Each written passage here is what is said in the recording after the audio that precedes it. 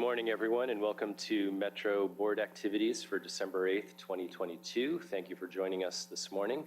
Before we begin, we'll have our safety contact, Ms. Emposado, our Chief Safety Officer, is with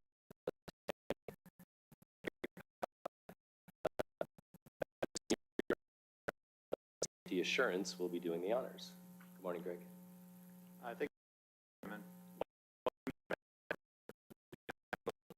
In the event of an alarm, we're going to exit through the doors, gather in the hallway, and follow the instructions of the security staff. In the event of a medical emergency, there's an AED located out in the hallway, and the restrooms are located also in the hallway. Today's topic will focus on emergency evacuations. It's not often, but occasionally passengers must be evacuated out of stations, off trains, or off buses. Here's a few important things to know if you must evacuate. When using Metro Rail, listen for instructions over the loudspeaker system if a station evacuation is necessary. Call boxes mounted on the station platform pylons enable passengers to communicate with the station manager. If there is an emergency on a train, you're safer to remain on the train unless advised by the train operator or emergency responders. All rail cars have emergency door release mechanisms. Leave bulky and heavy items behind if evacuating from a train that's not at a station. Call boxes on each rail car enable any rider to report an emergency to the train operator, who is in constant radio communication with central control. If an evacuation from a train that's not at a station is necessary, stay clear of the third rail. Emergency call boxes are located at the end of station platforms and every 800 feet along the tracks. Marked by blue lights, these boxes provide a direct line to central control and a button for bringing down third rail power in extreme emergencies. When using Metrobus, follow the instructions of the bus operator or emergency responders. In an emergency, the bus operator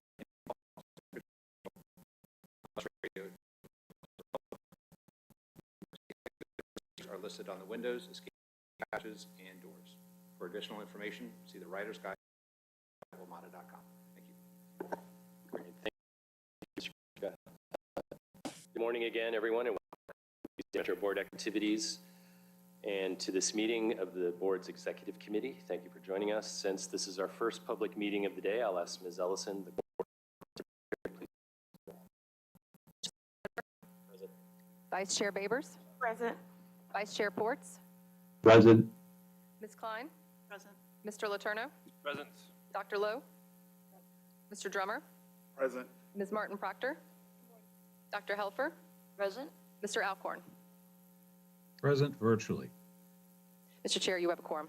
Thank you. Our first order of business today is to approve an agenda. We have today's agenda in front of us. If there are no objections by any of the members of the committee, I'll assume that the agenda is approved as presented. Does anyone have any objections? Hearing none, thank you.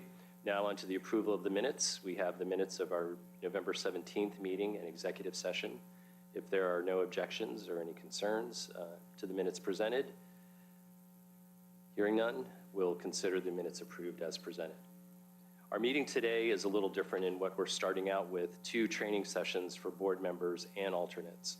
Because the trainings are required for both principal and alternate directors, Mr. Alcorn and Dr. Helfer are joining us today. And Mr. Alcorn, as he said, is joining us via phone, as is Secretary Ports.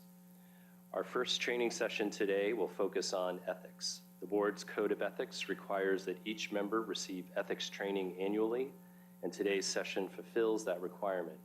It also gives board members the opportunity to ask any questions as they may have of our Executive Vice President and General Counsel, Patty Lee, and the board's ethics officer, Philip Staub. The second training session covers audit awareness. Liz Sullivan, Vice President and Chief Risk and Audit Officer, will be conducting today's training, which will focus on the board's roles and responsibilities for enterprise risk management. Following this training, the alternate directors will step away from the table and will no longer be participating in the meeting. The final item on our agenda this morning is an overview of Metro's draft strategic transformation plan. Under our new GM's leadership, the board and Metro senior management have developed a plan to transform Metro into a world-class transit system that this region both needs and deserves. Staff has been conducting outreach with stakeholders regarding this plan, and today's meeting gives the public an opportunity to review the plan as Metro begins more public outreach later this month. I'll turn the floor over to Ms. Lee and Mr. Staub for our first item, the board ethics training. Good morning. Good morning, Mr. Chair and board members of the board. Apologies. I apologize for my voice. I lost it 2 weeks ago. I'm still trying to recover. So I will introduce this training and then hand it over to my colleague, Phil Staub, but I will remain here for moral support for the rest of the training. So as Chair Smedberg mentioned, this is an annual ethics training, which is required by the board's code of ethics. We encourage you to always, at least on a regular annual basis, always review the ethics code. We will cover, there are several topics in the ethics code, but the ones we will focus on today are the ones that we typically get the most questions on, and that will be fiduciary duties, conflicts of interest, gifts, and disclosure requirements. At the end of going through those topics, Mr. Staub will take you through a few hypothetical scenarios.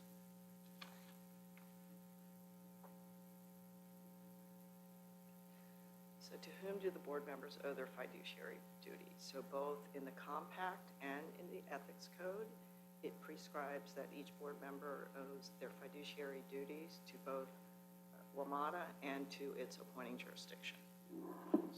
Sorry.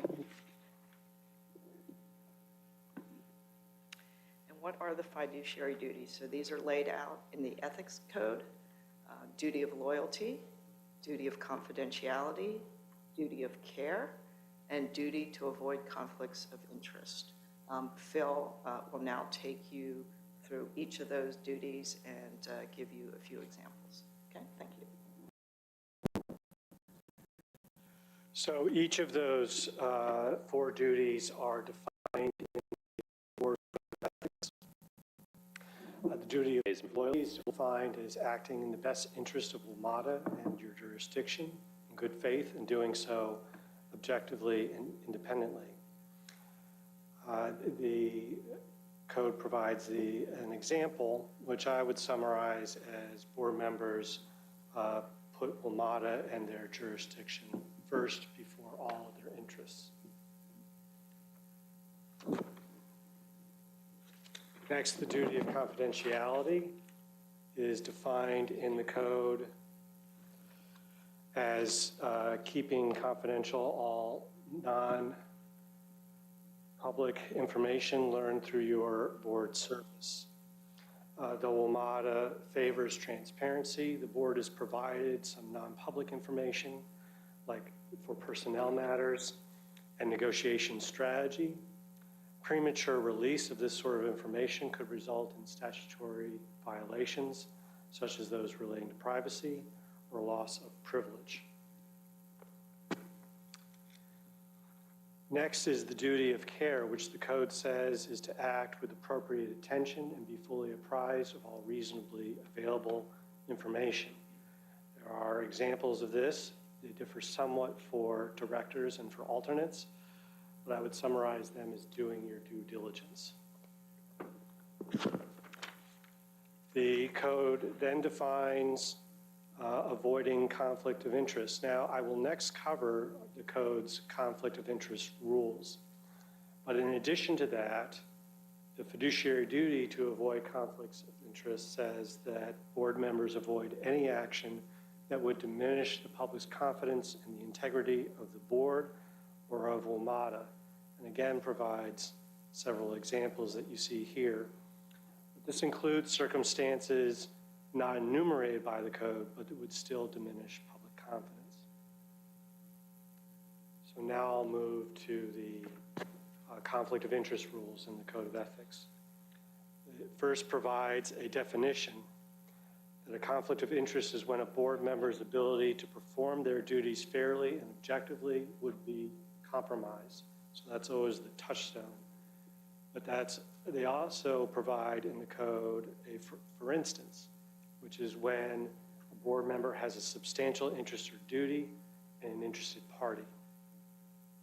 Substantial interest or duty, these are both defined terms. So substantial interest or duty is mainly financial interest, but includes duties to other entities and the interests of your household members, which are considered yours under the Code of Ethics. And by interested party, as you might imagine, we're talking about entities that are doing business or seeking business, entities that can be directly affected by Metro decisions or realize a reasonably foreseeable benefit or detriment from board action. So what do you do if you have a conflict of interest? Board members have a choice between recusal and declaration. Recusal, there's no need for approval. That's completely within the board member's discretion. You just notify the appropriate chairs, and you do not participate in the matter. And by do not participate, that includes both during a meeting and outside of a meeting. No involvement whatsoever, in short. The other choice is to make a declaration. The board member seeking to make a declaration would first consult with the ethics officer to obtain a recommendation that the board member can fairly and objectively participate in a matter, notwithstanding the conflict of interest. Once obtaining that recommendation, the board member would then seek board approval through a vote. If the board votes to approve the declaration, the board member may participate in the matter.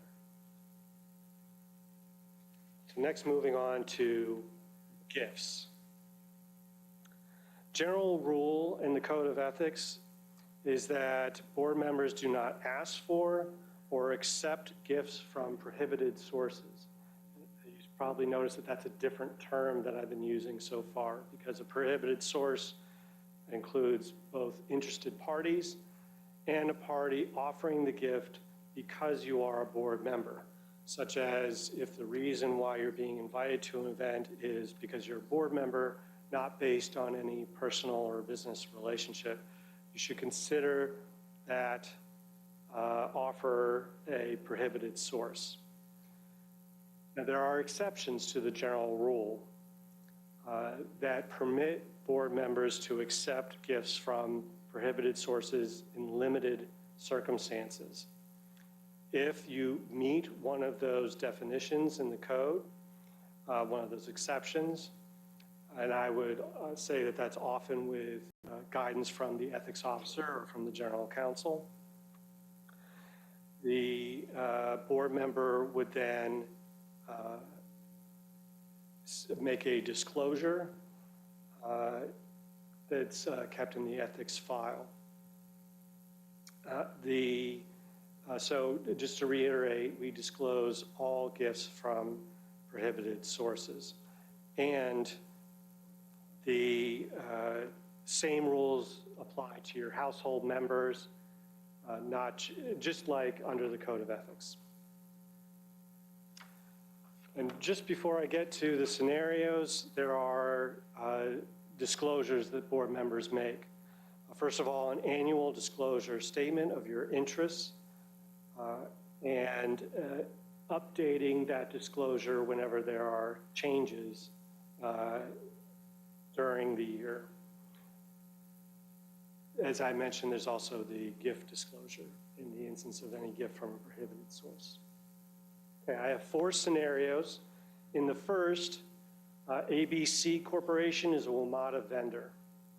The board member's spouse has done work for ABC in the past, but is not doing any of that work now. And the board member asks, may I participate in matters affecting the interests of ABC? The answer is yes. You may participate after making disclosure and provide the board approves a declaration.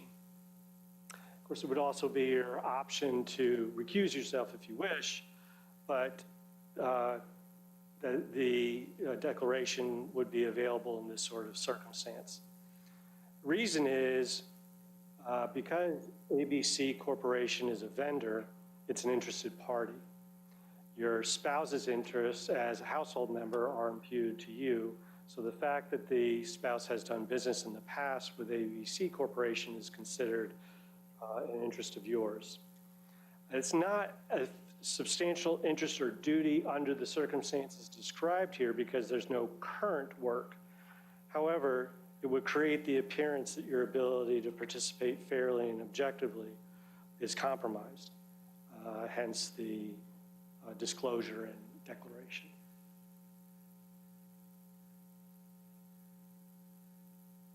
In the next scenario, we have the Union of Concerned Engineers, which advocates for infrastructure investment. The union has invited the board member to a meeting to discuss WMATA's capital planning going forward. The board member asks, do I need to disclose that I plan to attend?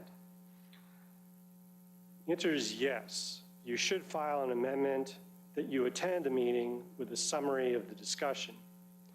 Now, here again, there is no substantial interest or duty as we've defined under the Code of Ethics. There's no financial interest, there's no duty from the board member to the union. However, there's that larger definition, anything that would create the appearance that you are unable to participate fairly and objectively. So mainly for transparency, it would be recommended that you make a report here and then consult with the ethics officer or the general counsel about the need to make a declaration in matters that you discuss with the union. Third scenario, the board member is an elected official who has accepted campaign contributions. The member reports the contributions as required by state and local law. Does the board member need to report those contributions to WMATA? And the answer is yes. The board member should report contributions from interested parties. The reason is that the board Code of Ethics rule on political contributions is that board members may accept bona fide contributions that cannot be reasonably inferred that they were offered in an attempt to influence or reward action. So the report provides transparency so that we can address situations in which your ability to participate fairly and objectively would be compromised as a result of accepting a contribution. And I would advise that if you're in doubt whether a contributor is an interested party, err on the side of disclosure. The last scenario is a topic I cover each year because it's perhaps the most common issue that we get regarding the APTA annual conference. Here, the board member is at the conference and wishes to visit a hospitality suite hosted by a WMATA vendor, but open to all attendees. And the answer is that the board member may attend that meeting while the vendor is an interested party. And here we're looking mainly at whether there's a gift issue or not. Simply attending a meeting that's open to all attendees is not a gift. However, if at the hospitality suite, the board member accepts something of value, food, a trinket, it must meet an exception and be reported as a gift.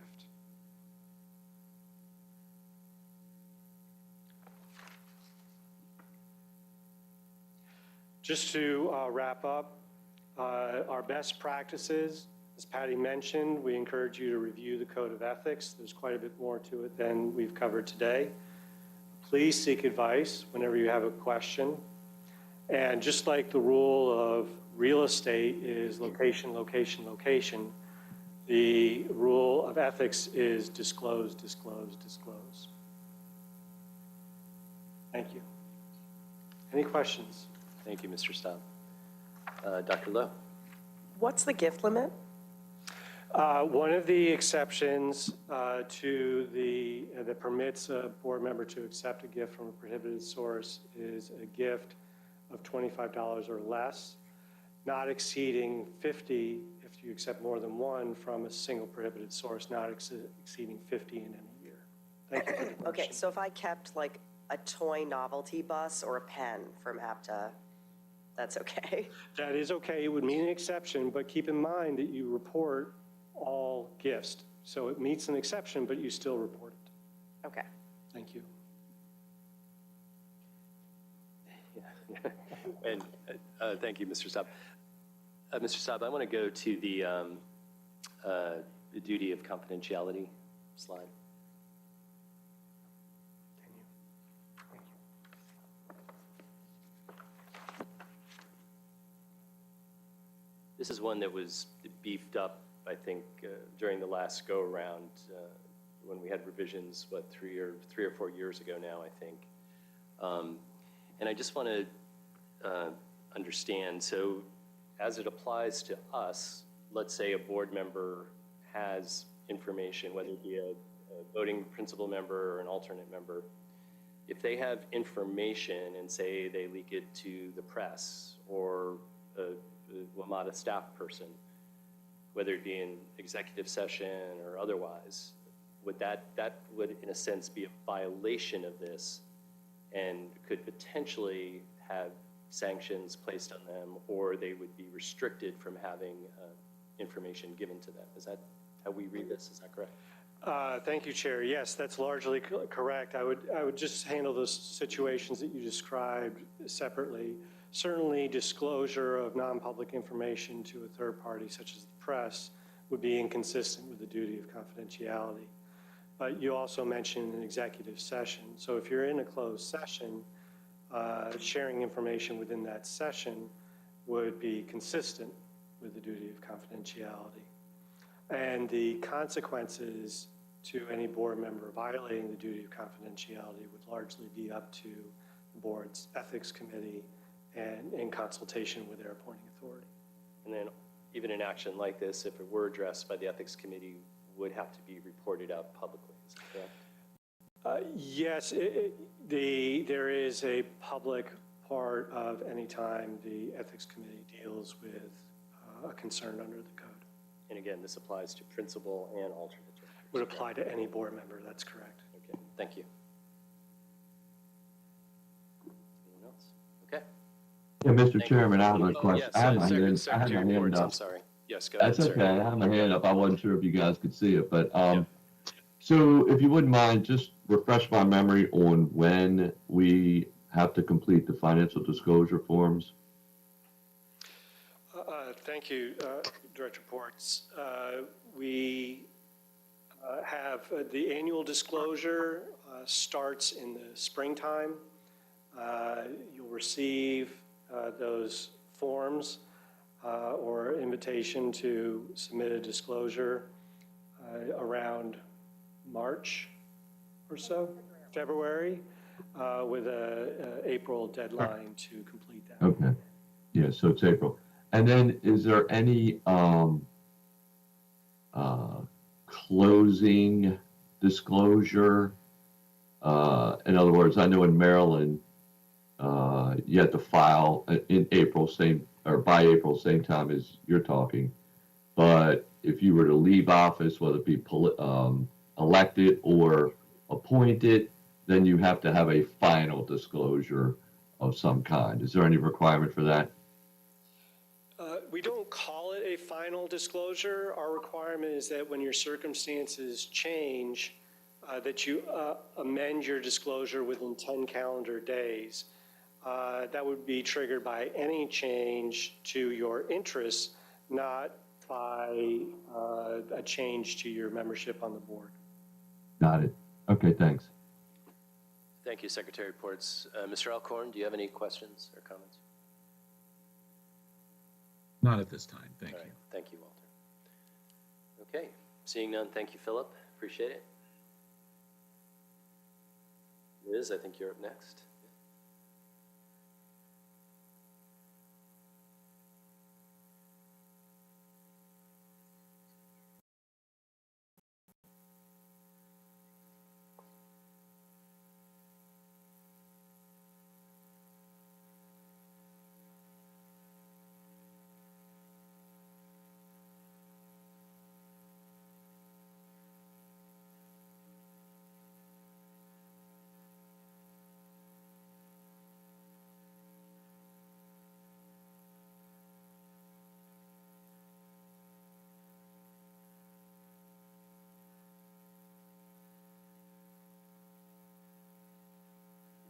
Thank you. Good morning, Mr. Chair. Thank you. Good morning. My name is Elizabeth Sullivan, and I am the Vice President, Chief Risk and Audit Officer here with Metro Audit and Compliance. It is my pleasure to be with you here with the Executive Committee and other members of the board as we go over our annual audit awareness training focused on board role and responsibility for enterprise risk management. We have two main objectives for our training session today. One is to raise awareness about enterprise risk management, or ERM, as well as risk management concepts. We will meet this objective by examining the definition of enterprise risk management. We will provide an overview of Metro's enterprise risk management program, and we will also discuss some key concepts for managing risk. Our second objective, which is the main focus of our discussion today, will allow us to discuss the board role and responsibility for enterprise risk management. We will talk through principles from our framework that guides the Enterprise Risk Management Program, the COSO, or the Committee of Sponsoring Organizations ERM framework titled Enterprise Risk Management Integrating Strategy with Performance, as well as the guidance it offers for board role and risk oversight responsibilities. So to begin in our discussion, we should note that managing risk is part of a strong internal control environment. This, of course, starts with an organization's tone at the top. The board of directors offers that, as well as senior management. Every entity's board has an oversight role, which helps the entity support the creation of value to its customers and stakeholders. A clear understanding of risk management, as well as the expectations for board role and responsibility, offers the tool that the board needs to exercise its oversight responsibility. It certainly helps the board to provide appropriate direction to management, as well as appropriately hold management accountable for the effective management of risk. This, of course, includes ensuring that the appropriate mitigating actions are put in place to manage risks as well as responses. So now let's talk about why risk management is important. So our next few slides actually comes with a few stats. So if we go 3 clicks in, that would be helpful to talk about why risk management is important. Well, the reality here is that every entity, whether we are for-profit, not-for-profit, government agency, or otherwise, we exist for a reason. That is to provide value for our stakeholders. And as we aim to provide this value, well, we would face risk in pursuit of it. So for Metro, the value we offer obviously is everything we do in order to provide safe, reliable, equitable, and affordable transit services. So let's talk about the definition for risk in our next iteration of this. Thank you. So risk by definition is the possibility that events would occur and they could, in fact, affect the achievement of strategy and business objectives. And these events could be positive or negative. A lot of times when we talk about risk, we tend to think it's negative, but there is an upside of risk where we talk about the opportunities to explore value, or to explore opportunities to create additional value. All right. So one of the things that we have to remember, because we are operating in an increasingly complex environment that's highly regulated, we will always have to think in terms of good, sound business practices. Risk management is a good part of that.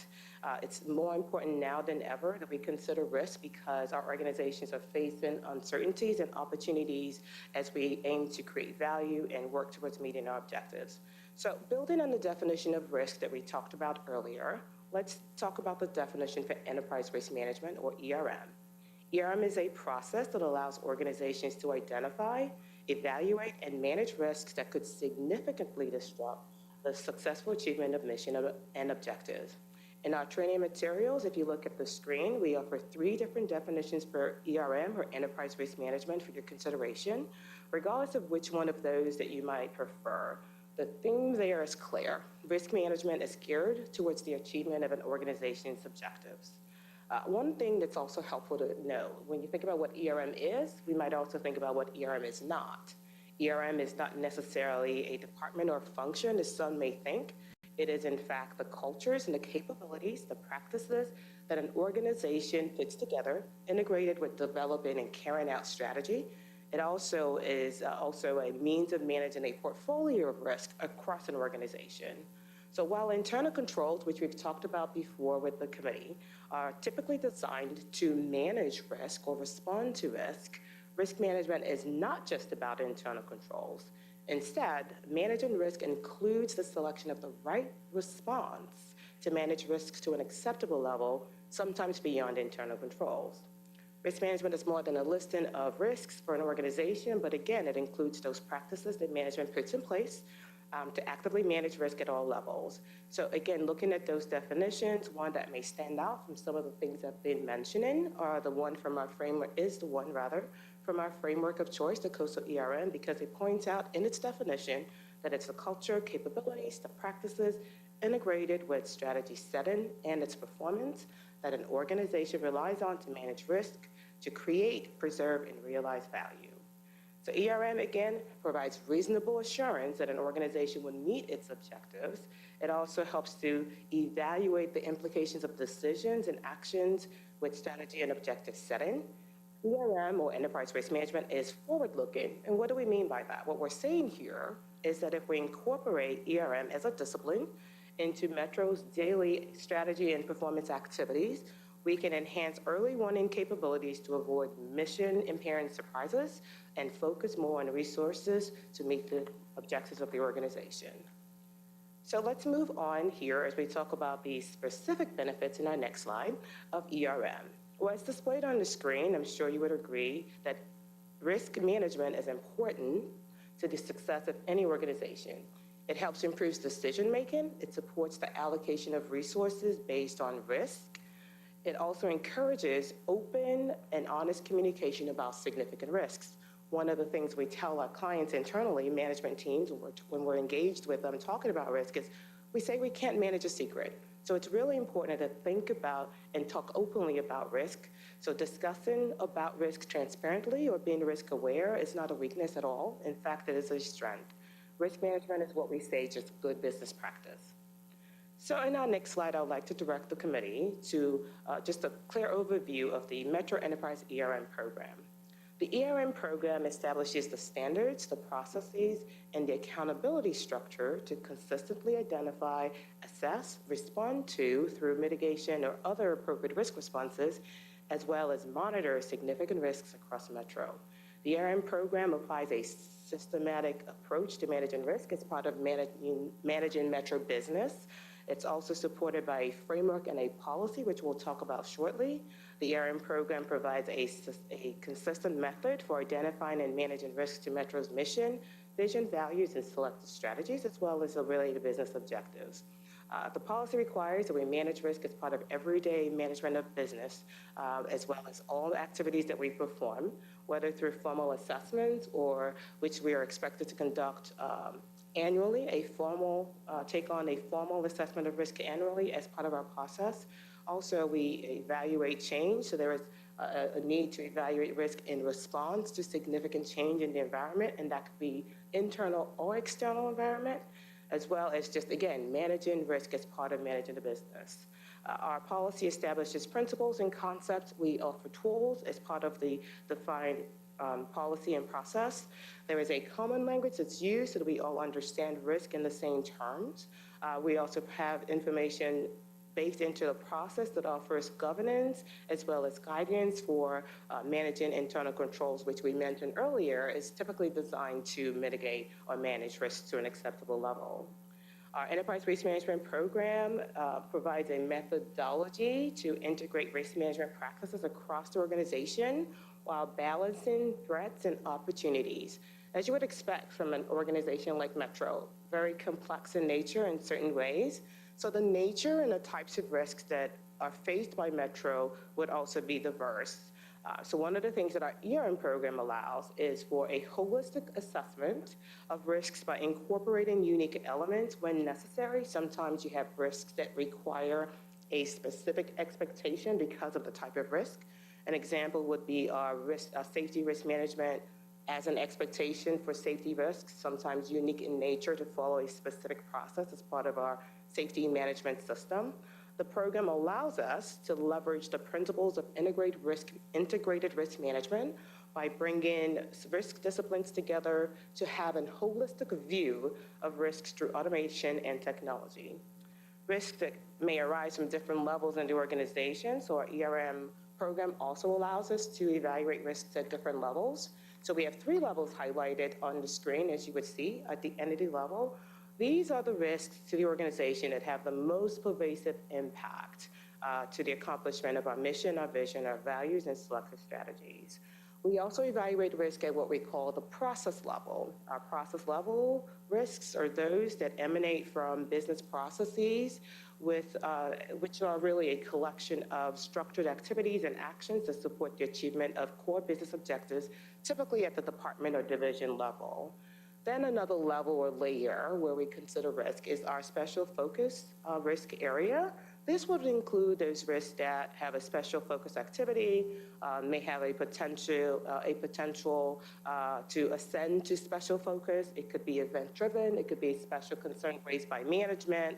It could be a special interest. Again, these are special focus risk assessments. An example would be a fraud risk assessment, project risk assessment, or vendor risk assessment. Again, special focus area, another layer or level of where we would identify or evaluate risk.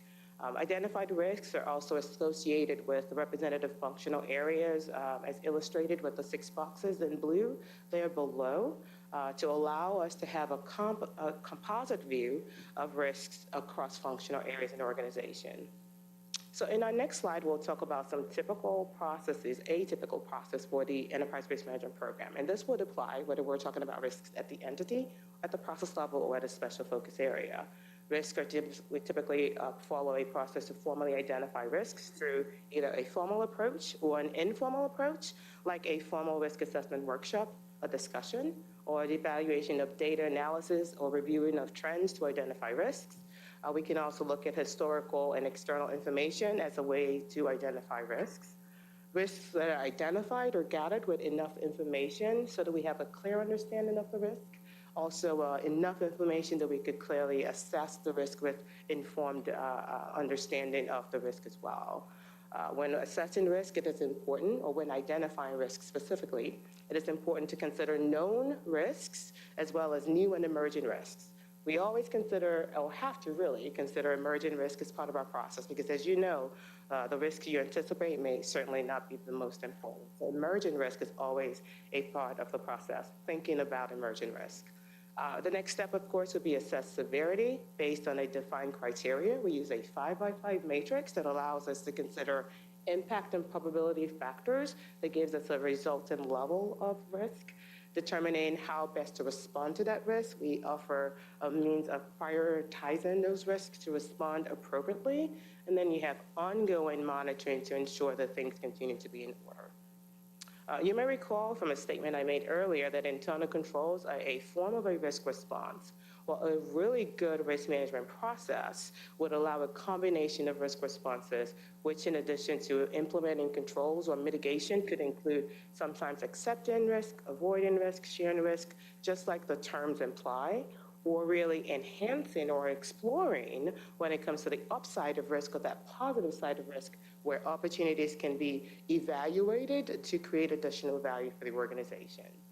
So in our next slide, we talk about our risk categories. Again, part of our overview of this ERM program for the organization, we do have 8 categories that promote a common language to recognize and describe the potential risks that can impact the achievement of objectives.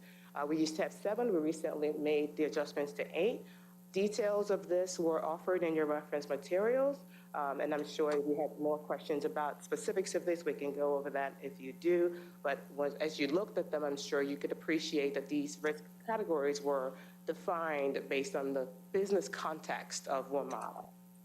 So in our next slide, we'll talk about just some highlights from our policies. I mentioned earlier that the ERM program is guided by a policy and a framework. Well, here are some of the highlights. And as you note, some of the information there, we actually talked about them in form of the overview of the ERM program. But a few things I would bring to your attention. So everything we've discussed so far about the program, the related processes, the policy itself, are guided by the Committee of Sponsoring Organization, or COSO's ERM framework titled Enterprise Risk Management, Integrating Strategy and Performance. It is a well-established and recognized framework that organizations use to manage risk across the enterprise. Our framework is built on that construct, so it is sound. The policy defines risk governance, which would include, of course, board responsibility for risk, as well as management's responsibility for risk. It also outlines risk-taking guidelines and Risk performance measures. It includes information about risk appetite, which is the type and amount of risk that, on a broad level, the Metro is willing to accept in pursuit of its business objectives. The risk appetite considers levels of risk that management consciously accepts by balancing the cost and benefits of implementing controls. Our framework also outlines expectations to integrate risk management strategy as well as performance. So in our next few slides, our next two slides, we'll stay on two things that we just talked about: integrating risk management with strategy and performance, as well as risk appetite. So our next slide gives us a visual that talks about this concept of integrating risk management with strategy and performance to ensure alignment all the way through across all levels. So what we're saying here is whether we're talking about our strategic plan that guides our long-term strategy, Metro mission vision, our values, our selected objectives, as well as the goals that they're tied to, or we're talking about the purpose or role of a particular department or the divisions that report to it. What we're saying here is that all of our efforts are integrated, and a good risk management program will allow us or require the consideration of risk across the board. So we are saying here that we would be identifying, assessing, evaluating for response, and monitoring risks all the way through. In our next slide regarding risk appetite, which again we said is the type and amount of risk an organization is willing to accept in pursuit of its business objectives, risk appetite should be clearly understood by those empowered to make decisions, so in this case, management, or by those charged with an oversight responsibility, of course, the board. Whether risk appetite is articulated in the form of a statement along with qualitative and quantitative measures, it should be clearly understood. Also, to manage risk to achieve optimal value, as it were, risk appetite may also be expressed as a continuum to strike the balance between being overly aggressive or excessive or completely risk adverse. Now that we've discussed some fundamental concepts about managing risk, we've talked about a general overview of our program, I'd like to direct the board's attention to the board responsibility for risk. In our next slide, we have an illustration that helps us to think about this. The board has responsibility that's oversight in nature, but really everyone has responsible for risk. So we want to point that out. So while we may have different roles and different levels of accountability, we do have, in fact, a collective responsibility and a connective responsibility for managing risk across the organization, as illustrated here. So the different roles are illustrated in terms of 3 lines. First, it starts at with a responsible body or the governing body or the board or an equivalent. Again, this is a tool that can be used across different organizations. So it's the board and board equivalent, as well as its various committees. This is, of course, needed to provide governance and oversight. Then you have management. Management has the primary responsibility for risk, but this is illustrated in 2 different roles. Management executes and two different lines, rather. Management's role in 2 different lines. Management executes and manages processes and activities that accomplish objectives, and this includes its first line management control role or its second line risk and monitoring arms that are also part of management's responsibility. Then you have audit that provides independent assurance and verifies that processes and activities are carried out as expected. This provides risk assurance, and in this illustration, it's offered as a 3rd line role. You also have external assurance providers all looking to ensure risk assurance for the organization. We all have a role to play is really what we're trying to emphasize here. In our next slide, we can talk more specifically about the board's role for enterprise risk management. So the board does have an oversight responsibility, this general oversight responsibility we've been talking about. What this does, in fact, include assessing the appropriateness of an entity's strategy and alignment to its mission, vision, and core values, as well as the related risks to the accomplishment of these objectives. Well, as part of this oversight role, the board should encourage management to think in terms of risks inherent to the business, given the established objectives, and ensure that management is thinking about these risks at different levels of the organization, ensuring that the decisions made support the business strategy. The board should also ensure that management is thinking in terms of performance. So as we all know, at every risk-taking level, there is a resultant level of performance. So the key here is to find that right balance between expected performance as well as the amount of risk an organization is willing to take. So focusing on the list on the screen, if you would look at that for a moment with me. The board should oversee management's assessment of risk to the achievement of objectives. Again, very specific board role and responsibility. The board should review, approve, challenge, or concur with management on proposed strategy as well as risk appetite. The board should discuss and understand risk appetite and consider whether it aligns with its expectation. Again, risk appetite is the type and amount of risk an organization is willing to accept in pursuit of its objectives. The board should also consider internal and external factors that pose a significant risk to the achievement of objectives. The board should make sure that management is doing the exact same. The board should determine how proactively the organization manages innovation and changes, such as those that are triggered by new technology, budgetary concerns or changes or shifts or political shifts. What we're talking about here is the board pays attention to change as management should pay attention to change to the significant shifts in the environment. The board should review and understand the most significant risks to the organization, including emerging risk. We talked about emerging risk being part of the discussion. So not just known risk, new risks, emerging risk, because again, the risk you anticipate may not be the one that becomes the most important. Of course, change would introduce risk. That's why looking at changes in the risk portfolio is also something the board should be concerned with. The board should, in fact, engage with management as well as internal and external auditors or those that provide risk assurance, as well as others to evaluate the level of awareness of an organization's strategy, objectives, risks, control implications associated with evolving mission, infrastructure, regulations, as well as other factors. So in our next slide, as we kind of wrap up our discussion, one question the board can reflect on in terms of oversight responsibilities is, are we asking the right questions about risk?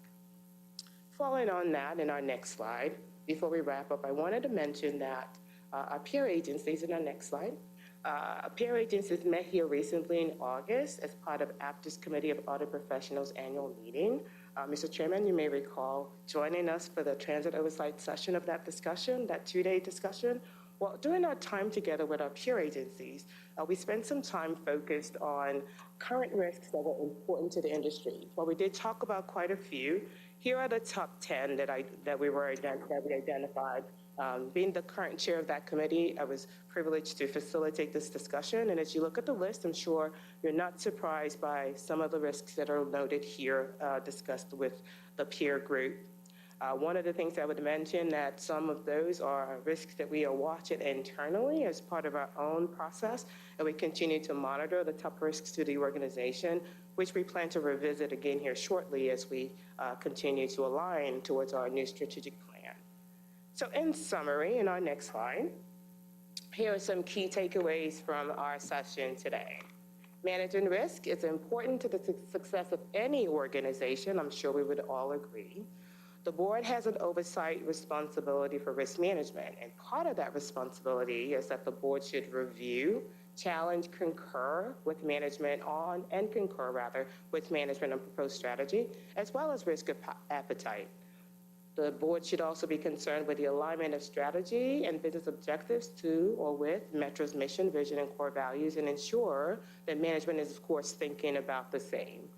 The board should evaluate the impact of change, make specific inquiries of management, communicate direction, as we talked about earlier, the tone from the top, obtain and analyze relevant information so it can make informed decisions and offer direction in the same manner. The board should also oversee activities of management, inquire of management, what are those actions being taken in response to these risks that are cited? All that said, I know we've been focused more on board oversight responsibility, but again, it's clear and we acknowledge that management has that primary responsibility for managing risk across the organization. And finally, communication is key to an effective risk management process. So hopefully, I hope you've enjoyed our session today, Mr. Chairman. That concludes our training session. I'll be happy to order the committee. Great. Thank you, Liz. Any questions for Ms. Sullivan? Dr. Lowe. On the don't understand what number 6 is. Third party. It's a broad category, and I can offer you the definition here. So as a peer group, again, this is after Committee of Audit Professionals talking through risks that are important. So third-party risks, so our statement here is for any organization to be successful, it has to maintain healthy and fruitful relationships with its external business relationships and vendors. So when we're talking about third-party, we're referring to business relations and vendors. These risks emanate from an organization's ability to select, monitor third-party relationships that are part of the effective management of its risk. So when you think about managing risk and the responsibility for risk, when we offer partnership with vendors, we are unable to outsource our risks. They still belong to us. So in terms of third-party, it's that larger umbrella to represent vendor relationships and business partners. Okay. Dr. Helfer. Just to follow up on that, so what is the training that third-party vendors get to come into compliance with our risk management? In terms of our expectations expressed in policy, our procurement policy, the vendor relationships offer information with that onboarding engagement. In our defined contracts, there are expectations there, and we have boilerplate templates that express those expectations. So they're usually available to them. And they also have open sessions that our procurement team offers in terms of business opportunities, but then there's also communicating WMATA's expectations. So those typically happen. And internally, of course, we have training for our staff as well on procurement matters. Secretary Ports, I see your hand is raised. I'm sorry, it shouldn't be. I don't see it on my, let me look at it and make sure I bring it down. That's Sorry. okay. Just wanted to make sure. Yep. All right. Any other questions? Mr. Drummer. Yes, thank you, Mr. Chair. So I guess the concern I have, it's not really a concern. First, thank you for a great presentation. This was very clear and focused. Of these top 10 lists that we have laid out, what I don't see is something that's very important to us, and that is the risk associated with safety and security. Is that wrapped into these top 10? And if not, can they be added? So I would mention again that this was based on a discussion of all. If you go back to our presentation, we were very clear that at WMATA, we have 8 risk categories. Safety and security is a clear category of one of the risks. So as we identify risk, we place them in that category. This top 10 list, one of the things that we talked about, safety is kind of riddled all the way through in everything that we do. So there might not have been one specific risk titled safety, but there was a clear discussion about that. And also this is from a list of many to come up with the top 10. So these just kind of rose to the top for that peer discussion. But safety was always on the table, and because we engage with safety matters all the time. So it's always a clear item for discussion. Thank you. Okay, seeing no other hands. Thank you, Liz. Appreciate it.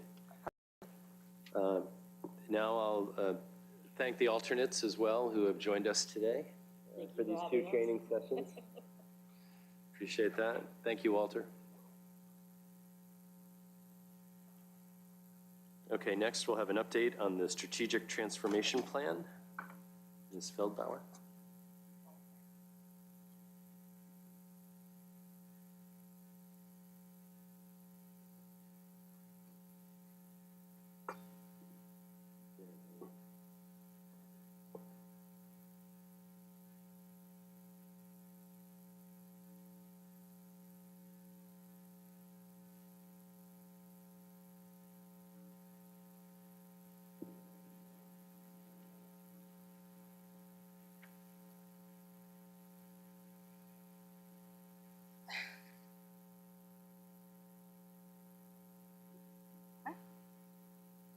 Great, Go ahead, thank Kimmy. you. Yep. Good morning, Chairman, and good morning, members of the committee.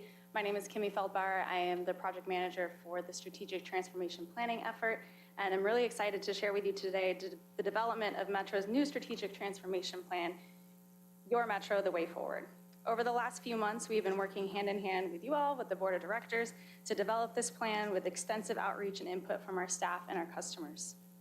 Your Metro, the way forward, is meant to guide everything that we do here at Metro. Together with the board and in collaboration with staff and our customers, the plan will guide long-term strategy as well as day-to-day decision-making over the next 5+ years at Metro. The inputs you see here from our customers, employees, board members, and regional partners are really driving the outcomes of the plan and ultimately will determine how we measure our progress against the plan in the coming years. We conducted surveys to gather customer and staff satisfaction. We're evaluating our performance data to see how we can better improve service and be more transparent with the community. We've conducted one-on-one interviews with staff, frontline to the executive level, and also all of our board members. We have gone out into the community at bus stops and rail platforms to meet customers on their journey and get direct feedback of their experience in the moment, but also their tenure with our system and how we can better improve their experience on Metro. We held several workshops with the board and the senior executive team to collaboratively develop the strategic plan framework and also reference prior studies and reports to influence Metro moving forward. And lastly, ongoing staff forums are critical in the iterative development of the strategic plan.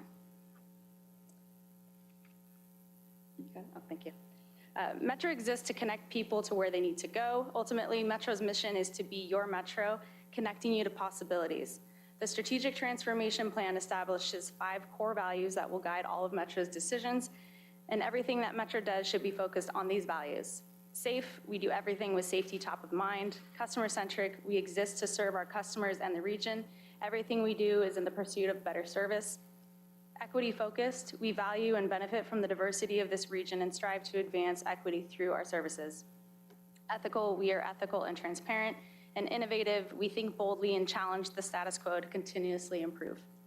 With these values in mind, the strategic transformation plan also establishes what Metro aspires to be. And with this forward-looking plan, Metro aims to become the region's trusted way to move more people safely and sustainably. Community engagement is a critical piece of this planning effort as we want to transparently and collaboratively develop the strategic plan with our community. This has occurred in 4 phases where we spent the time during the summer collecting surveys and conducting interviews to establish a baseline for our customer and employee satisfaction and capturing the needs of the community as we develop the framework for the plan. We are now sharing our emerging plan and what it is beginning to look like. We are continuing to meet with regional partners and our customers to finalize the plan for a public hearing in early February of next year, and then come back to the board after all feedback has been collected and with a recommendation of adoption. Once the plan is adopted, this is not a plan to sit on the shelf, but rather be a living document and an iterative process where we continue to measure and report on our progress of initiatives against the identified goals and objectives. We will do this through board reporting and developing online dashboards to be more transparent in our progress. Out of all the data points driving the strategic plan, 4 underlying themes emerged in the goals. These 4 goals serve as ways to achieve Metro's vision of becoming the region's trusted way to move more people safely. We've crafted these goals from feedback from the board, customers, staff, and other key stakeholders. The service excellence goals stems from feedback from our customers that they want reliable, safe, convenient, and enjoyable service. Community stakeholders and economic data show that we are a critical part of opportunity in the region and key to many partners' success. For instance, getting students to school and getting employees to their jobs. When we talk about sustainability, we're talking about our priorities across multiple domains: fiscal and operational sustainability and environmental sustainability. We recognize we have looming financial challenges and need to be sustainable financially to deliver great service, and we also know that we are key to the region's sustainability goals. Lastly, feedback from staff and management drive our final goal, which addresses our priorities and commitment to our employees to be a place where talent wants to go, can develop, and want to stay, as without great staff, we cannot deliver great service. On this slide here, we wanted to provide a touch point of the numbers of engagement that I've talked about previously, the customer surveys that we referenced. We've had over 2,600 respondents across all services. We've conducted over 60 interviews across the enterprise, including our board members and staff at all levels. The staff survey that went out to the entire organization, we had almost 3,500 respondents across every department. We've had multiple community engagement meetings with Metro leadership and staff. We've reached thousands of employees through various town halls across all facilities at Metro. And currently we're ongoing stakeholder meetings across the region. Today we've had over 20 meetings with our government partners, business leaders, advisory committees, and advocates, and continue to do so through January. And we've also held multiple collaborative sessions with the board and the senior executive team to continue to develop the plan. So I bring this slide up again because as part of that extensive outreach, both externally and internally, feedback from our community partners and WMATA staff has been to explicitly call out equity more clearly in our goals, objectives, metrics, and initiative language. We consulted with WMATA's Transit Equity Working Group, who is spearheading our participation in the APTA Racial Equity Pilot Program that highlights incorporating equity in the strategic plan as an important step in delivering on our commitment to prioritizing equity and advancing it as part of a comprehensive framework. In May of 2022, Metro joined over 80 other APTA members to commit to making racial equity an explicit strategic priority. We signed on to the two-year pilot program along with our regional partners at Arlington Transit, the Maryland Transit Authority, the Northern Virginia Transportation Commission, and the Potomac and Rappahannock Transportation Commission. Incorporating equity in the strategic plan is an important step in delivering on our commitment to prioritizing equity and advancing it as part of a comprehensive framework. As you see on the screen, some suggested language from our stakeholders is being considered as we continue to iteratively develop the plan. Many of our initiatives are in efforts to solve for inequities in our system, and we identify equity as a core value at WMATA and will continue to be more explicit in our language, particularly around the goals and objectives. And I know this slide breaks all the rules of PowerPoint, but the strategic plan's success and progress will ultimately be measured by the metrics tied to each goal and objective. These will be routinely reported at public meetings and available for public review in an online dashboard, holding Metro accountable to its progress. In the coming months, as we finalize the plan, we will begin to share what these metrics look like and how we will be reporting on our progress and publicly sharing that information. This is not an exhaustive list of metrics, but rather a sample of the types of metrics that help improve our performance, some that could be reported out daily and others on a quarterly or annual basis. Ultimately, our progress will be indicated by increased customer and employee satisfaction, more people using the system to connect them around the region, when we are financially sustainable, and when we continue to support the region in meeting environmental sustainability goals. The 4 goals that we've identified, service excellence, regional opportunity and partnership, sustainability and talented teams, establish categories of improvements for the organization as we pursue this transformation. These improvements will be driven by individual projects and initiatives, some of which are shown here, and some which are already in progress, and others that will be launched in the coming months as we finalize the strategic transformation plan. For instance, under service excellence, repairing and modernizing infrastructure equipment to be a world-class transit organization is critical as we move forward. Talented teams, having a strategic workforce plan is critical, as if we do not have a strong workforce, we cannot deliver great service. Regional opportunity and partnership, the Better Bus Network redesign is already underway, and we're looking at options for Metro Rail service optimization. These are efforts in maximizing our infrastructure to better deliver service for the region. And sustainability, identifying dedicated, ongoing, regional, non-fare, non-subsidy funding streams is critical as the financial issues we see at Metro today. And then also identifying ways that we can modernize our design, construction, and operations to meet sustainability and resiliency challenges. In conclusion, your Metro the Way Forward will establish the future of our organization and help us to better serve our customers and the region. The plan proposes a comprehensive way to address priorities and become the region's trusted way to move more people safely and sustainably. As we continue to develop and implement this plan, we are committed to transparency and continuous improvement. We are proud to serve the region and look forward to continued partnership and progress on your Metro. And in second conclusion, we're excited to share this initial view of the strategic transformation plan and also upcoming milestones as we continue this iterative process. Next week, we have a public meeting progress update next Wednesday. In February, we will come back for a public hearing on the strategic transformation plan. And then once the comment period closes and we incorporate all feedback, we will come back to the board at the end of February to propose adoption of the strategic transformation plan. And that concludes my presentations. Happy to take any questions or comments. Any questions for Ms. Feldbauer? Deputy Mayor Babers. Thank you, Kimmy. That was very helpful. I just have one question. The previous slide, thank you. Yes, that one. So is this one what we're looking at to be the draft one-pager? Because, Yes. okay, good. Okay, I assumed it was, but, and I know it may undergo some changes, so, okay, I just wanted to get clarity around that. Okay, thank you. Yeah, thank you. Ms. Martin Proctor. Hi, thank you so much for the presentation. I appreciate all the hard work that's being put into this, and I know this is a growing and living document.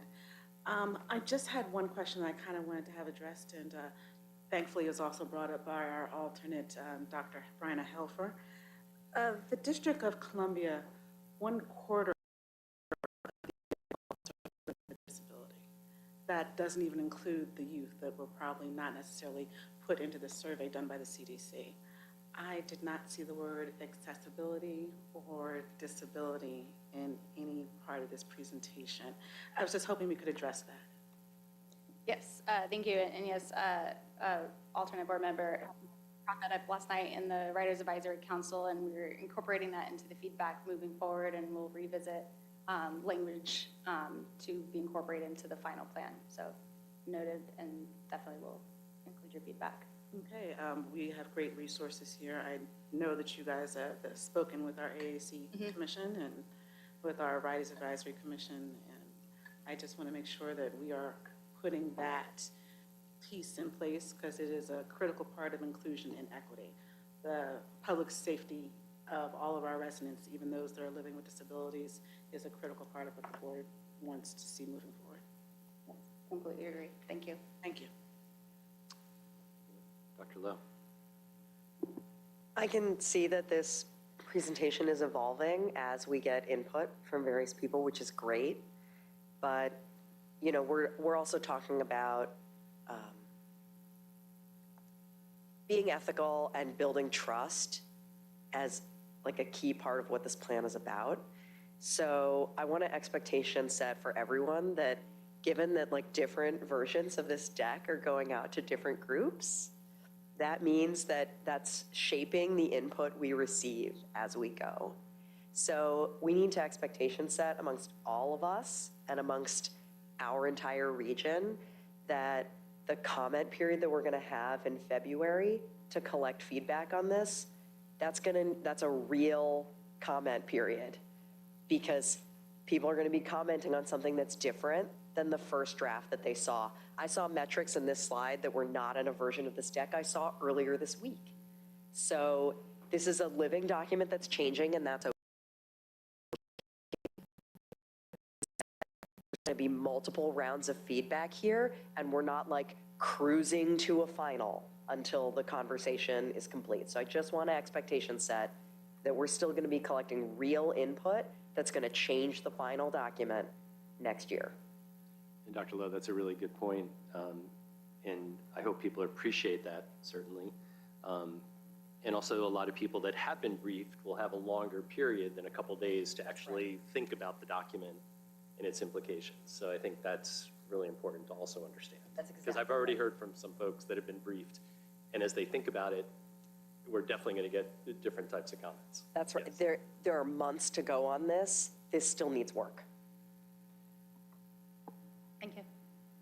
Kimmy, I have a question. The STP goals, you have in red here, implementation of the social equity policy. What is that exactly? I mean, because people are defining equity very differently for their communities, for their programs. What does it mean to you or for us on this sheet here? Yeah, so as part of the APTA racial and equity pilot program that I mentioned, that is one of the 5 frameworks that WMATA committed to.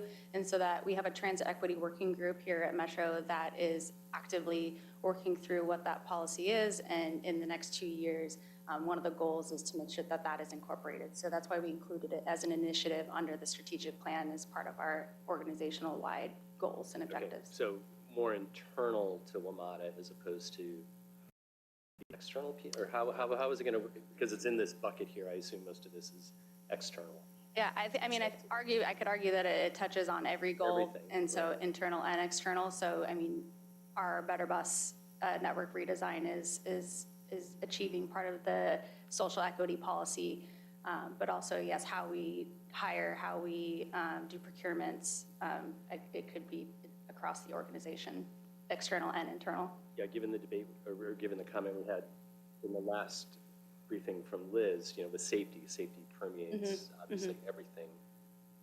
So I guess my question would be, if someone was linking, is it appropriate here, or should it just be part of an overall statement up front or something? You see what I'm saying? And Yep, absolutely. wondering how people are going to interpret it. Absolutely. And that was a conversation that came up with several of our external stakeholders, as well as the Transit Equity Working Group, is that while we identify equity as a core value, if we're not explicitly calling it out and just assuming that it is permeated in everything that we do, then we are not actively reaching the social equity goals that we are committed to through the AFTA racial and social equity pilot program. And so that's why we're just being more thoughtful and explicit with our language around the goals, objectives, and initiatives. Yeah, which is great. But I'm just wondering if maybe that's the right bucket or column. Yeah, I'm totally open for discussion. Okay, thank you. Dr. Lowe? Chair, I thought that was a really great point. And so I would just add that if this is about racial equity, then we shouldn't be afraid to say that this is about race, and that that's something we need to talk about and a word that we shouldn't be afraid to use. Thank you. Okay. All right. Thank you, Kimmy. Appreciate it. Thank you. All right. With no other business or further business to come before this committee, we'll stand adjourned. I'll now turn the floor over to Mr. Drummer to begin the Safety and Operations Committee meeting. Mr. Drummer. Thank you, Mr. Smedberg. Good morning, everyone, and welcome to today's Safety and Operations Committee. Our first order of business is to approve the agenda. Are there any objections by members of the committee to the agenda? Hearing none, the agenda is approved. Now to approval of the minutes of our November 17th meeting. Are there any objections to the minutes? Hearing none, we'll consider the minutes approved as well. The first item, or we have two information updates on today's agenda. The first item is an overview of Metro's performance report for the first quarter fiscal year 2023, namely July through September 2022. The focus is on customer experience reflected in our key performance indicators, or KPIs. The second item is a train control system update to include our plans for future improvements. At this time, I'll turn the floor over to Ms. Burnside. Thank you very much. And good morning, Chair Drummer, Vice Chair Camilla Proctor, and members of the committee and board. My name is Andrea Burnside. I'm Vice President of Performance Data and Research, and co-presenting with me today is my colleague Jordan Holt, who's the Director of Performance Improvement. I think you met her last time. So today we're here in the spirit of transparency and the tradition of transparency that we've had over the past decade to provide a comprehensive report to the board on our performance. And as I've mentioned before, we don't just report out on performance and create reports, but we actually internally actively monitor metrics and use that information to inform decision-making within the agency. We're reporting for the first quarter of FY23, and that's July, August, and September. And if you go to the next page, summary here. So the summary, the headlines for the quarter one performance, and we're gonna go through some of the reasons for this summary, is that customer satisfaction for bus and rail is showing improvements in the quarter compared to the previous quarter 4 of FY22. This reflects the work towards addressing safety and reliability concerns, and you'll get more detail on that. On-time performance for all modes is at or near target, and the crime rate is meeting target with several high-profile initiatives that we continue to address. So as I mentioned, we'll talk about the quarter one results, and that'll be relative to the targets that we set, and we'll discuss the actions underway to drive those continued improvements. Also worth mentioning, the full performance report with a lot more detail is posted on WMATA.com under public records. And also to improve accessibility, kind of a new feature we have. We used to just have a PDF at the back with a bunch of data tables. To improve accessibility to the data behind these performance measures, for the members of the public, we're providing a downloadable spreadsheet file with expanded data sets and so on, and that's available at the same place on WMATA.com under public records. Okay, next slide, please. Thank you. Everyone knows the Silver Line opened on November 15th, and that provides a direct ride to Washington Dulles International Airport and beyond. The airport serving 600 flights arriving and departing each day, and that officially extends our system into Loudoun County. During the first day of revenue service, we had roughly 7,800 total trips, entries, and exits at the 6 new stations, and we've seen these levels roughly continue through the first weeks of operations. So looking at where the customers using the new stations are traveling, 20% of the trips start and end on the new segment.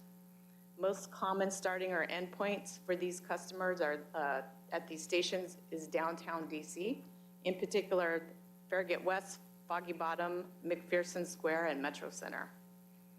With the exception of Dulles Airport, about 63% of trips are during peak periods, similar to the rest of our system. Most entries at Dulles occur later in the day from midday through the PM peak. The Silver Line has generated new ridership, so that's great. You open a new part of your system, you want new people to come. So while ridership from Wheelie which was the prior terminal, was cut in half after the opening, ridership at the new stations is about 1.7 times this loss, which indicates new riders. Okay, next slide, please. So this is the customer experience journey, if you will, with customer satisfaction on the left, all the things we need to do to drive satisfaction in the middle, and the right, the result when we do everything right is we attract more customers. So we're going to be focusing in this presentation on several key performance measures that drive customer satisfaction.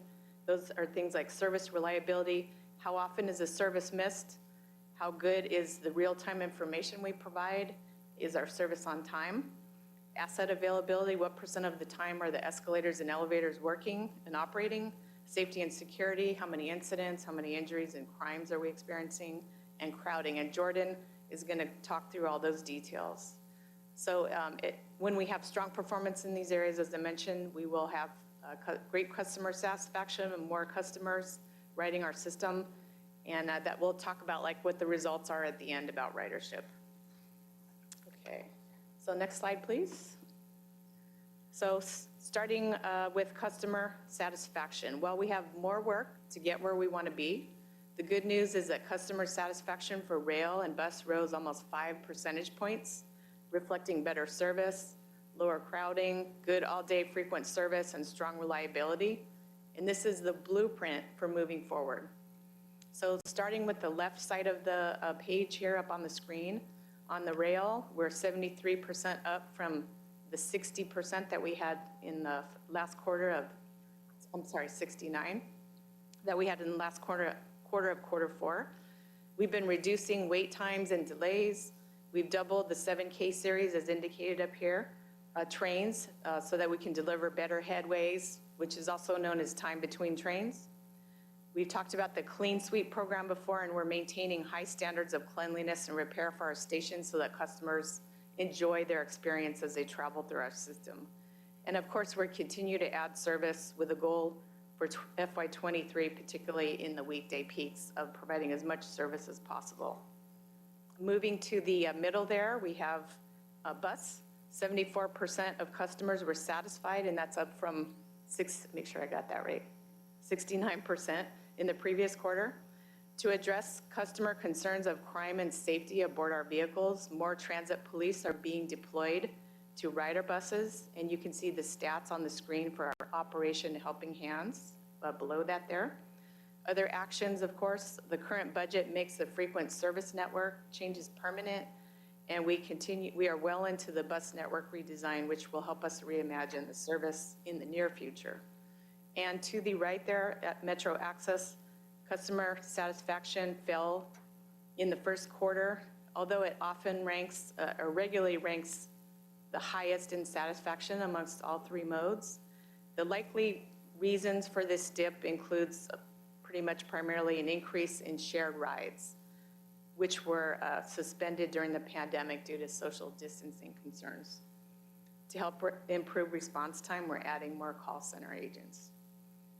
And with that, I'll turn it over to Jordan, and she'll go into more details. Morning. So what you see here is a new to us measure, a new to this report measure. We've started measuring how much service was canceled or missed across our modes. So starting on the left, you see rail. First, I do want to call attention, I think normally we're used to seeing green dots and red dots for whether we met target or not. We've switched this to blue for meeting or exceeding target and orange for missing target. And the reason we made this change is to make it more the report and the presentation more accessible to those who are colorblind, like my 12-year-old son. So on the missed trip side, we missed about 3% of our scheduled rail trips during this first quarter. So that's the period of July to September. This is better than our target of 6%, which was set to improve over the average performance for the last 3 years. The main reason we're missing rail missed trips is something that we're calling scheduled maintenance, which is really what it means is when we do track work that results in us starting before the system closes on a weekday or on the weekend, and it requires us to run kind of a different level of service than we've scheduled. So that's the main reason there. On the bus side, you see we missed 1.8% of scheduled service, and the main reason is operator availability. I think you've heard over the past several months about our extreme focus on recruiting operators. As of the end of November, we had about 133 operators in training, which is great, and we're still working on our goal to recruit many more. Next slide. The next measure that is also new to this report is looking at the availability and accuracy of the real-time prediction info that our customers receive. We've started with bus. Our intention is to add rail too. So starting next report, you should see similar information for rail. So we have two measures here. The first, looking at the left, is about prediction availability. So this is the percentage of time that when you use your favorite app, you're likely to get real-time information about your trip. So interpreting that, customers receive real-time information about their trips just over 9 out of every 10 times that they're looking. You see the main reasons that we're missing real-time information. You see one is missed trips, so we aren't actually operating that service, and that's that 1.8%. The other is when typically we have something that isn't working right with the GPS devices on the bus. And that could be that we haven't properly been able to log on to enable the GPS device. It could be a hardware issue resulting in a malfunctioning device. In a small case, it could also be that we're running very off schedule and the device can't connect to the trip, the scheduled trip. We have many processes in place to try and minimize that amount. Every day, we're looking and tracking any hardware issues, any buses where we see GPS is not working, and submitting that list to our vendor to work to address the GPS issue. We have many campaigns focused on ensuring that operators are logged on at the beginning of their trip. We've implemented an auto log-on procedure so that the first trip, when it leaves the yard, is generally auto logged on. Moving to the right on the prediction accuracy, what this is looking at is when you do receive predictions, how accurate are those? And we know that customers really care about near-term predictions, so this is limiting us to predictions that are kind of 30 minutes out of your arrival time. And we also have a sliding scale for accuracy that we've based on what MBTA does. So this is a measure that MBTA tracks, and by using the same scale, we can benchmark ourselves against them. I can tell you, I pulled the data this morning that we're beating MBTA. For this same time period, we had 86% of average accuracy of our predictions, and MBTA had 84%. All right, next slide, please. Okay, next up is on-time performance. We're looking at it across all of our 3 modes, and you see we're either meeting target or near target. So beginning on the left with rail customer on-time performance, we kind of just met our target of 92% of customer trips on time. On the middle slide, bus on-time performance, we fell below our target, which was 78% of time points delivered on time. We saw an on-time performance beginning in September. We were we were pretty close to our target, or meeting target, in July and August. Fell in September as traffic resumed, school trips resumed, and so we saw a 2 percentage point drop just in September. On access, we met our target with 93% of customer pickups on time. Here, you do see kind of a slight decrease kind of when compared to the same period in prior fiscal years. As Andrea mentioned earlier, we've returned to shared rides, which does impact on-time performance. But I think the positive news here is that we're still, we set a target knowing that we were going to return to that practice, and we've met that target. Next slide, please. Moving on to vertical transportation, so elevator and escalator availability. A note on these measures. So when we count a unit as unavailable, it's because it's out of service for a multi-week capital rehab or refurbishment or replacement, or it's out of service because it has had a mechanical failure that requires some sort of maintenance. What is not counted here is the entire customer experience. So when a customer enters a station and you see a unit out of service, it's not being worked on, it could have stopped for safety reasons and needs to be reset, that is not factored in here. The general manager has challenged us to add that into this measure and leverage some data that we've started collecting that kind of monitors remotely the status of these units. So going forward, we hope to add that as kind of another section on this chart. So you'll see kind of units that are unavailable for capital outages, units unavailable for maintenance, and then units unavailable for other outages that require reset. Here, we met our target for elevator availability and just missed our target for escalator availability. In both cases, capital outages are the main reason units are unavailable. And that is actually the reason why we missed our target for escalator availability. We set kind of the target expecting an average level of capital outages through the whole year. During Q1, we had a slightly higher amount than we expect on average for the fiscal year. We actually beat the kind of portion that we had set for outages requiring maintenance. Next slide, please. Security. So we measure the Part 1 crime rate. Here you see by the blue dot that we met our target, which was set to improve over the average performance we've seen over the last 2 fiscal years. When you look at the chart, we break down crime in Part 1 crime into 2 categories, crimes against persons and crimes against property. The dark blue is the crimes against persons, and you see that's been steadily decreasing over the last 3 years. Where do we see crime and what types of crime? We see 2/3 of crime is on Metro Rail, and most crimes, most Part 1 crimes are the larceny theft offenses that you see at the top of the right-hand chart. As Andrea mentioned on the customer satisfaction slide, in September we launched Operation Helping Hands that really increases the visibility of our officers in the system, has them riding rail cars and buses daily. Next slide, please. So in looking at safety events, this is a measure that we've changed slightly this year to align with what's in our agency safety plan. And we're looking at major safety events that happen across all 3 modes and scaling them to the level of service we provide, which is, in this case, 10 million revenue miles. Starting with rail, we did not meet our target. We had 8 major safety events during the first 3 months, 3 of which were work vehicle derailments. We count work vehicle derailments as a major safety event because they're required to be reported to the Federal Transit Administration. These types of derailments are not considered major safety events by the Federal Railroad Administration. So those of you who are familiar with FRA regulations and wonder why we have them here, it's because we do report to FTA and they are considered major safety events.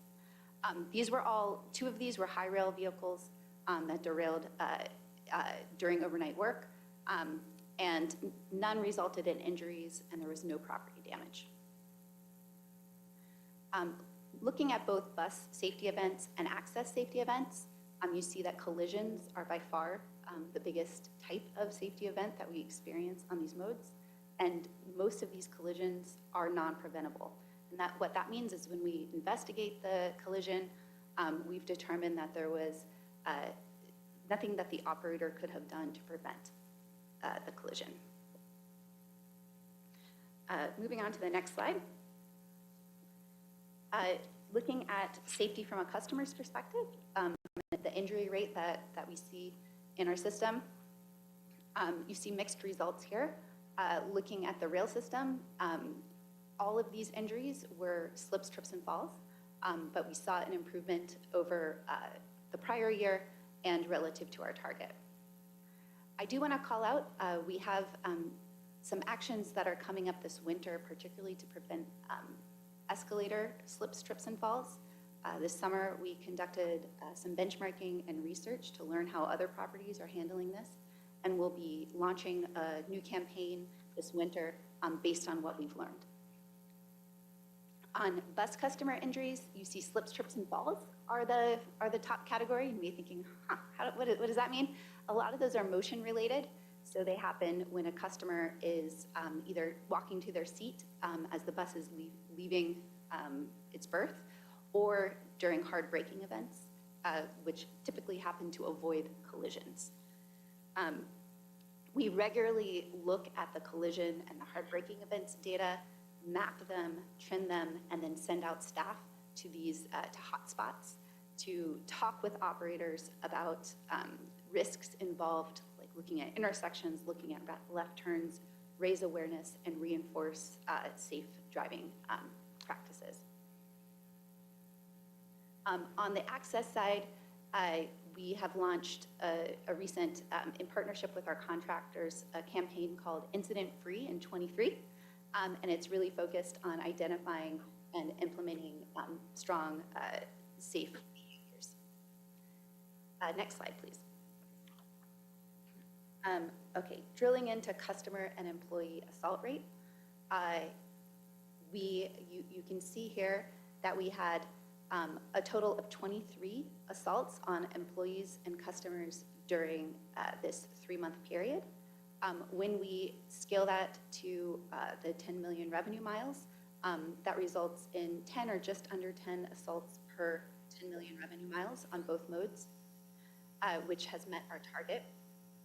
You see, I'm pleased to show that on the bus side, we've seen really steady improvements over the last 3 fiscal years, the first quarter of the last 3 fiscal years, in reducing that rate. During this first quarter, we saw, you can see from the chart on the right, that more assaults on our customers and employees were in the rail system than us. We believe that some of the efforts that we've been taking with increasing the visibility of Metro Transit Police officers will hopefully continue to see that this rate may remain below target. Next slide, please. Okay, employee injury rate. So here you see we meet target, and I'm pleased to say that a lot of the decrease here was driven by improvements in bus employee injuries. We saw a big decrease in that rate, which is something that had actually been trending up over the past few years, so to see it go down is really great. You do see kind of what types of injuries are happening with the graph on the right. You see collision-related, our top injury category, followed by stress. I did want to just mention a little bit about stress. I think in the past we've kind of combined stress and assault. You see we've broken them out here, and stress is the second leading category. When we look into these stress cases, like what are these? About a third have crossover characteristics with assaults. So an assault is when you are physically assaulted. Stress can include a verbal threat or verbal altercation. Another third of the stress cases are associated with witnessing adjacent violence. Next slide, please. Moving on to crowding. So you can see here, we're measuring the percentage of passenger time spent in crowding conditions and showing it kind of trending over the last 2 fiscal years and a quarter of this fiscal year. And you see it's risen this quarter. And that's correlated with our improvements in ridership, as I mentioned. We have seen improvements in September in particular as school returned and as more people return to work. Where possible, adding frequency on the rail side, adding tripper trains as we bring more 7Ks into service, adding more trips like we did this Monday can help address that crowding. And now I'll turn it back to Andrea to speak about ridership. Okay. Thank you, Jordan. All right, we're in the home stretch here. So to conclude, after we talked about all these ways that we're impacting performance and how we're doing on that, ridership is indicative of how well we're meeting our goals of providing safe, reliable, on-time service to the region with assets in good condition. Ridership in Q1 was 10% above forecast and 36% higher from the same period in FY22. That's a year ago. Overall, 500,000 passengers per weekday in September we had, and that was about 60% of pre-pandemic ridership. Looking at bus ridership was 55% of our total ridership, which exceeded rail ridership by over 5 million riders, continuing that trend. Rail ridership, 20.1 million, 6% below forecast, but 43% higher than the same period last year, which is great news. Rail ridership this quarter returned to about 46% of pre-pandemic.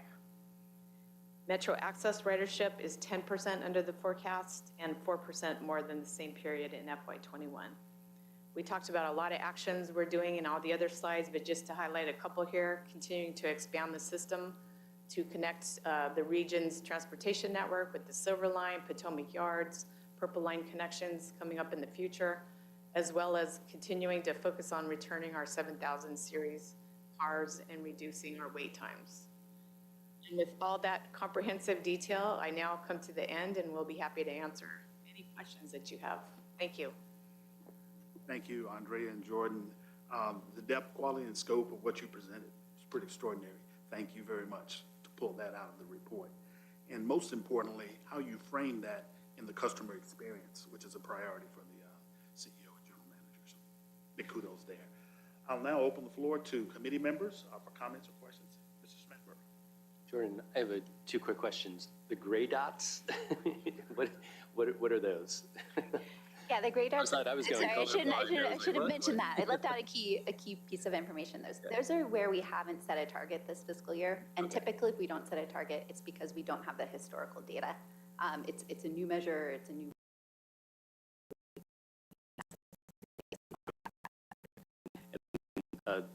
Second and last question, the employee injury rate.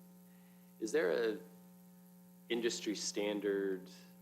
And if there is this target number based on that standard for a system our size with its complexity, or is this, how did you establish this target, I guess is what I should ask.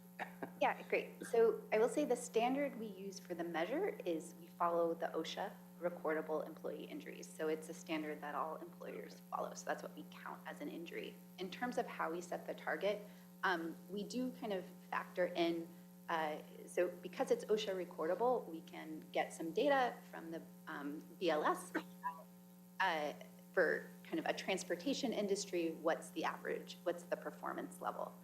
We factor that in and how aggressive we want to be in setting our target. So it's a long-winded way of saying we set our target to maintain kind of our return to the average performance level that we've seen over the past 5 years. So the target of 6.4 is the average performance that we've had over the past 5 years. This is a big improvement over where we were in FY22. So it's a big reduction compared to where we were last year. And we chose 6.4 because we felt it was a reduction, but achievable to return to where we've been. Well, that's why I was asking, because I recall that this was an area that was and should always be of concern, obviously. So, okay, that's helpful. So, thank you. Thank you, Mr. Chair. Dr. Lowe? Okay, so first, just build off something that the chair was just asking about. I think that there is a little like gamification that goes on with the quarterly performance report in terms of setting targets that are achievable. And we should be setting the targets that we actually just like need to be setting to achieve our mission. I think this is just something to think about. I don't mean to suggest you guys aren't doing a great job. And I love that we have a quarterly performance report. But like, I think that we should, maybe as part of like the STP process and some of the other stuff we have going on around here, we can like think holistically about how we set these targets and what they should be.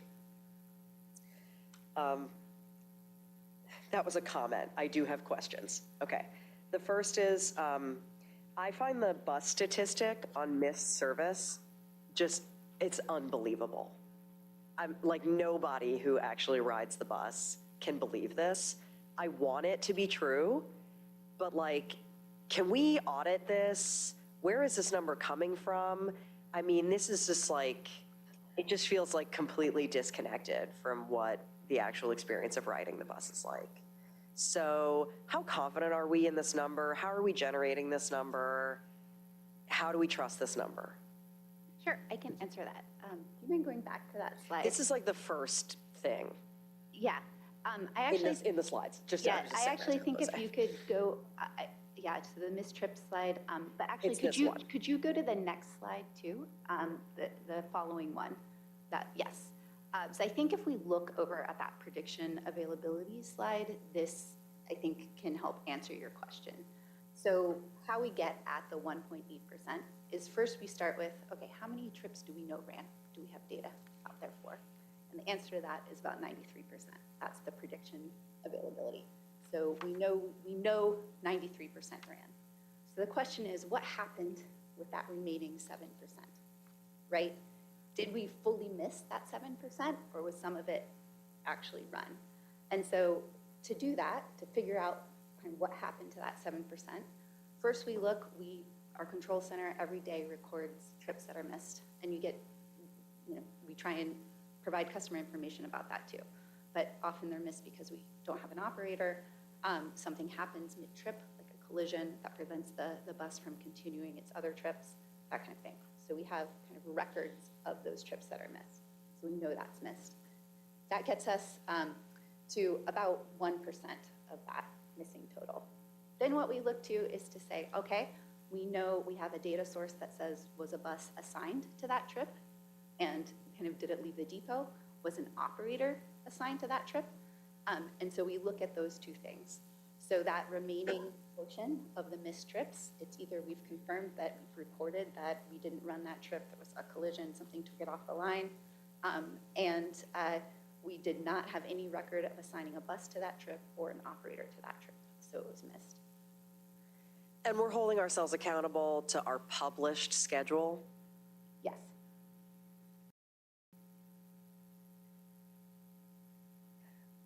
I still don't believe this number. I think we need to like take a harder look at whether this is really correct. I just spent too much time standing at the bus stop. I think we need to take another look at this. I need to be convinced. Maybe I need to see it broken down spatially or by line or something like that. I still have questions about this. Okay. Next question. So this makes it look like maybe there's like 5% of buses that have broken GPS units at this point. Is that like our guess? Yeah, that 5% includes, it's devices that are either kind of not working, this is on average, not working, or there's been a challenge with an operator kind of logging on to enable that device. Okay. And we could get to 0 on that. Hopefully. Yeah, so like, this is an example, like that's what the target should be. The target should be 0. Every single bus should have a working GPS unit and it should be on. So respectful, I'll jump in here. The target can never be 0 because that's perfection and we have to be human beings and there's no chance that nothing will ever break in our world. That's, no one in this room has ever done everything 100% perfect. So I got to push back a little bit on that. We do have to, and part of this review I've been pushing the team is, how do we take those numbers and tighten them and tighten them and tighten them till we get to the absolute perfect level of maintenance? But there will be, for instance, a power outage in Montgomery County the other day caused issues that someone flew a plane into overhead wires. Verizon and AT&T, who we get the data off the buses, will have service network issues that we can't control.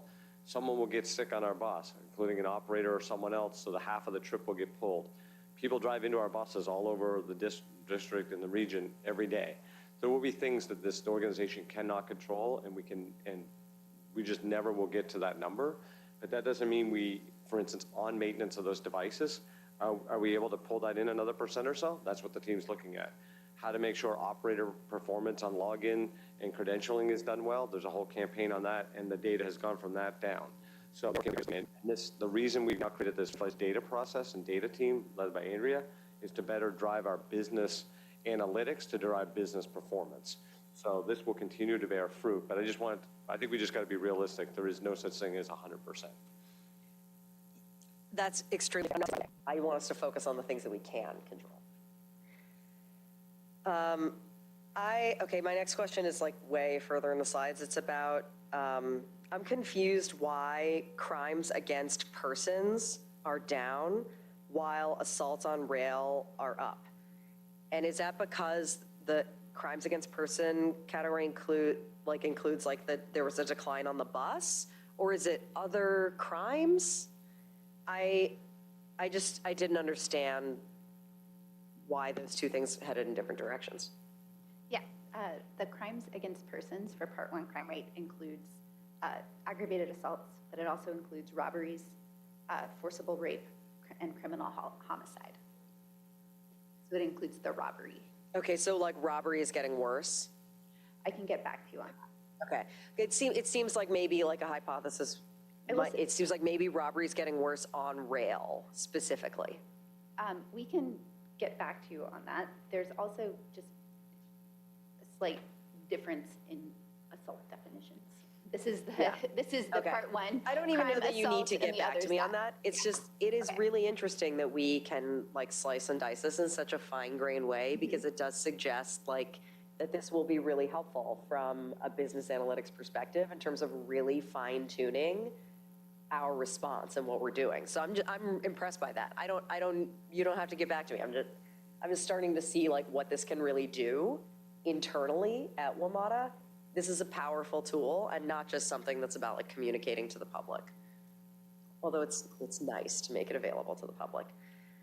Okay, my last question is that I feel, I don't know if I'm imagining this, but I thought on previous quarterly performance reports that we had customer and operator assaults separate, but they're combined on this report. Am I remembering it correctly? We've actually never reported individually on assaults. Okay. So this is a new measure. It is part of our agency safety plan. So we have incorporated it in here as well. Okay, thanks. Thank you. First, just a question in general. We're on the right slide for it. So is it possible to go further back on the Part 1 crime numbers? Because I feel like during the COVID years, everything was just kind of out of whack. So how do those numbers compare to 2018, 2019? We can go further back. Our rate is higher compared to where we were in 2018 or 2019. Okay, I think that context makes more sense than seeing like this sharp kind of decline. It's more that 21 was a very bad year, and then we've kind of maybe normalized a little bit, but I'm curious if we're still above kind of where we were.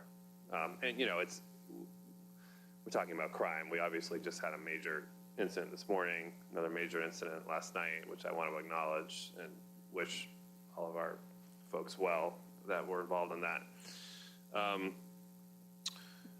The second thing, Randy, you're probably going to push back for the same reason, but I'm just going to be blunt. Like, it really doesn't sit well to me to have a target of something like 10 on something like assaults.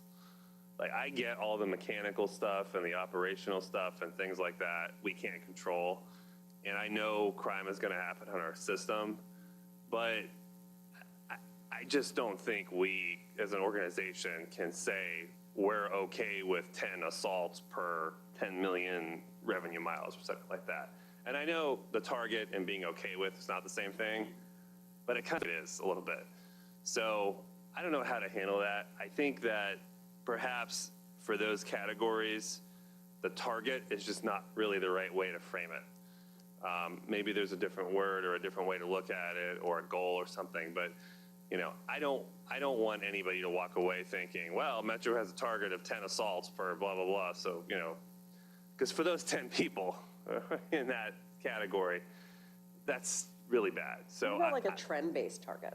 yeah, I think we should rethink how that, particularly on the sort of crime against person type of metrics, so that we're not setting a target and saying, hey, great job, we only had 5 people get assaulted. Like, we want nobody to be assaulted on our system. So, Yeah, board member, no pushback on the idea that no one that works here, Yeah. including the board, obviously wants an assault on the system. no, I know you don't. And I think no one in the public that is being honest, I think, looks at that number and thinks we think 10 is acceptable. Right. People will parse and play numbers all game they want to make a story. So, and there's nothing we're going to be able to do with that. I think we got to be pragmatic. So we can reduce all of our security numbers if we decide to have an enormous police department. If we had 5 police officers at every station every hour we were open, we would have virtually 0 crime. That is a risk reward. So that would also cost us hundreds of millions of dollars, and also could lead to other larger conversations around social justice. But we could do that. Just like we could drive ridership significantly in this organization by not doing any maintenance. So we have to figure out these trade-offs. This is beyond our control in somewhat. So, I'll give a comment later that we had an incident this morning where there was a shooting. Quite frankly, our officers, I think, was a 3 or 4 minute response time.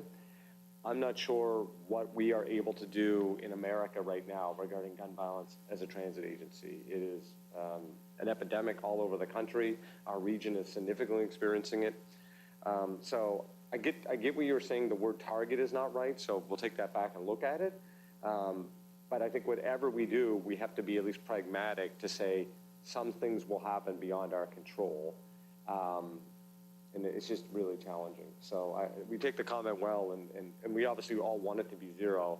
And how do we think through, part of what I think we want to work the team on the business analytics too is, where does crime happen when we don't have police? Where does crime happen when we have fare evasion? And see, is there a correlation there? Where does fare happen around, like we have a fair amount of youth violence in the region right now?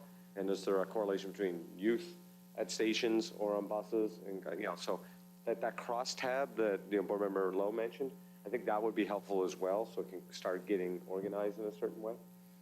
Yeah. Yeah, I get what you're saying. I think if we can rework how we kind of just, those particular metrics using the word target, because when you meet your targets, it's usually something to celebrate. I think if the target on an assault or something is still means people are getting assaulted, we're not celebrating that. So I think it's a different term. Mr. Smedberg? Thank you. Jordan or Andrea, with something like this, I mean, the stats are the stats. I mean, do we really need a target? Should we just simply report straight statistics? That's certainly an option, and we were kind of whispering to each other here, so we'll convene after, talk about the best way to. Because when I was on address. city council, I mean, we just got the straight statistics. Yes. I mean, it was, and we had a very similar debate at one point. And, the target thing is, again, like Randy said, it's out of our control. And it's as much about the trend as it is about the target. It's more about the trend than it is the actual target, in my view. So why not just report the stats as they are? Thank you. Yes. And everyone having the understanding that, a lot of this, again, is out of our control, but they are what they are. This is suggested, or thought. Thank you. Ms. Martin Proctor? Thank you for the report and for being really open and honest and answering our questions. I do have two that I would like some follow-up on. You may be able to respond now or get back to me when you can. The first one being with regards to the real-time information. I want to know if that is an attest to if there's a bus delay, a train delay, or if that's an elevator outage, and what app are we specifically working to push that out with? And is there a movement going forward to also try and push that out on additional platforms? A lot of our apps aren't always particularly accessible, so I'm trying to make sure that we're able to reach as many people in the community as possible. So that's my first question. Yeah, so the real-time information, particularly that was in this report, which was really about the next bus arrivals, that's information that we produce and provide in a kind of real-time feed on our website that then is consumed by all other apps. So whatever app you like to use, it could be our own, which is Bus ETA, it could be Google Maps, it could be Apple Maps. They are all consuming that data that we put out there. So we're looking at that accuracy of the data that we're putting out there. Now your app, your favorite app, is in control of how that data is displayed. They may adjust the data that we put out there to kind of have a competitive advantage, but we're measuring the data that we put out. In terms of how we also, I think you were also asking more broadly about how we alert customers to disruptions, that we also put out that information in a standard format so that other apps can consume it, and then display it through a variety of other channels as well. So no strategic targeted outreach at this point. Just really kind of putting it out there and making sure that it's pushed forward. I'm happy to jump in, board member. So we are looking to try to really enhance our customer communication. I think the team has actually done a fair amount, but the next step is thinking we need more integration with bus and rail. Part of our realignment, I think, is going to help that. Our new Metro Integrated Command and Communication Center, and you'll notice the term is Command and Communication Center, that we look forward to having open probably by the summer, or at our new Eisenhower facility in Alexandria. Is going to combine all of these things together with communications actually right in the middle of the room with police, fire, all of the control together. That's going to go a long way. We've had some digital signs installed, one at Columbia Heights, one at Metro Center. That's to show the public we're going to have a whole campaign of getting street level signage at these stations. You'll see a lot of more digital screens throughout the system, that we need one content management system. So if we have an incident, like say we're this morning or something like that, we can have that same consistent message across a lot of platforms. That should get tied into all of our passenger information displays, also into our social media accounts, plus the real-time data feed that would go into anyone else's app that pulls from that. We're also working, the team mentioned at the last meeting, Ghost buses is an example. We're really close to putting an upgrade into that system that will remove that as well. We've talked to the team about getting more partner collaboration with things like schools and others in the upcoming year for community engagement, where we can provide contact lists of information when incidents are happening, or if we know of delays, and then hope those networks can then amplify messaging. So I think there's going to be a multifaceted approach, but I do think the app thing is important. We hear a lot from people, hey, this app's not working, and we just have to be honest, that's not our app. That is the open source stuff. And you know, some people do it really well and some people do it really poorly. And we have to have a deep conversation, I think, in 23 about our own app and what capabilities we really want on there and what we're trying to achieve. Wow, I would love to have that conversation. And thank you, Randy. I know that me and you have talked back and forth with regards to my need to make sure that especially students and parents, when things are shut down or there's an unexpected delay, get that information as accurately and quickly as possible. I'm just making sure that the community knows that we are having this conversation and that it's moving forward and that we're going to be doing more targeted outreach. It won't just be us pushing out data and hoping that your app picks it up as accurately, as effectively as possible. Yes. Eisenhower Center, there will be a tech person there as well, I'm presuming, as part of making sure that it's all part of that conversation. Lots of amazing amount of staff will be coordinated in there. I think it's quite frankly a game changer for the agency. I concur. Thank you. My secondary question was with regards to Metro Access. Thank you so much for that report out on how we're doing and incremental improvements that's happening with that system. You mentioned that one of the ways that we're trying to address some of the gaps that might be happening with regards to service and Metro Access is including more call center individuals. Do we know what those numbers look like and what the outreach is or what the profile is? Hashtag, do we need 10 more, 20 more, 2 more to help move that forward? So we got 831, and to be honest, we hadn't yet, we had some vacancies. So while it looks like we added, I think 13 staff members, we've actually recently recruited, I think almost more like 30. 20 reservation agents, and 11 new dispatch. Excellent. I'm assuming this is diversity across the board. Everybody has an opportunity to speak in their specific tongue or their first language, and that we're making sure that we're putting that piece in place, because it's going to be very critical to make sure that as we move forward in making Metro Access really accessible and inclusive for the community, that we're having diversity in all those pieces. Excellent. Well, thank you so much. Those were my 2 questions. Thank you, Chair. Mr. Smedberg, then Ms. Babers. Thank you. Andrea and Jordan, I just want to say thank you. I mean, this is really something the board has, as you know, has wanted for a while. We've gotten pieces of information, but to have it in this kind of format, accessible, we heard from Liz earlier talking about risk, as running the budget season, all this plays into, and having these kinds of statistics in this kind of format is really extremely helpful. It's really great. So thank you so much. Really appreciate it. Thank you for all your feedback, which helps us make it better and meet your needs better. Thank you. Ms. Babers? Thank you all so much for this presentation. Clearly, we all love data, as you can tell by the questions. And I don't know who loves data the most, but we all happen to zero in on the targets, because I also have a question or a comment about the targets. So, heard from Dr. Lowe that she did not think the targets were necessarily real, or they could be, stretch targets. But my question is more,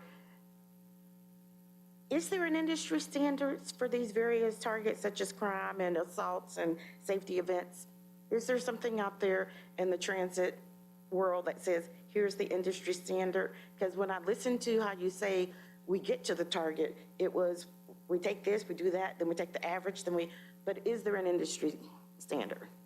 So there is standards provided or guidance provided by the federal government, the Federal Transit Administration and the Federal Highway Administration about the process used to set targets, and we follow those standards. So it's looking at historical data, it's trending, it's leveraging when benchmarking information is available to see how you stack up, and then having conversations internally about resourcing, about priorities, and then making a decision with the executive team about what those targets would be. So we have a very extensive process that probably has more engagement internally than people like, but that uses that data, does that engagement, and we typically start that in April and try and conclude in June. And we push folks too, because sometimes they want to set targets that are easy, but we're always pushing them based upon the data-driven approach. So kind of an auditing function, if you will.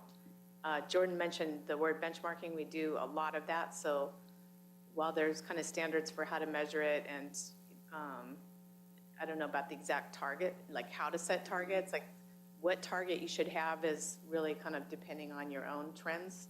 But we also we're members of the International Rail Benchmarking and just recently the International Bus Benchmarking groups, and they all focus on data and measuring their performance. So we are looking at that all the time to see how we stack up with our colleagues in the US as well as Asia, Europe, and Latin America. Of course, everybody has a different operating environment, so that has to be taken into consideration.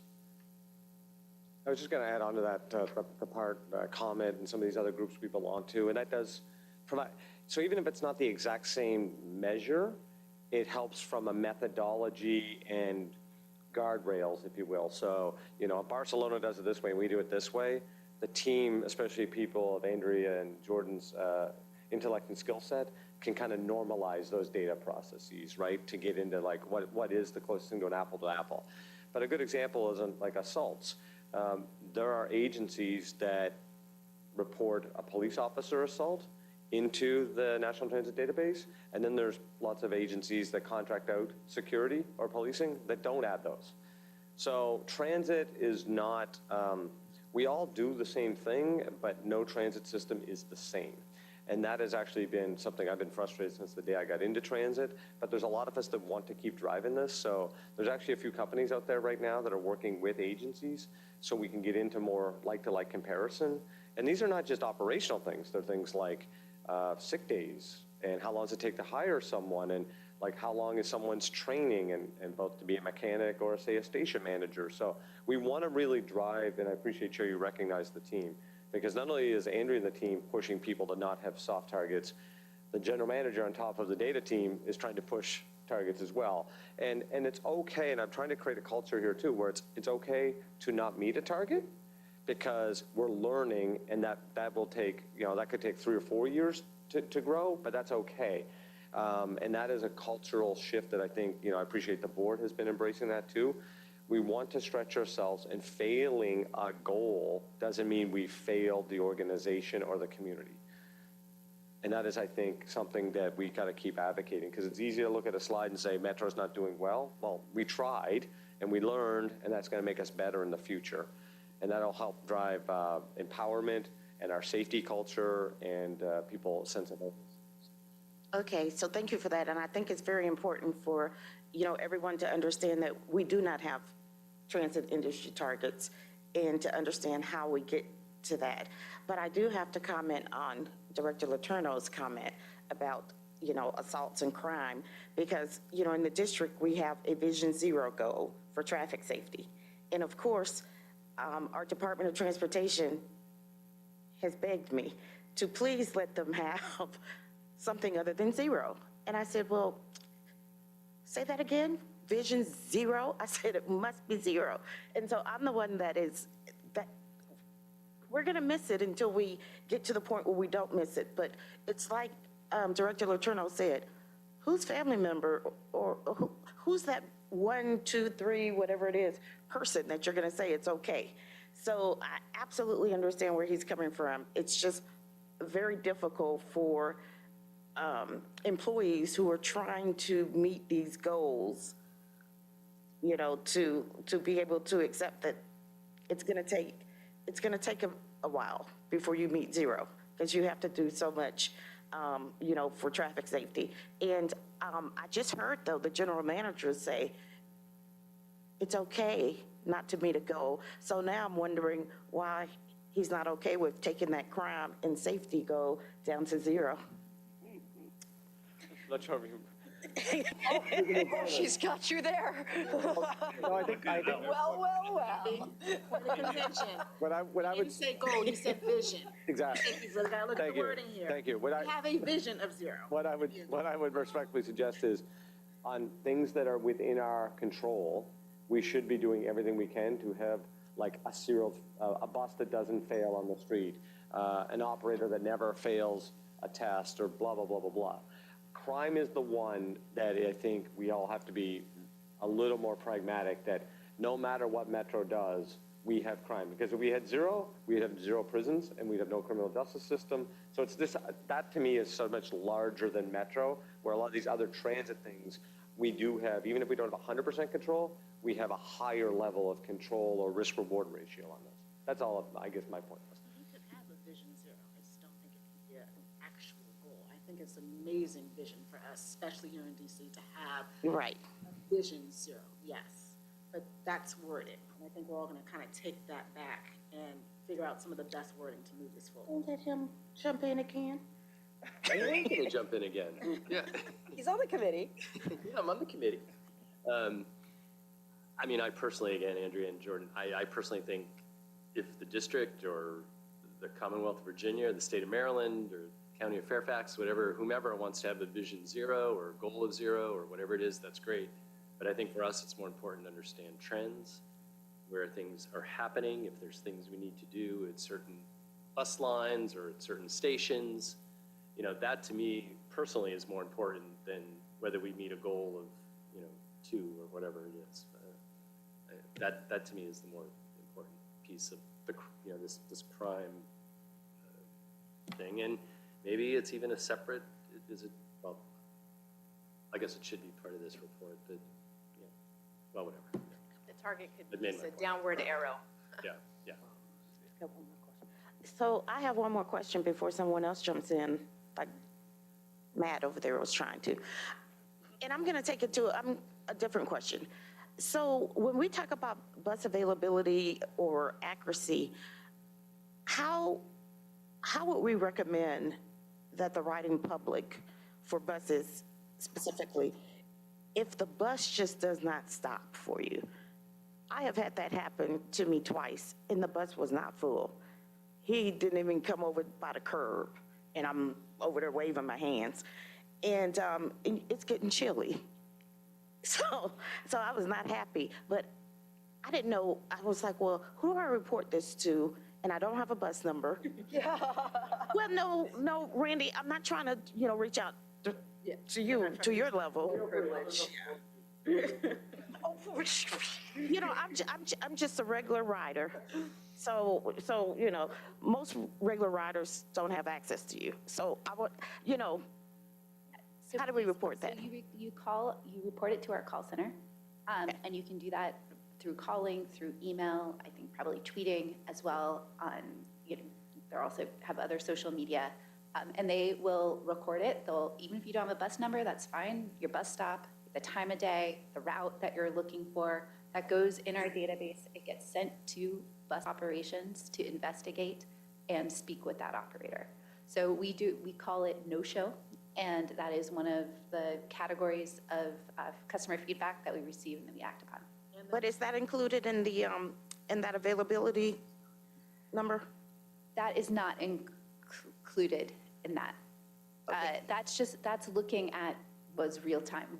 Like if you were waiting there and you were looking at your app, it would show up in there. Yeah. Okay, I may just recommend to include it because clearly the bus may have ran, but it was not available to me. So when you're talking about customer availability, it would just make it more accurate if it was available. It wasn't available to me, the customer. So, but thank you all. Thank you. Ms. Klein? Thank you, Chairman Drummer. I wanted to offer first just a really brief comment on the discussion we've had about targets. That just to note that the setting of targets in the context of performance management is a very standard thing for transportation and probably other industries, but I only know transportation, to do. For example, every state Department of Transportation has to set a yearly target for serious injuries and fatalities on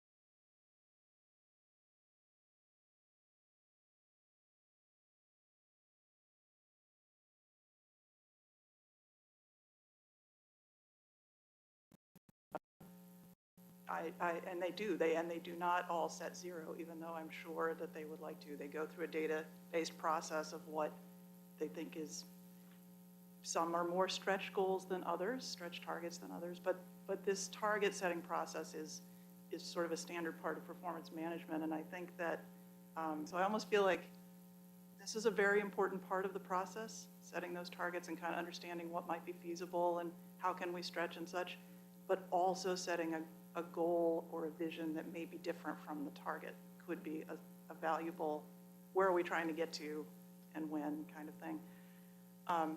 So that's just a comment. I think both are very valid, and I think it's important to have both discussions even simultaneously. Just a couple of quick questions.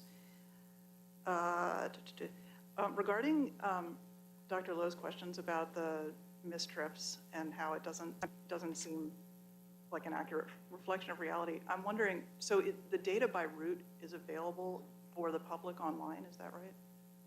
The report itself calls out the top, I think 10 routes where we are missing that service, as well as where we're missing the data. We have the full host list of routes. This is one of the measures that we're trying to prioritize to put online in a dashboard so that customers can drill down and see for their route how much service was missed, what your prediction availability is, how on time is that, and be able to drill down also into the time of day that they're driving, that they're taking. It does seem like both things could be correct. The 1.8 could be correct if they're all concentrated on the routes that you and others ride. Yeah, no, that's actually a really good point, and thanks for bringing that up, because I think that also speaks to what Randy was saying about this being an opportunity for WMATA, from an internal perspective, like figure out what we need to be doing in order to meet these, in order to really be responsive to these targets, right? Like, I'm remembering that, like, I think it was the U4 was like the worst for availability, on-time performance in the full packet that we read. And at my very first board meeting, a member of the public wrote in to complain about that bus line and to say that there was a problem with reliability. So like, yes, these things are true at the same time. And so a calendar year has passed since someone wrote in with that complaint, and we still have data validating that complaint. The next step is like, what are we doing about it? And that was exactly going to be my next question. So how does the data that you guys are collecting, does that go, tell us a little bit about where does that go from here, and how do the bus, whether it's the service planners or whoever it might be, or the supervisors, how do they kind of try to make progress on that? Yeah, so we have a process where, we have developed a dashboard that updates very regularly, that we can kind of be monitoring this daily. We also have a monthly, we call it bus stat meeting, where we look at these measures and drill down into the top routes and talk through what we can do to focus on that.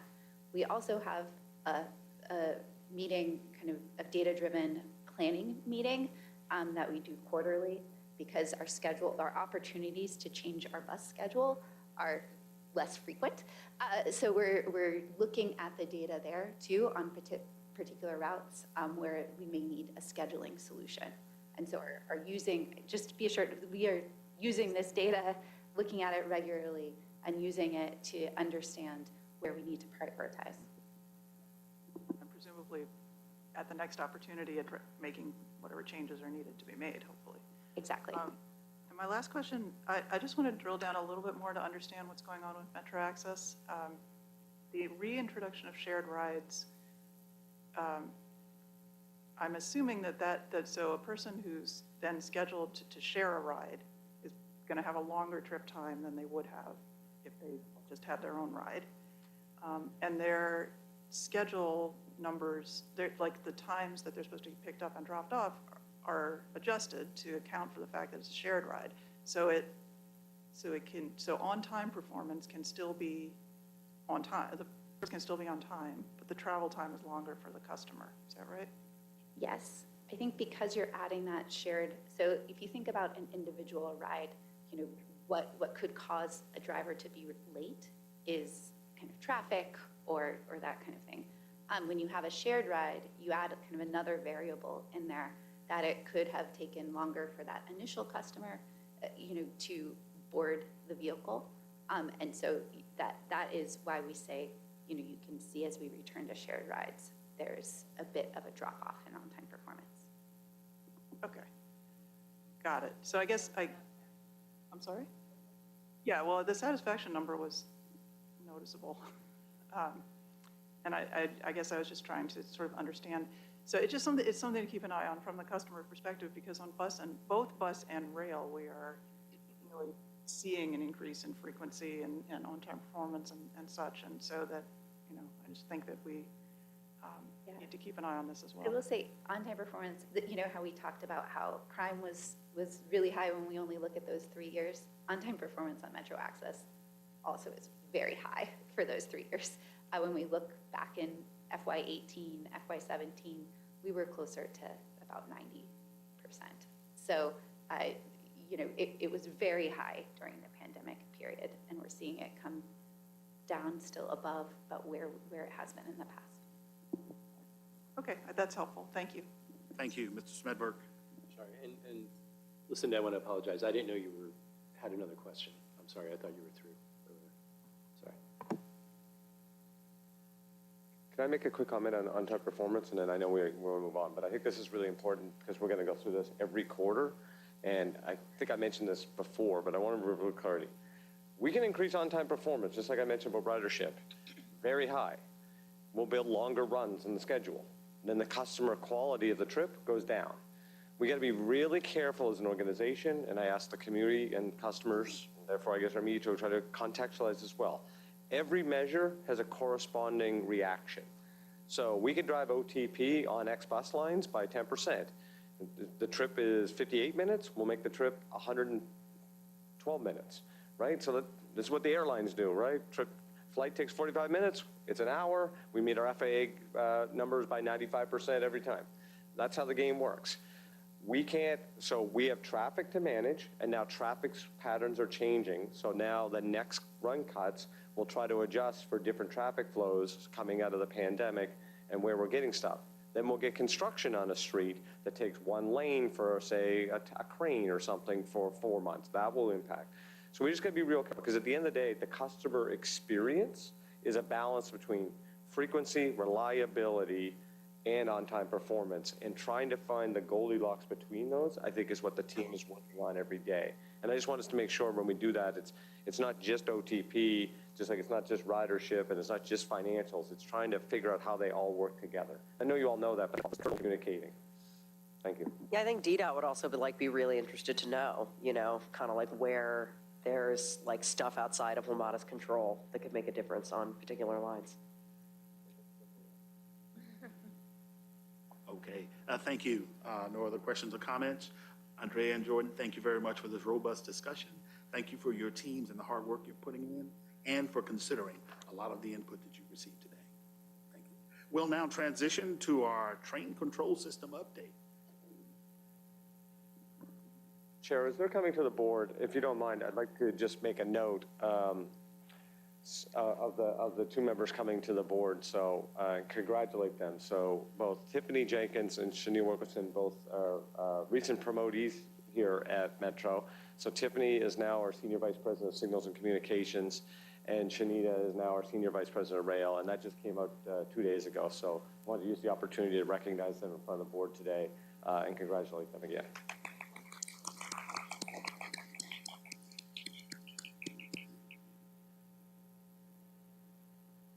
Tiffany, the floor is yours.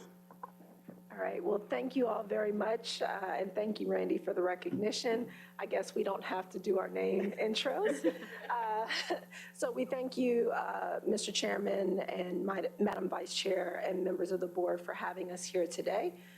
We hope to have a very engaging conversation around safety improvements that can be provided through the reinstitution of automatic train operations and auto door functionality. Next slide, please.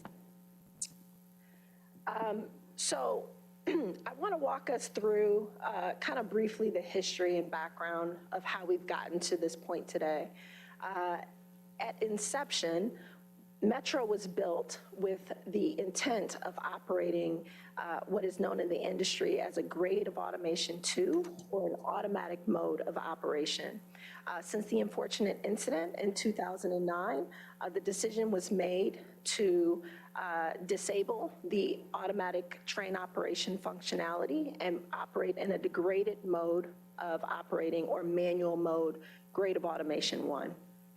Since that time, we've made a lot of improvements. We've gotten smarter, we've listened, and we tried to implement those things to look at improvements in our maintenance, our engineering, and our operating practices, our safety rules, our investigative practices, and the like.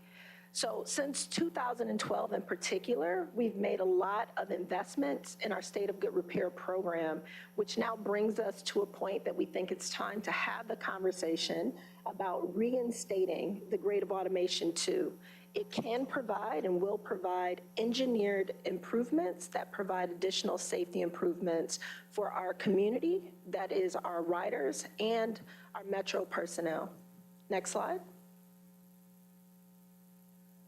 So just really quickly, for anyone that doesn't just dive into train control on the weekend, I just wanted to walk you all through at a very high level how train control works, especially here at WMATA or Metro. So we have these rooms throughout our system, our train control rooms, that when you walk into these rooms, there's all this clickety-clacking noise that you hear of relays that are creating logic. And that logic is then conveyed down to our bonds along our roadway. And from a bond to bond, that creates what's called a track circuit. Within that bond and an approach to that bond, our trains receive different information that allows them to operate safely, such as what is the speed that you're permitted to travel at, when do you need to brake. It allows us to keep the trains at safe operating distances, and it allows us to give a smooth ride, hopefully, to our customers from point to point. From those trains, we also receive information that tells us things about how the train is operating, the mode of operation that it's functioning in, the speed that the train is traveling, and confirmation of the destination where the train is going. That then comes back through our train control rooms, and that information is relayed to our control center. And if you guys look at the very top, there's little red and orange kind of coloring. Those are indications on our tracks of actual trains in our system. And in the control center, they'll see those trains, they'll see train IDs associated with them. From our control center, we have limited capabilities, but we can see all of the trains and we can give some limited functions of how the train operates, such as imposing a performance level decrease, meaning the acceleration rate of the train could be impacted. That also goes back through our train control room. So at the heart of our train control system is our rooms and our wayside equipment that allows for that back and forth communication from field to control center. Next slide. As we kind of talked about in the opening slide, this concept of grade of automation, this is an industry standard terminology that's used to talk about the level of autonomy that a system is operating by. And I want to just really point you to the graphic that's on the right-hand side. I think that gives a very clear kind of understanding of what the differences are between these four modes of operating. And a grade of automation 1, which is a manual mode operation, our current operating mode, a driver has a lot of responsibility. They have the capability of accelerating the train. They have the authority to determine the speed that the train is operating at the time of movement with limitations. They also have the responsibility of opening the doors and closing the doors when a train is berthed at the station. And lastly, at any point that there's a disruption, the operator has full control of that train. In a grade of automation 2, which is the goal for WMATA to move back to, some of those responsibilities are now mitigated through engineering controls or solutions through that train control room and the corresponding wayside equipment. The train is given its acceleration commands, it's given its speed commands, and it is automatically moved through the system based on that information. Once a train comes to a platform, that train door will automatically open once safely berthed at the platform, and the operator will then be responsible for closing the door. In a disruption, however, our operators would still retain control of the train to move it out of harm's way. In a grade of automation 3 and 4, this becomes a more autonomous system. And this is something that I'd like to talk about further into the slide deck, the future of where WMATA can go. For many of you, if you've not ridden the Silver Line out to Dulles, please do so. But at Dulles Airport, there are train systems there within the airport that if you've ever ridden in those, they take you to and from your terminals, and there's typically not an operator.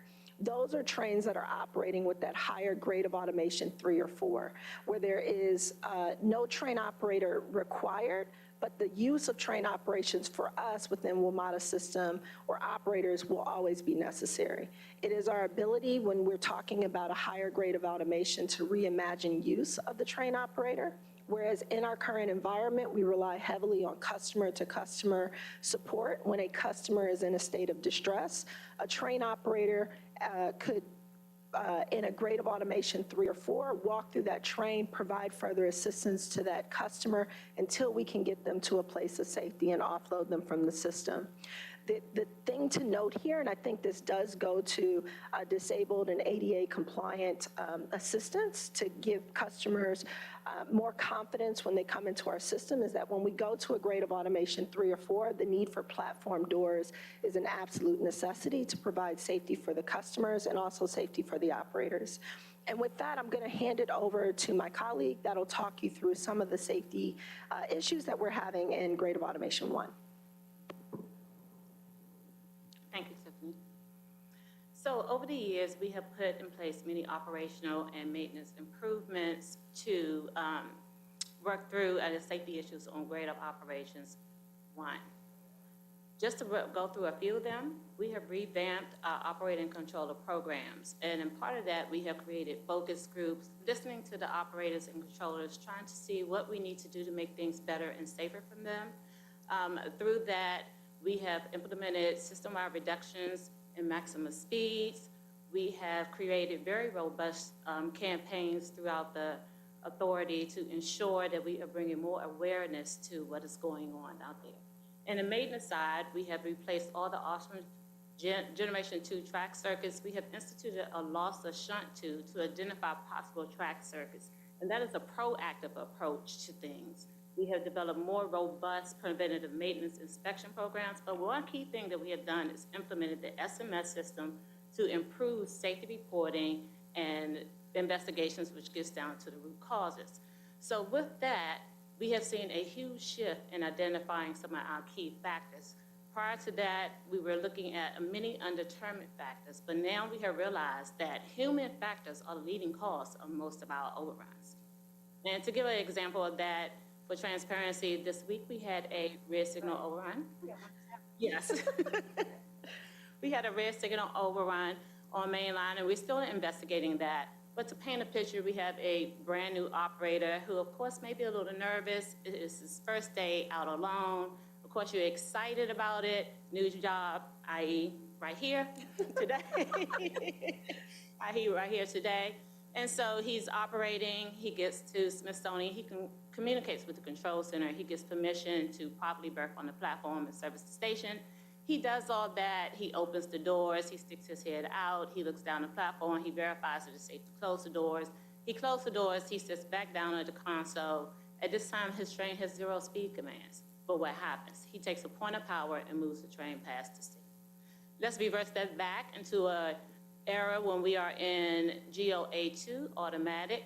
Same scenario. The train automatically comes in, stops on the platform, doors automatically open, service the station, then he would stick his head out the window to verify what? That is clear to close the doors for the passengers. He would sit down at the consoles. The train would have 0 speed commands. What would happen? The train will not move, right? And that would have, then we would not have had that incident this week because the wayside train communication, all the safe systems that would be in place would be working. Next slide, please. So we want to talk about a little bit what our other mass transit systems are doing, and we want to thank Jordan and her group for digging some of this information up for us. Metro has reviewed data for 42 community and metro systems, and I want to point out a few points. Over 70% of the routes utilize by GOA2 operations or above. So that's saying that most of the communities, with the exception of 8, are using automatic operations in some parts or either all of their system. There are only 8 of the 42 of the metros that operate entirely manual, and we are one of them. But one thing about us, out of those 8, we are the only system that was designed to operate in a GOA2 automatic since conception. So with that being said, we have regressed from where we were at technology. And where do we want to go? We want to go back to the future, right? We want to go back to leading. For me personally, I want my operators every day to go out there, feel empowered, and to know that we have technology and engineering mechanisms out there to keep them safe every day. And this gives them the chance to provide the most effective ride out there for our customers and customer experience from day to day. I'm going to turn it back over to Tiffany. All right, thank you, Shanita. So I think it is really important for us to be transparent. We've had a very storied past when it comes to trying to get back to this stage. And just for everyone's awareness, just to briefly kind of walk through that. We know that the accident happened in 2009, and the decision was made at that time to deactivate the autonomous control. Since then, we've gone through a series of investigations that provided recommendations and looked very deeply into all aspects of Metro. From the NTSB recommendations and investigation, they conclusively stated that automatic train operation was not the cause of the accident. Rather, it was related to poor engineering and maintenance practices, which to date, we've spent all of that time in addressing those, fixing those, and getting to a state that we are listening to our manufacturers, their requirements, and we're building that into our practices. In around about 2012, 2013, we started having an uptick in door issues. If you've been in the community for a while and ridden Metro for a while, you might be familiar with some of those wrong side door opening Twitter feeds that came up. And at that point in time, we decided to deactivate the use of the auto door functionality. So I want to make clear here that these are 2 separate initiatives. There's autonomous control with grade of automation 2, and there's auto door functionality. Both are necessary to provide additional safety improvements to our system, but they can be operated or implemented independent of one another. We attempted to implement the auto door functionality around 2019. What we found is that there was issues that we had with our data quality, with our machines that we were using and them being in compliance. And so our quality teams pointed that out to us. We immediately took action by doing a third-party review to ensure and identify if we did anything that was unsafe. And there's a difference in our world between it being unsafe or us creating more reliability issues, which would be more of a customer experience impact. What we found is that there were more reliability issues that could be experienced by the customer if we didn't take action to redo that. So we wiped everything that we did. We started from scratch. We reinstituted the programs, and we pulled both of those initiatives of auto door and automatic operation or greater automation 2 together. Since then, we've been managing that program with an understanding of where we've messed up in the past in mind so that we can address not only the systems problems, but also the people problems and concerns that have existed with trying to get back to this stage. Next slide. So I wanted to just give you briefly an update of where we are, right? So there's a lot of things that have to go into us restarting this system. First is installing, testing, and going through engineering verification process to make sure that all of our equipment that is on the wayside, that's in our rooms, and that's on our cars have been fully addressed and are ready for commissioning. So we have focused our efforts on doing this in a phased approach, phase one being on the red line. And the reason that we chose that line is because it is our only isolated line, so it gives us a little bit more control over different factors that could impact the program. So we have done 100% installation and verification, meaning engineering has reviewed the data and have assessed it to be within compliance or tolerance of our specifications. We're now working on rules and procedures, integrated testing, which is our ability to make sure that that roadway, that cab, the control center, and the rooms are all communicating correctly with one another. And that will be more like simulated service after revenue hours as a final validation step. We're also looking at our controller training and our operator training. And what that constitutes is when we designed the system, we knew we were operating in grade of automation 2. We want to be clear about what their responsibilities are in that mode, and we also want to be clear about what their responsibilities are when we're in a grade of automation 1, our manual mode. We need to be very transparent and clear for them so that there is no confusion of how they are to do their job safely. So those are all things that we're undertaking. And we're looking and hoping to go back to commissioning the grade of automation 2 or automatic train operations and our auto door functionality in Q4 of this fiscal year, or that May-June or April-May-June timeframe of calendar year 23. From there, we'll go into a phased approach of redoing all of those things on the blue, orange, yellow, green, and silver line and rolling that out through phases across the rest of the network. And we look forward to coming back and kind of talking in greater detail about what those phases are. There's more assessments we have to do so that we don't overwhelm the system and it can be something that we can manage through implementation. Next slide. So lastly, in just plain English, we've kind of walked through the fact that this is a huge system problem, or systems program, not problem, huge systems program, but it's an even bigger people program. And so there are factors that we want to take into consideration and make sure that we fully implement it in the program throughout the entirety of this effort. Safety certification being one of them. And I'm not sure if anyone is familiar, but the WMSC at one point in time performed an audit and found that we were not compliant in past efforts, not this current one, with the safety certification process. On November 18th of this year, they did send us a notification that we have fully provided documentation to them to show that we're 100% compliant with that process for this implementation this stage. So we're really proud of that. We're really thankful of working with our partners at the WMSC to make sure that we're doing everything by the book to deliver the best service to our customers.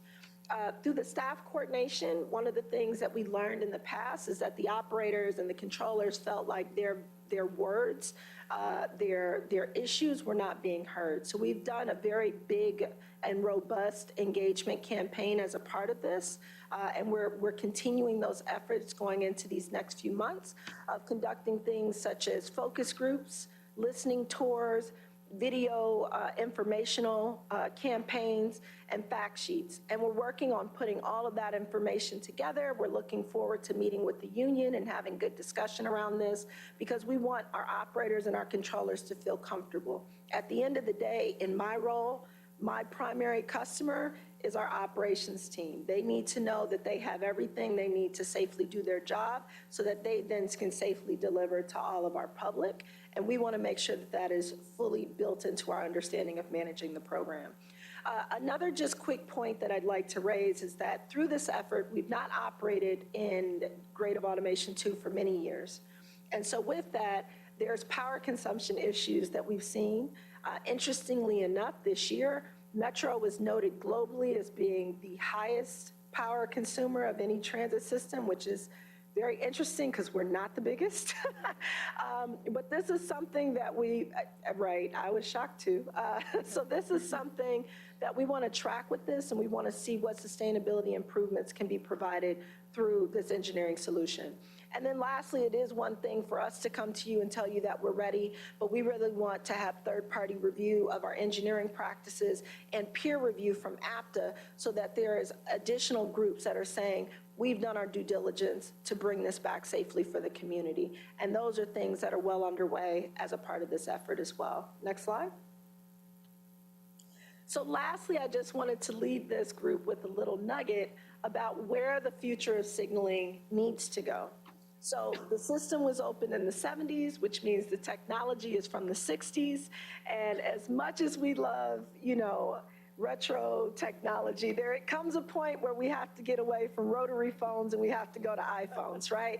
There's more information that can come from that. So as a group that really loves data, this gives us more data when we upgrade our system and we move to a higher level of autonomous control and a more modernized engineering solution.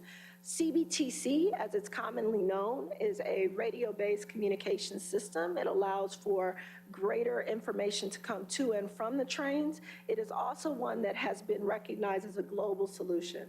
When you look around the globe, more than 70% of the systems that have implemented a more autonomous train control system have chosen to use CBTC as their solution. So when you look up here, you see some systems that have been recognized as having high reliability, great customer service, great on-time performance.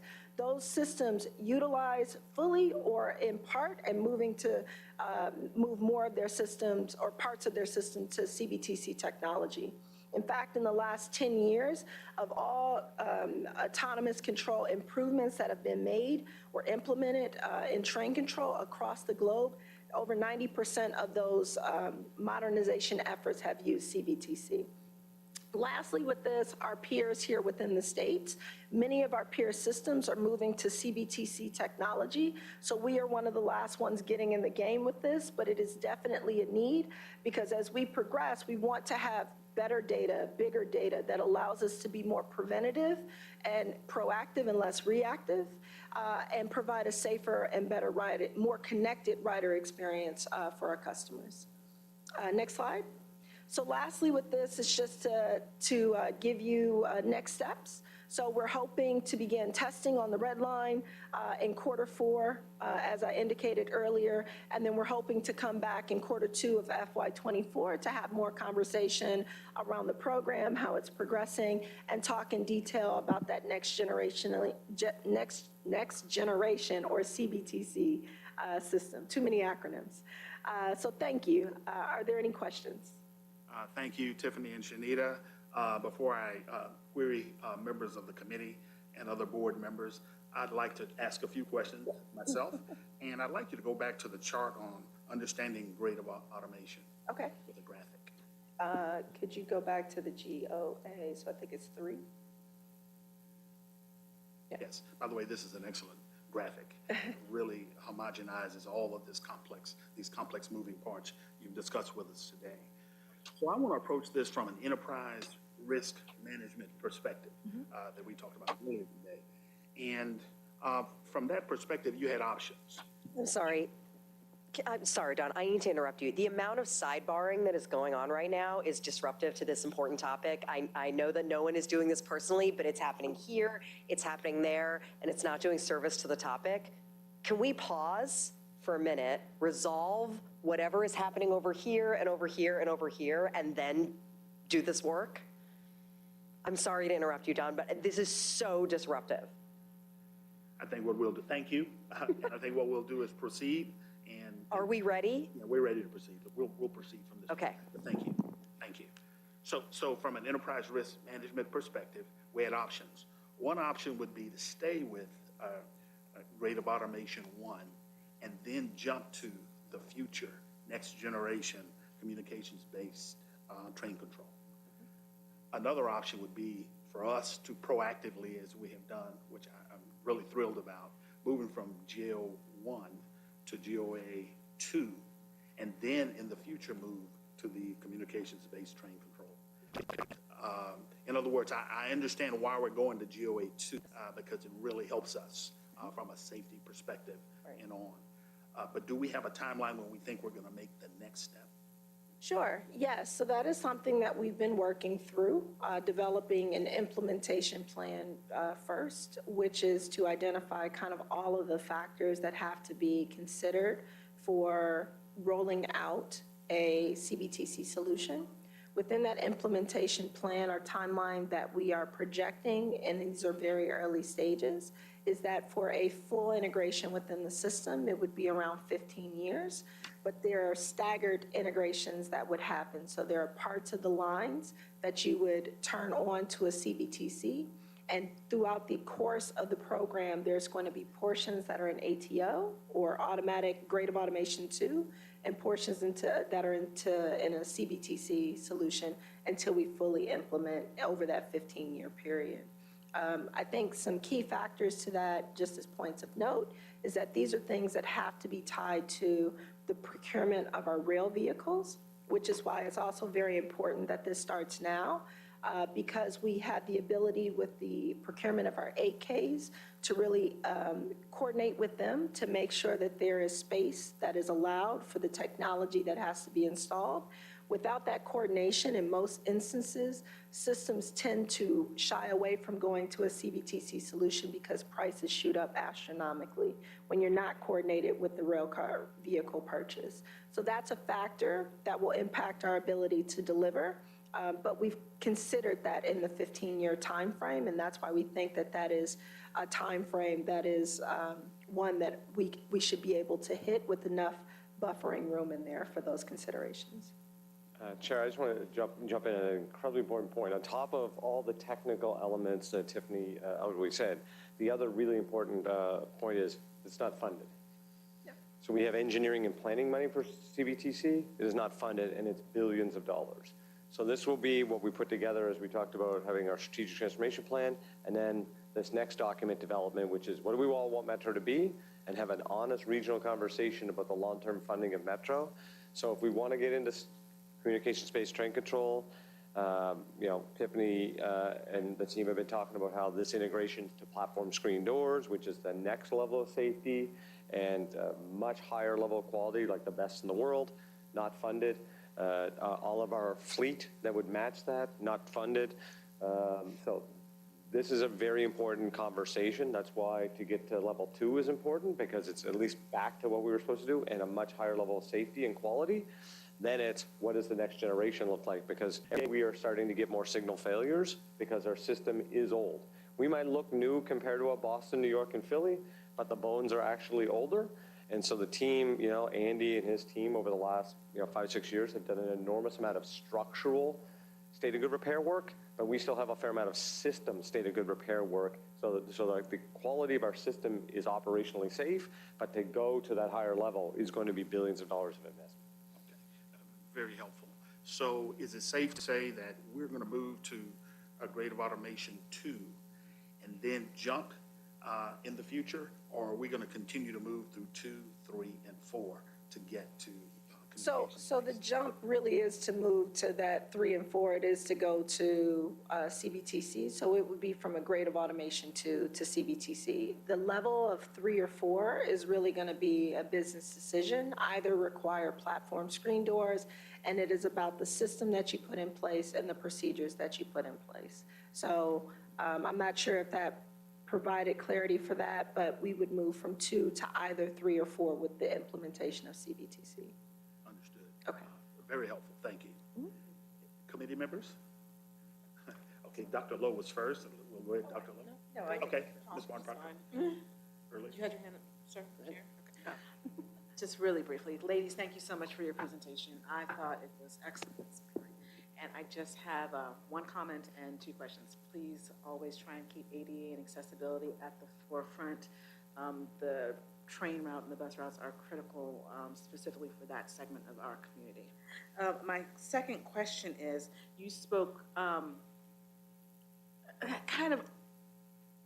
you gave me a really broad overview of everything that you're doing with regards to connecting with our operators and making sure that they're feeling heard and understood and are getting the training and or retraining they will need to move forward to the next moment.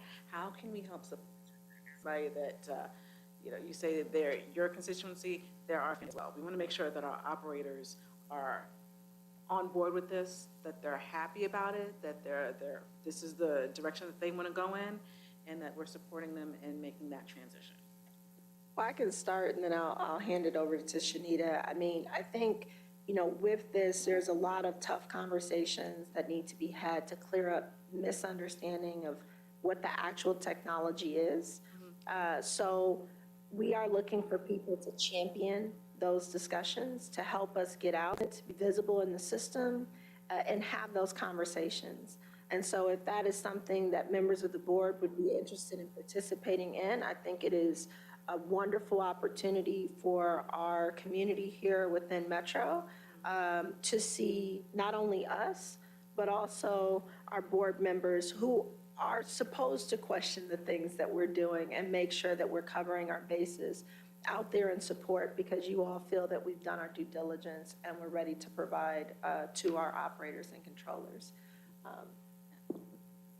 I second that, and also as we move through many of the focus groups, and as Mr. Clark spoke to us about yesterday, he met a operator on the platform who asked him the very question, when are we going back? And he told him how safe it was and how much he enjoyed operating in that manner. And we want to have employees like that who will be champions, employees who have operated in this mode back in the past, to go out and partner with us, looking at their own peers, hearing from them, guiding them, and coaching them along the way. And yes, we'd be more than happy for you all to come out with us too. And as we, communicate that up front of how this is going to change things and what safety protocols is going to bring about and a better ride for everyone. Absolutely. Thank you so much. I just, especially for our signal operators and our trainer rail operators, I think that it's critical that they know that we are listening, that we are here, and that we will help with regards to this transition. Because as you said, we have to go back to the future. I don't see us returning to a totally manually operated specific space if for no other reason than it's not safe for anybody. People get tired. It's not, operationally it's not well. I've had family members that have worked as rail operators. So thank you. And yes, let us know. I'm not, let me know when I can come out to one of the listening sessions. Thank you. Thank you. Mr. Smedberg. Thank you. So Tiffany, on your slide with the timeline, the history and the timeline. Yes.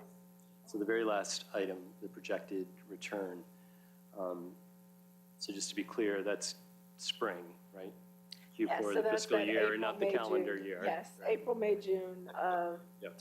calendar year 2023. And are there any regulatory initiatives that have to take place to start this projected return, or what?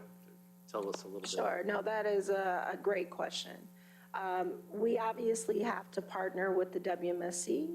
They must feel that we have met, all of the necessary requirements in terms of safety certification in order to move this forward. So those are things that we have been communicating with them on and will continue to do so throughout the course of the project. So that is one of the major ones, but I would also like to note the other reason that we said projected is because this is really about making sure that it is as safe as we can gather assurance on, right? We want to make sure that all the systems work, that the data meets the mark that we're looking for.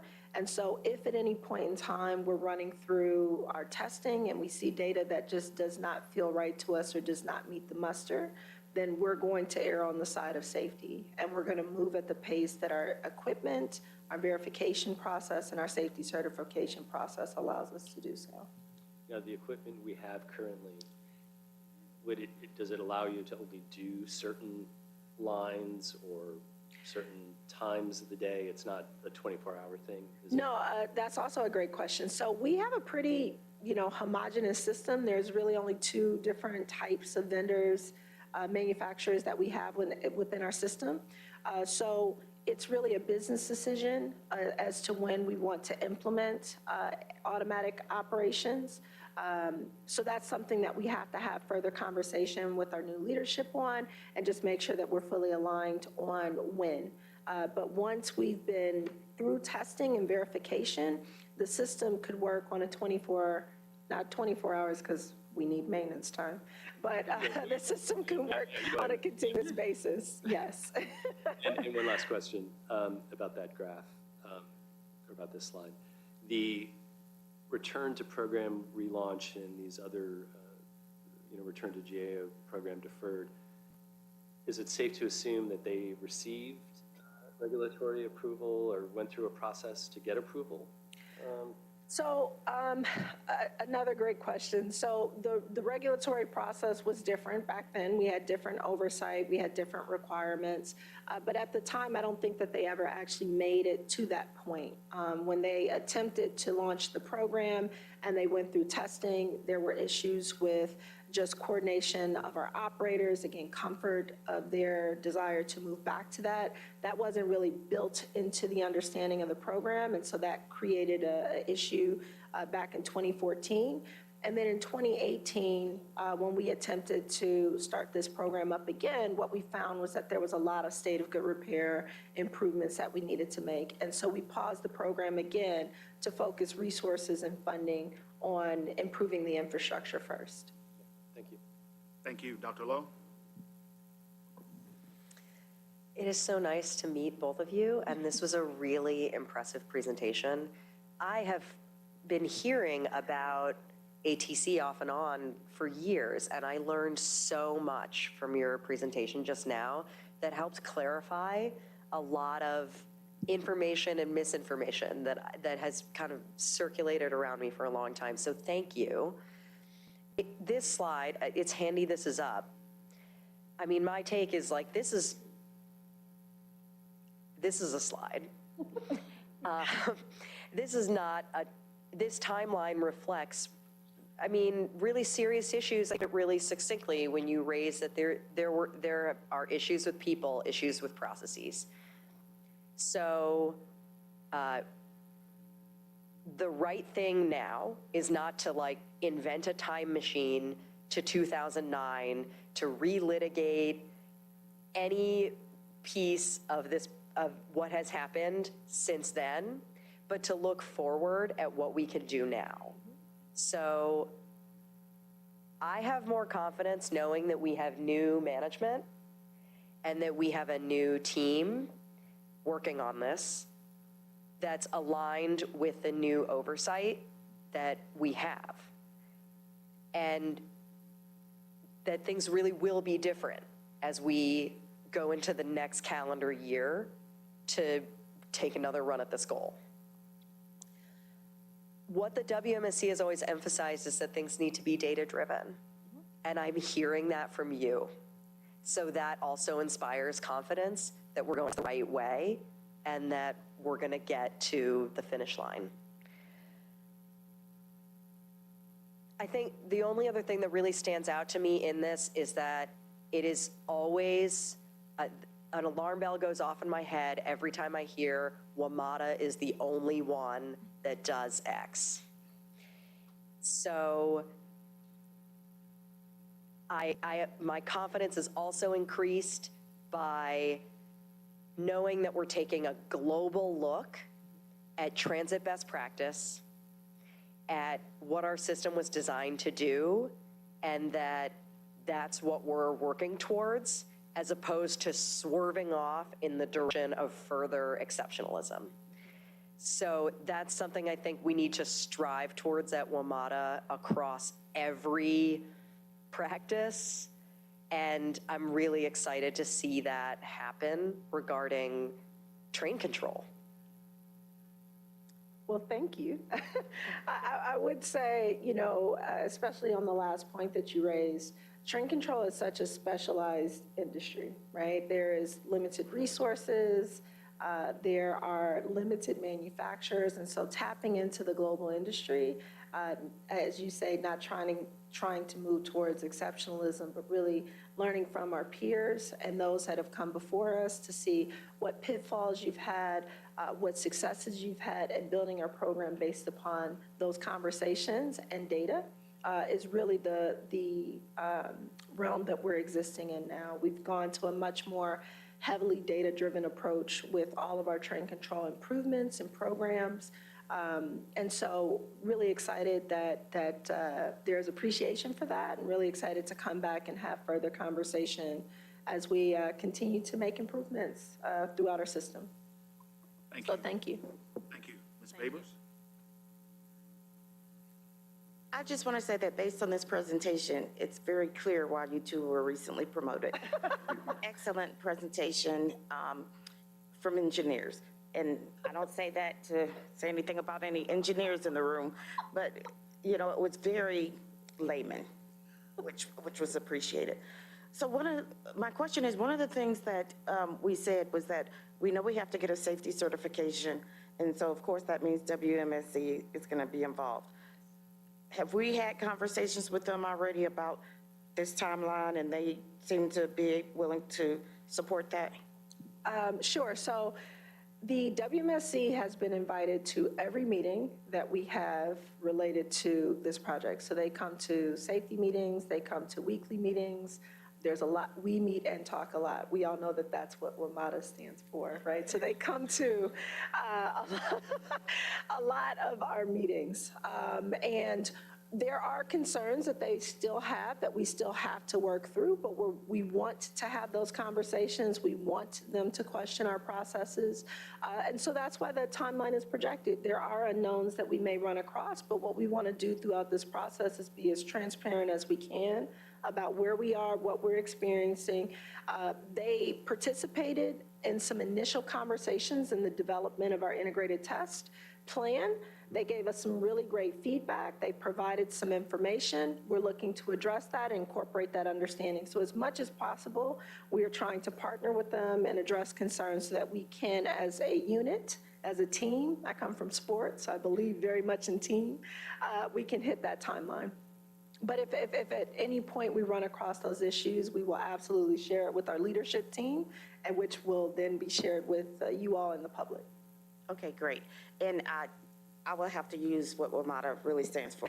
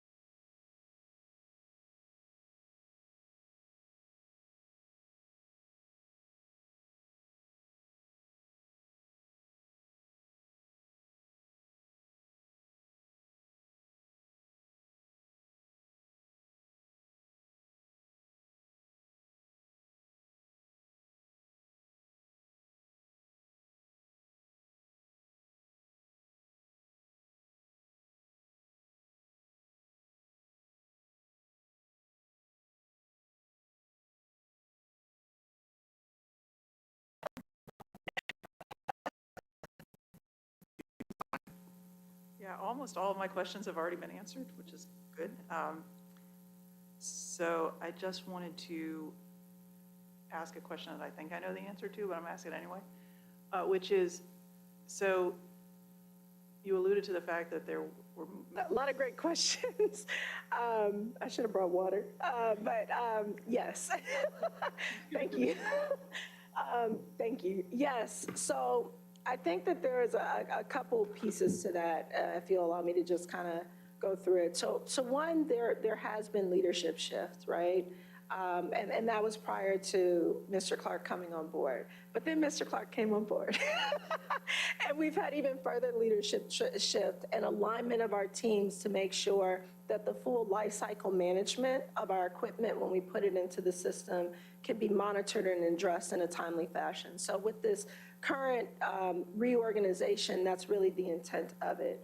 We've brought in people that are very skilled in their particular areas. They've had experience in other systems, and we have people who have been here who understand the historical components. And I think it is that mesh of those type of resources that have allowed us to be more diligent, to have better conversation, to get through discussions that are a little bit more contentious. And while I can't match 100% that energy, I love the field. So we're out there, we're talking, you know, and we're spending time in the office and in the field to make sure that they also see their leadership team and they know that we care about what is going on at all levels, whether it's at the ballast or here in the boardroom, we're gonna have a conversation about it. So I think that that is, in effect, the essence or the environment that's being developed and has been over the past few years. So I do feel a lot more confident that we're seeing that on top of teams such as Jordan's team and our reliability team that's really looking at the data on a day-to-day basis so that we can clean it up. One, make sure that it's you know, something that we can use to make improvements to in the future. So. Thank you. And I'll just say, I think the process of returning the 7000 series was very transparent to the public, what the issues were, what has been done to address those issues. And I hope that we'll continue to follow that kind of conversation and transparency with the public as well as the operators as we go forward with this, because folks are going to need to kind of understand what's going on. So we've got a great challenge and adventure ahead. Thank you. Fun times ahead. Fun times ahead. And thank you for that. And thank you to the board for understanding that the voice of our front line is important. It is loud. We are listening to them, and they invoke change in things. And as we make changes, we are definitely funneling back around to them to make sure that these practices we put in place are best practices that we're using, right? And that it is helping them in their day-to-day activities and letting them know that they are the focus of what we're doing. And that is how we produce great service and improve our customer experience. Incredibly well said. Again, congratulations, Tiffany and Shanita, and thank you for this outstanding presentation. No further business to come before the committee. We will stand adjourned, and I'll turn the floor over to Mr. Smedberg for today's work. Thank you. Appreciate everyone's patience today. We have one meeting today, and we have a lot of very important topics, as evidenced by what we've been talking about, and we have the budget and other things to come up. So we're going to go to the board meeting. We're going to get through the employee spotlights and a few things because we have a lot of employees waiting out there and have been waiting outside. And then we'll adjourn, and then we'll turn it over to Mr. Laterna for the Finance Committee, and then come back to the rest of the board meeting and the general manager's presentation. Is that adjournment going to be like? Yeah, this is going to be real quick. Okay. Yep. Yeah, well, yeah. So good morning, or well, good afternoon. Yes, definitely afternoon. Welcome to the the WMATA board meeting of December 8th, 2022. I'm Paul Smedberg. Since we called the roll at our previous meeting, we'll move right away to the next item, approval of the agenda. We have an agenda before us. If there are no objections, I'd like to consider the agenda approved as presented. Does anyone have any objections? Hearing none, the agenda is approved as amended. Next, the approval of the minutes. We have 3 sets of minutes, the board meeting of November 17th and executive sessions of November 17th and December 2nd. I'd like to consider these minutes approved as presented. Does anyone have any comments or objections to any of those sets of minutes? Okay. Seeing and hearing none, the minutes are approved as presented. Thank you.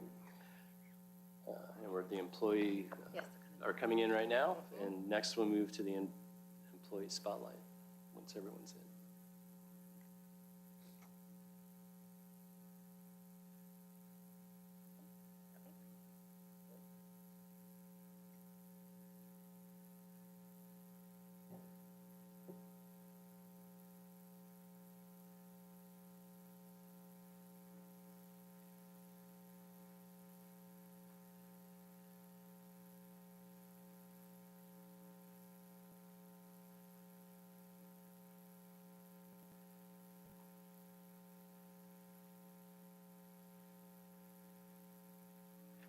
So today's employee spotlight honors 2 groups of employees this month, our bus recruitment team and the team working to get our 7000 series trains back in service.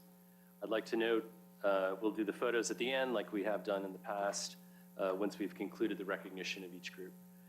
Today we're joined by the bus training and safety instructor, Derek Boone. Derek, would you please stand? Oh, why don't you come on up front?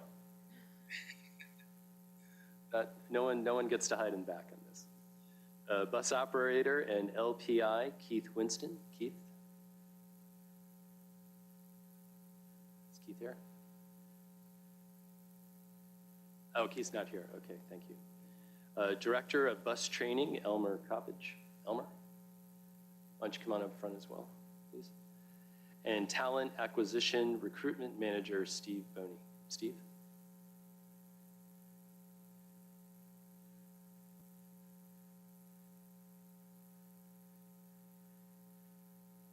They're here today because they did an amazing job, really, in leading their team in recruiting qualified bus operator candidates who are ready to serve our region with safe, reliable, and frequent Metro bus service.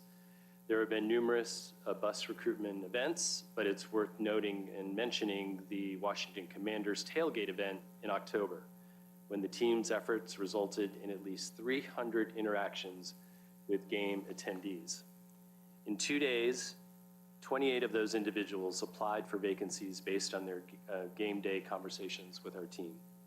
We want to recognize each of you for your leadership role in our recruitment efforts and for your understanding the importance of fulfilling bus service or restoring full bus service to pre-pandemic levels for our customers.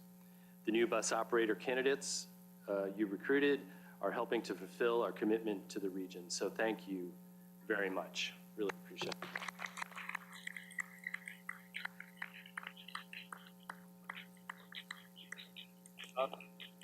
Don't go too far. Don't go too far because we're going to get a picture after. Yeah. Next, we'd like to call on the 9 employees who are leading the 7000 series rail car delivery project. And they're here. Would you all please stand? We're going to go through everyone's name. But yeah. Okay, we are recognizing these individuals this afternoon for their extraordinary number of hours, personal sacrifice and smarts, engineering, data analysis, and sound process management. They helped us return the 7K fleet to service. Interlocking operator, D'Artagnan Cheek. D'Artagnan? Are you here? Oh, come on up. No one can be shy. Project manager, Diane Holland. Hi, Diane. Car maintenance assistant, general superintendent, Earl Harper. Service delivery lead, Justin Nunez. Manager of strategic initiatives, Rachel Lesniak. Rachel. Senior management analyst, Sean Goddard. Director of safety investigations, Ryan Beebe. Acting VP and chief mechanical officer, Shashil Remnaras. I see you again.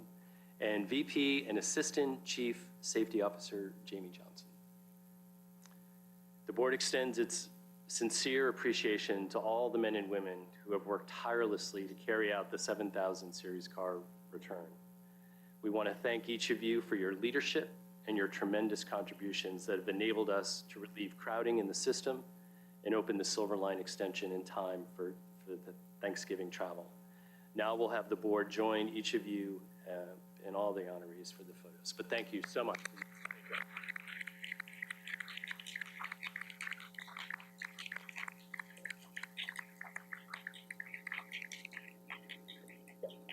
Thanks, Chair. As we go for the picture, maybe I'll say this as we walk up here, but 2 groups of extraordinary people and representative. Obviously, there's a lot of other individuals of this organization that put a lot of blood, sweat, tears into both of these initiatives. Hiring staff, we have a big delta, but every day we're picking away with it, and the amount of work that our human capital and our training divisions are doing to get people in the door and become professional members of a Ramada family is deeply appreciated. And on the 7K side, you know, I can barely see part of Earl back there, but my second, I think, day on the job, I went out the overnight, like, you know, 11 or 12 at night to meet the team to understand the 7K topic, and Earl and part of the group and Jashil and others showed me where we were. And to say we've moved the needle on the 7Ks is a big understatement. I am really, really proud of this team. We are delivering a lot of safe service for this community, and the process and diligence that this team has gone through, I really appreciate the board's recognizing the staff. Just the hours and days and commitments and weekends that they've sacrificed over the last year is just, it's really hard to believe. So really, really thank you. Thank you, Randy. And, you know, it really was amazing. Randy and I and the COO, Brian Dwyer, were out at the Alexandria Yard. And when you see all the work that had to go into that and the team and all that they were doing there, it was really amazing to see that, you know, actually in practice and all you were doing. So it was really, really great. And what it's meant for our customers in terms of reliability, cutting down headways. And you notice it because people are definitely coming back. So thank you. Yeah.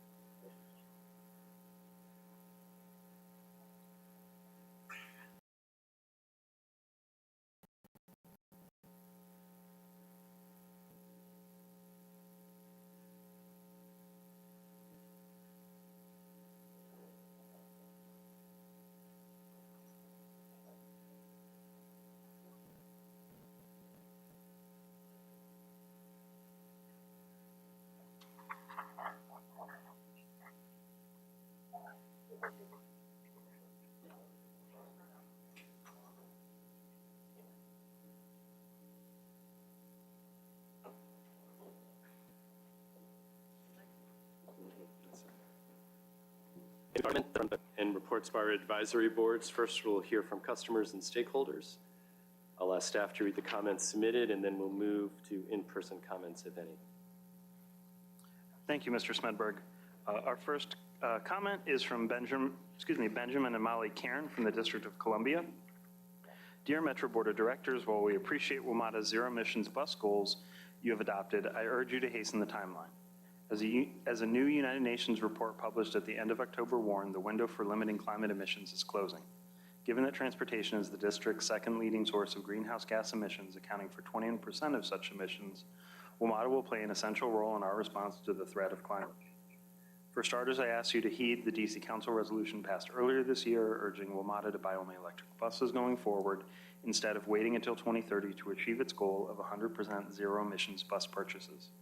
I hope that WMATA's proposed FY24 budget will allocate more for electric buses than it did in FY23, a year during which investments in electric buses paled in comparison to fossil fuel costs and funding for additional diesel and gas-burning buses. We cannot afford to put new polluting buses on the road when really we should be taking them off of it. According to the TPB Climate Change Mitigation Study of 2021, the scenario that gets us closest to meeting the Metropolitan Washington Council of Governments goals for GHG emissions includes having 100% electric buses on the road by 2030. I urge you to act on such a timeline. Thank you. Next comment is from Chris Powell of the District of Columbia. Please prioritize electric buses in your next budget. It is vital that WMATA comes up to speed with other large metropolitan areas. I moved from San Francisco years ago, and they had electric buses before I left. As mass transit becomes more important in fighting our changing climate, WMATA must lead the way. Thank you. Next is from Haley Brew with Friends of Cancer Research. Toxic emissions from buses driving up and down our streets every 20 minutes, 14 hours a day, 7 days a week pose a threat to public health. Metro's buses run on diesel or compressed natural gas, methane, and emit carbon pollution, particulate matter, and nitrogen oxides into our air every day. Diesel tailpipe pollution has been linked to cancer, respiratory problems, heart disease, and premature death. Like diesel buses, CNG buses emit hydrocarbons, which have been linked to lung disease and nitrogen oxides, the main component of smog. Metro's plan to continue to purchase fossil fuel buses until 2030 and slow walk adding electric buses to its fleet will condemn area residents to 2 more decades of toxic and carbon bus pollution. Other major transit agencies and smaller ones in our region are facing the same challenges to electrify their fleets. But unlike Metro, they are addressing them head on and have ambitious plans to transition as quickly as possible. There is no reason why Metro cannot do the same. Next comment is from Holly Pollinger of the District of Columbia. Hi, my name is Holly Pollinger, and I have lived in Ward 3 for 50 plus years. I have seen what WMATA did with various issues over the years, but none is as important as the switch to electric buses and away from dirty fossil fuels. A few years ago, your goals would have been admirable, but they are no longer. I urge you to hasten the timeline and increase the budget for more electric buses. You play a vital role in DC response to climate change.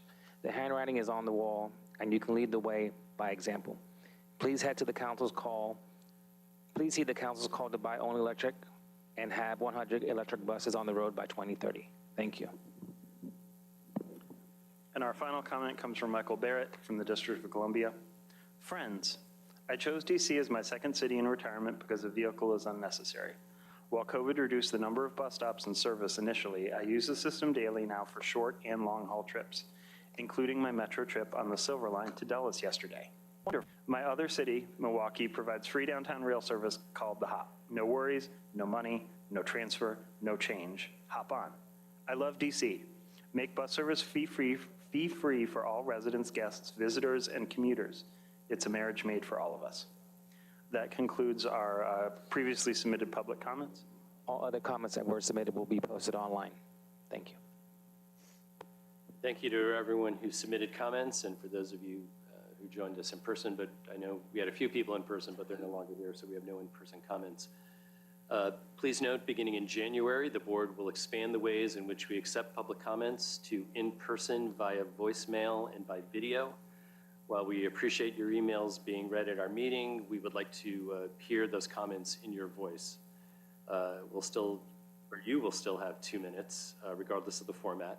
We look forward to hearing from you directly in the new year. And you can do so by visiting the Board of Directors page at wmata.com for more information under the Public Comment Procedures link. Next, we'll hear from the Accessibility Advisory Committee, Mr. Sheehan.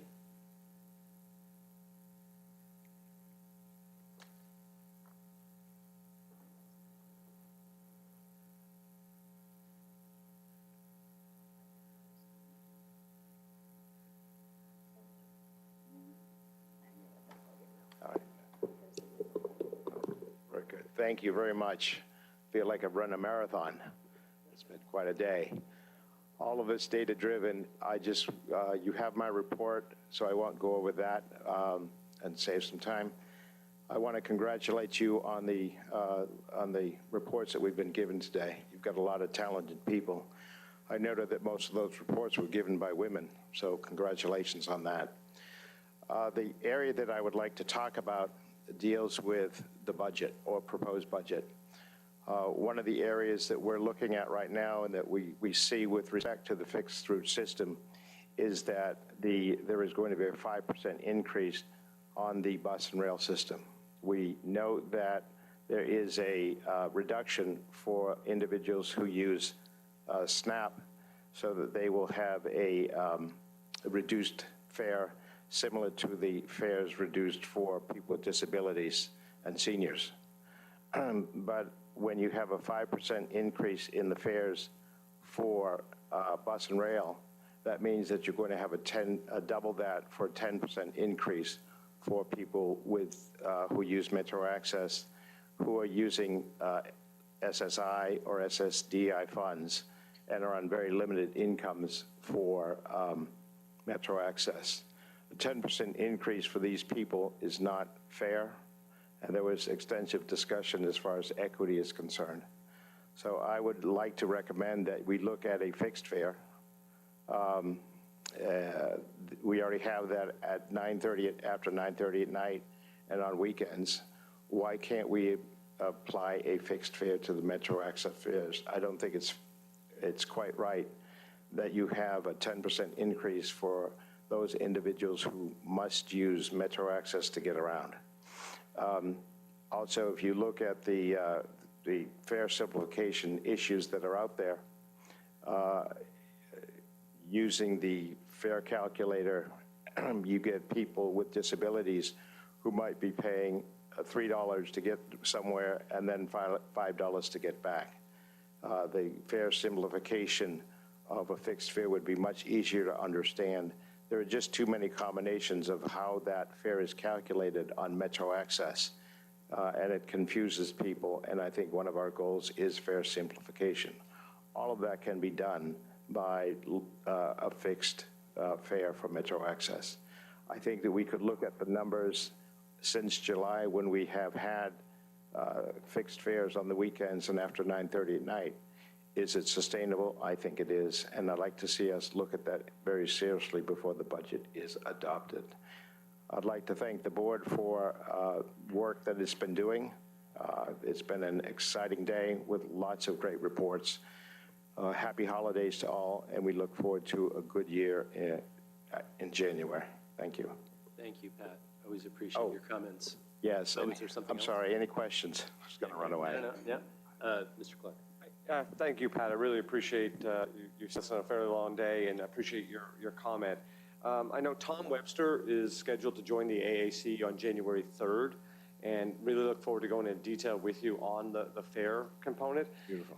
There is actually no contemplation of changing bus fares, so there might be some, either we're not communicating justification of what we're doing versus what could happen on a flat fare relative to Title VI and some other stuff. So I know Tom's going to be spending some time with you all on January 3rd. Look forward to having a really good dialogue, and hopefully that will be able to bring a lot of clarity to what we're trying to do, and we look forward to your input. Excellent, great. Thank you very much for that. Any other questions or comments for Mr. Sheehan? All right, thanks, Pat. All right, thank you. Hope you have a wonderful holiday. Okay, thank you. Yep. Next, we'll hear from Mr. Mayor, our Writers Advisory Council Chair.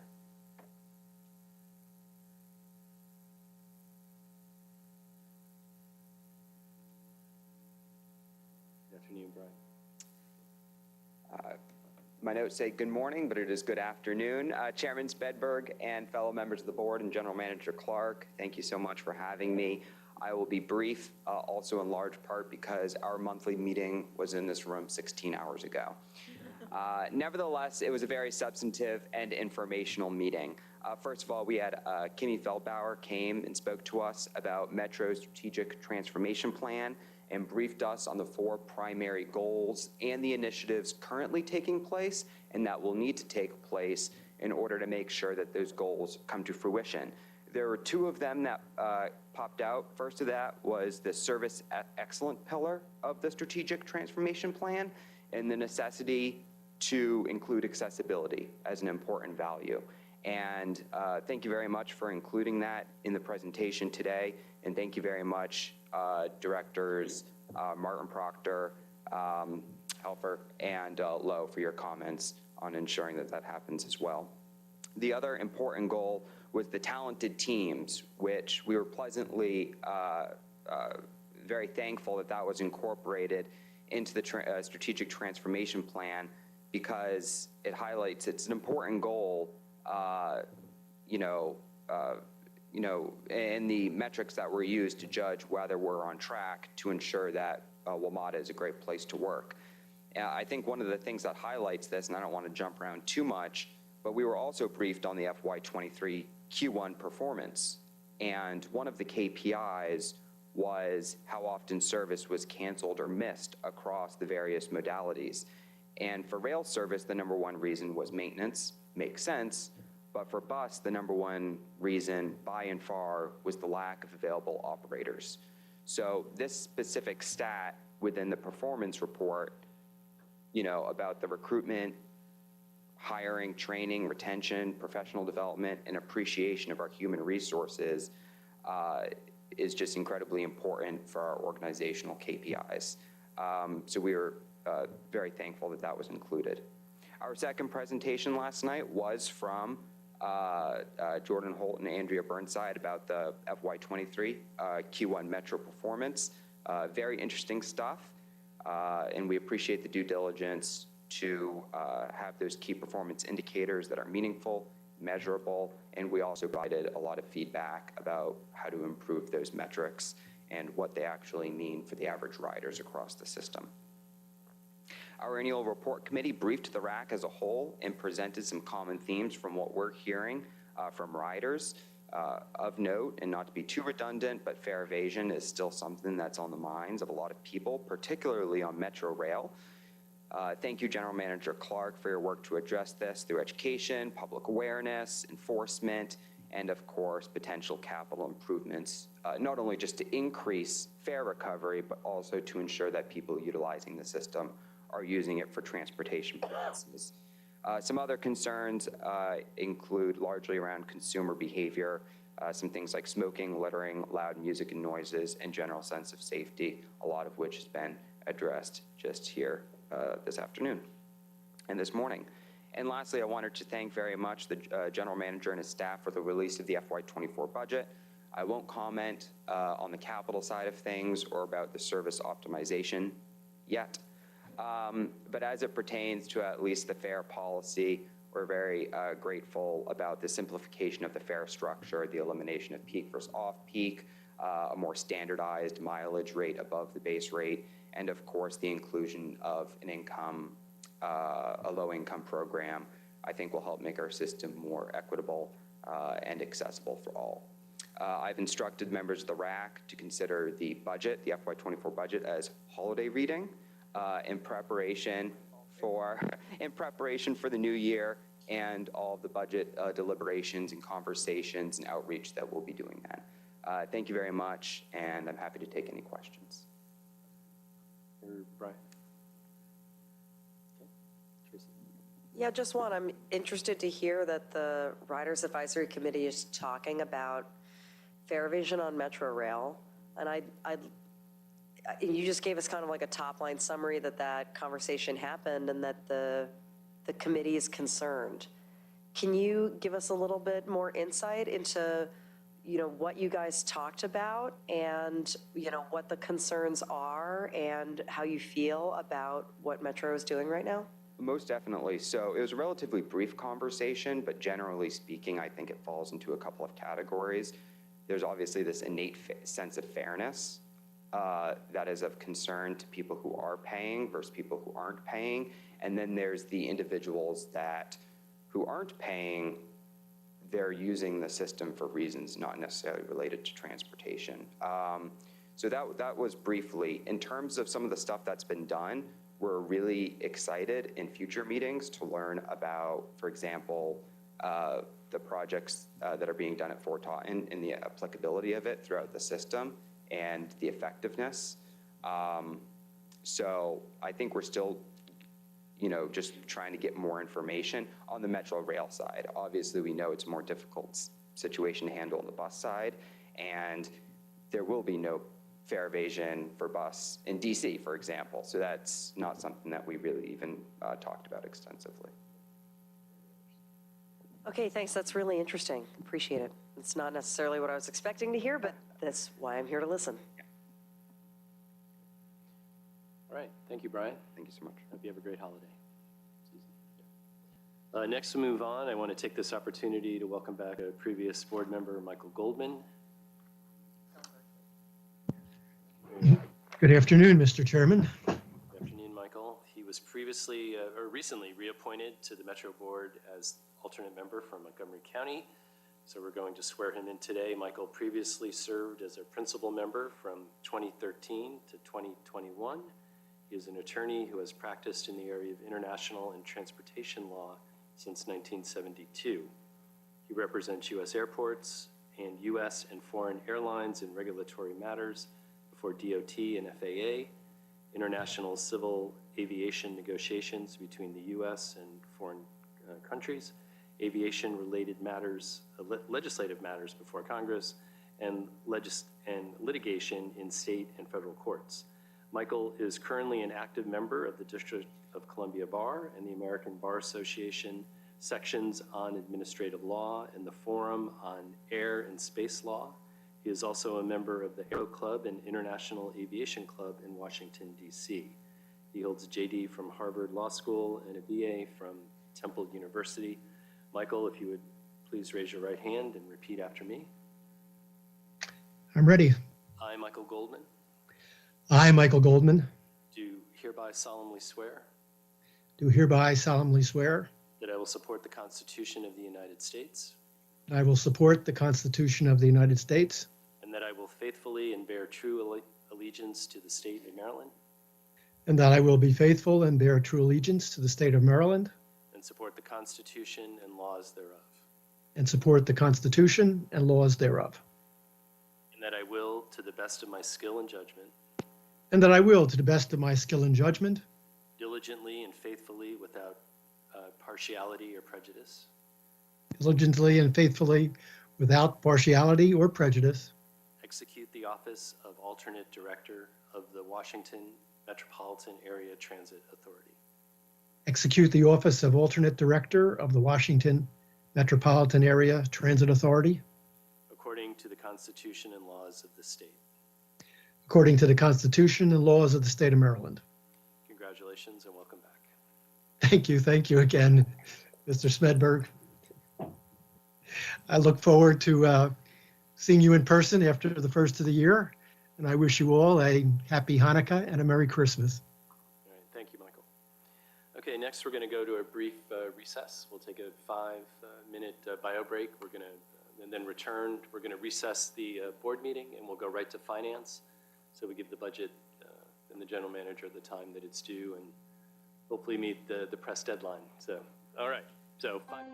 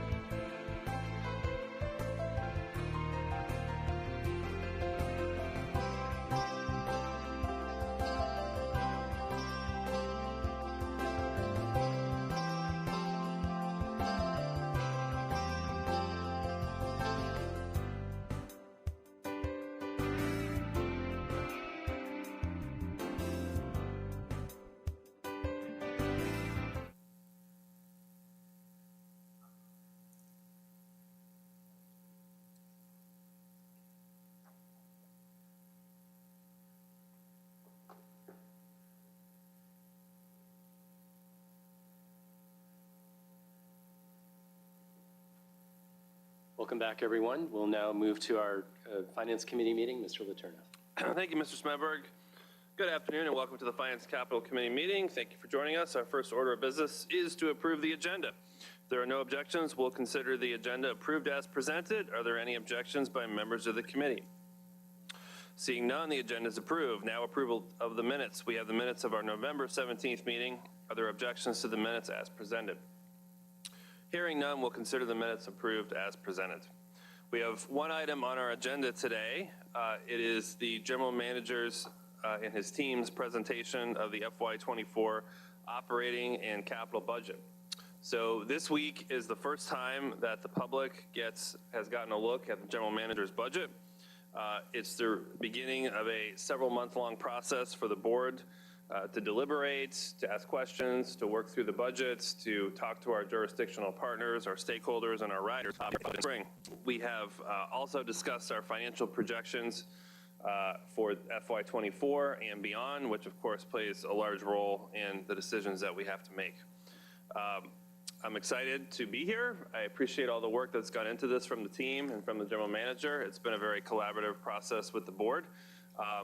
I'm sure that there still will be questions from board members, and obviously we're going to go through an extensive public process, and I'm sure there will be issues raised in the public process as well, but I think in large part what the FY24 budget is a reflection of the direction that we've been going in and the discussion we've been having as a board with our management team over the last several months.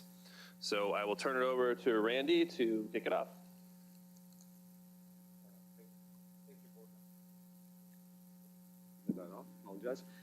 Thank you, Board Member Letourneau. I appreciate the lead-in and comments, and I hope the entire board sees this has been an iterative and hopefully feeling very collaborative process, and I hope the public feels the same. We started budget conversations right out of the gate as I got here, and a lot of people were very concerned about the FY24 budget. I'm really proud of the team working us all together to where we can, have some options to actually get to a balanced closed budget for FY24. But, I think it's fair to say that in FY25, things are going to get much more significant. So there are a lot of things in this budget the team is really proud of. It I think, represents a lot of listening and learning. And that's, I think, what really trying to build more of that culture of transparency and continuous listening and improvement. So obviously today we got the overview. Tom and Yutindi are going to recap the budget formula. That's a little complex, so we want to review that. Service and fare optimization proposal, and then the proposed operating and capital budget, and then the long-term structural deficit. So normally in these presentations, they are very nuanced, and there's the technical piece. But I really believe budgets represent the organization's values and priorities. And one of the things that we're trying to do here at Metro is figure out different ways to engage and communicate with people versus just people that maybe, only X amount of people during the day have the time to actually look at a PowerPoint and attend a Metro meeting. So how can we get people to understand the outputs we're trying to achieve and that benefit their lives? So we have a nice video that really, normally a general manager would spend a fair amount of time in going through all this. I want to use a video this year, which is more digitally engagement. So I have a lot of my colleagues join me and really talk about the outcomes we're trying to achieve in this budget. And then Yutindi and Tom will go through the technical details. So with that, it looks like Jose is going to help us start our FY24 budget meeting. Hi everyone, I'm Randy Clark, and I have the privilege of being the Metro General Manager. I'm excited to present our fiscal year 24 budget. Budgets are really about the values and priorities of an organization. And in this organization, delivering safe, frequent, reliable transportation is what we do, and our goal is to do it in the most equitable, sustainable way possible. I'm really proud of the effort the team has made in taking input in the budget process between a lot of customer engagement events, out at stations and at bus stops, working internally with our teams and employee town halls. We met with a lot of elected officials and key stakeholders. Your input helped drive this process, and we thank you for that. I want to also recognize our board. We've transparently had multiple board meetings talking about different concepts and investments in this budget, and their input has been taken into account. I really look forward to them having a deep review and their consideration of moving the budget process forward. thank you again for all of your input into Metro's budget, and we look forward to seeing you on board the system. Have a great day. We take this process very seriously, and in fact, we've already used some of the feedback that we've gotten from customers, community, the region, and our stakeholders to make some improvements and start some initiatives that address customer concerns. But the work doesn't stop there. Every penny in this new budget proposal will go towards making Metro service better. In fact, whether it's the low-income fare program, the wayfinding signage program, or training for frontline employees, all of our dollars in this budget proposal are being invested in making your Metro better. We're building a new Metro integrated command and communication center to improve coordination between bus and rail incidents. We're also centralizing training and building a training academy designed to create a collaborative environment and promote facility-enhanced safety, improve internal coordination, and better communicate with our customers when incidents disrupt service. We've included operational initiatives and capital projects to provide more frequent and reliable bus and rail service, as well as simplified fares to improve our customer access to destination and opportunities. And we've included capital investments to advance sustainability, including the solar carport at Anacostia, which will generate energy equivalent to that needed to power about 165 homes for a year. We're focused on increasing our public safety efforts, which means more police and more visibility on Metro Bus and Metro Rail. We're hiring crisis intervention coordinators to make sure that people with mental health issues get the resources they need. We're also enhancing our video system, which includes thousands of cameras to help us quickly solve crimes and address disorder. We're working to improve our bus and rail system daily. Our focus remains on optimizing bus routes and increasing rail frequency. We're working to build our bench strength through recruitment and retention of Metro Bus and Metro Rail team members, which will support providing more reliable service to our region. We've increased 7K trains to ease crowding, and we also have extended the Silver Line to the Washington Dulles International Airport by way of Ashburn. This budget proposal includes service improvements on the yellow, green, and orange lines, and also adds 3 new bus service enhancements to your Metro. The team is working hard every day for our customers, and this budget further supports providing better service to the people who need us most. Our frontline maintenance professionals and our contractor partners are working day and night, 365 days a year, to ensure our tracks, powers, and signals continue to provide the safe and reliable service that our community deserves. Also, we continue to invest in our fleet to include new buses and trains and our Metro Access vehicles. We're also building new facilities and supporting infrastructure that will help in the fight with climate change. Metro's known and certified electric bus facilities featuring solar panels, energy efficiency technologies, and other sustainable solutions.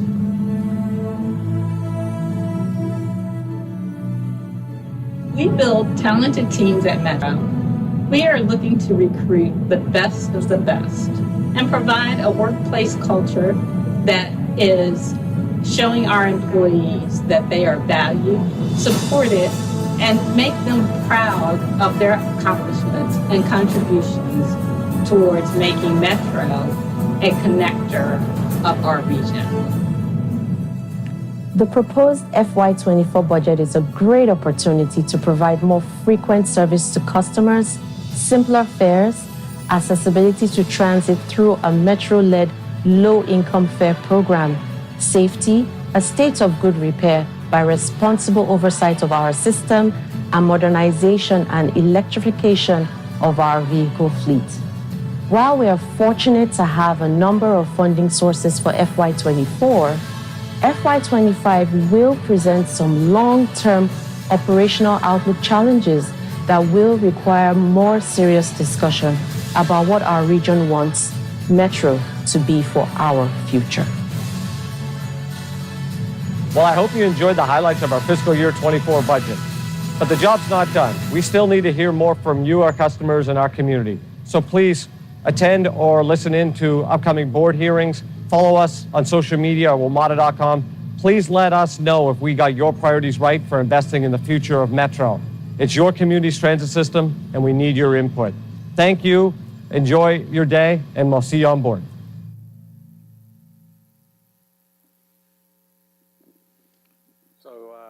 the comms team, I think, putting together something, again, trying to really digitally engage people on here and getting there and make sure at the end of the day, like I said, it's a community system, so we got the priorities right. So you'll see in this slide, these are the four big topics we're after: service excellence, regional opportunity and partnership, sustainability, and talented teams.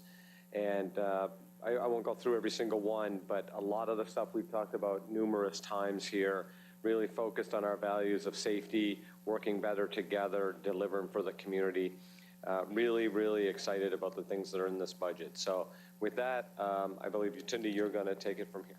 Absolutely. So good afternoon, Chairman Letourneau and members of the committee.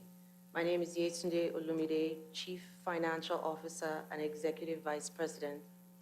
This afternoon, Mr. Webster and I will share with you an overview of the GM's proposed FY24 budget to include the budget formula, service and fare optimization proposals, the proposed operating and capital budget, and Metro's long-term structural deficit.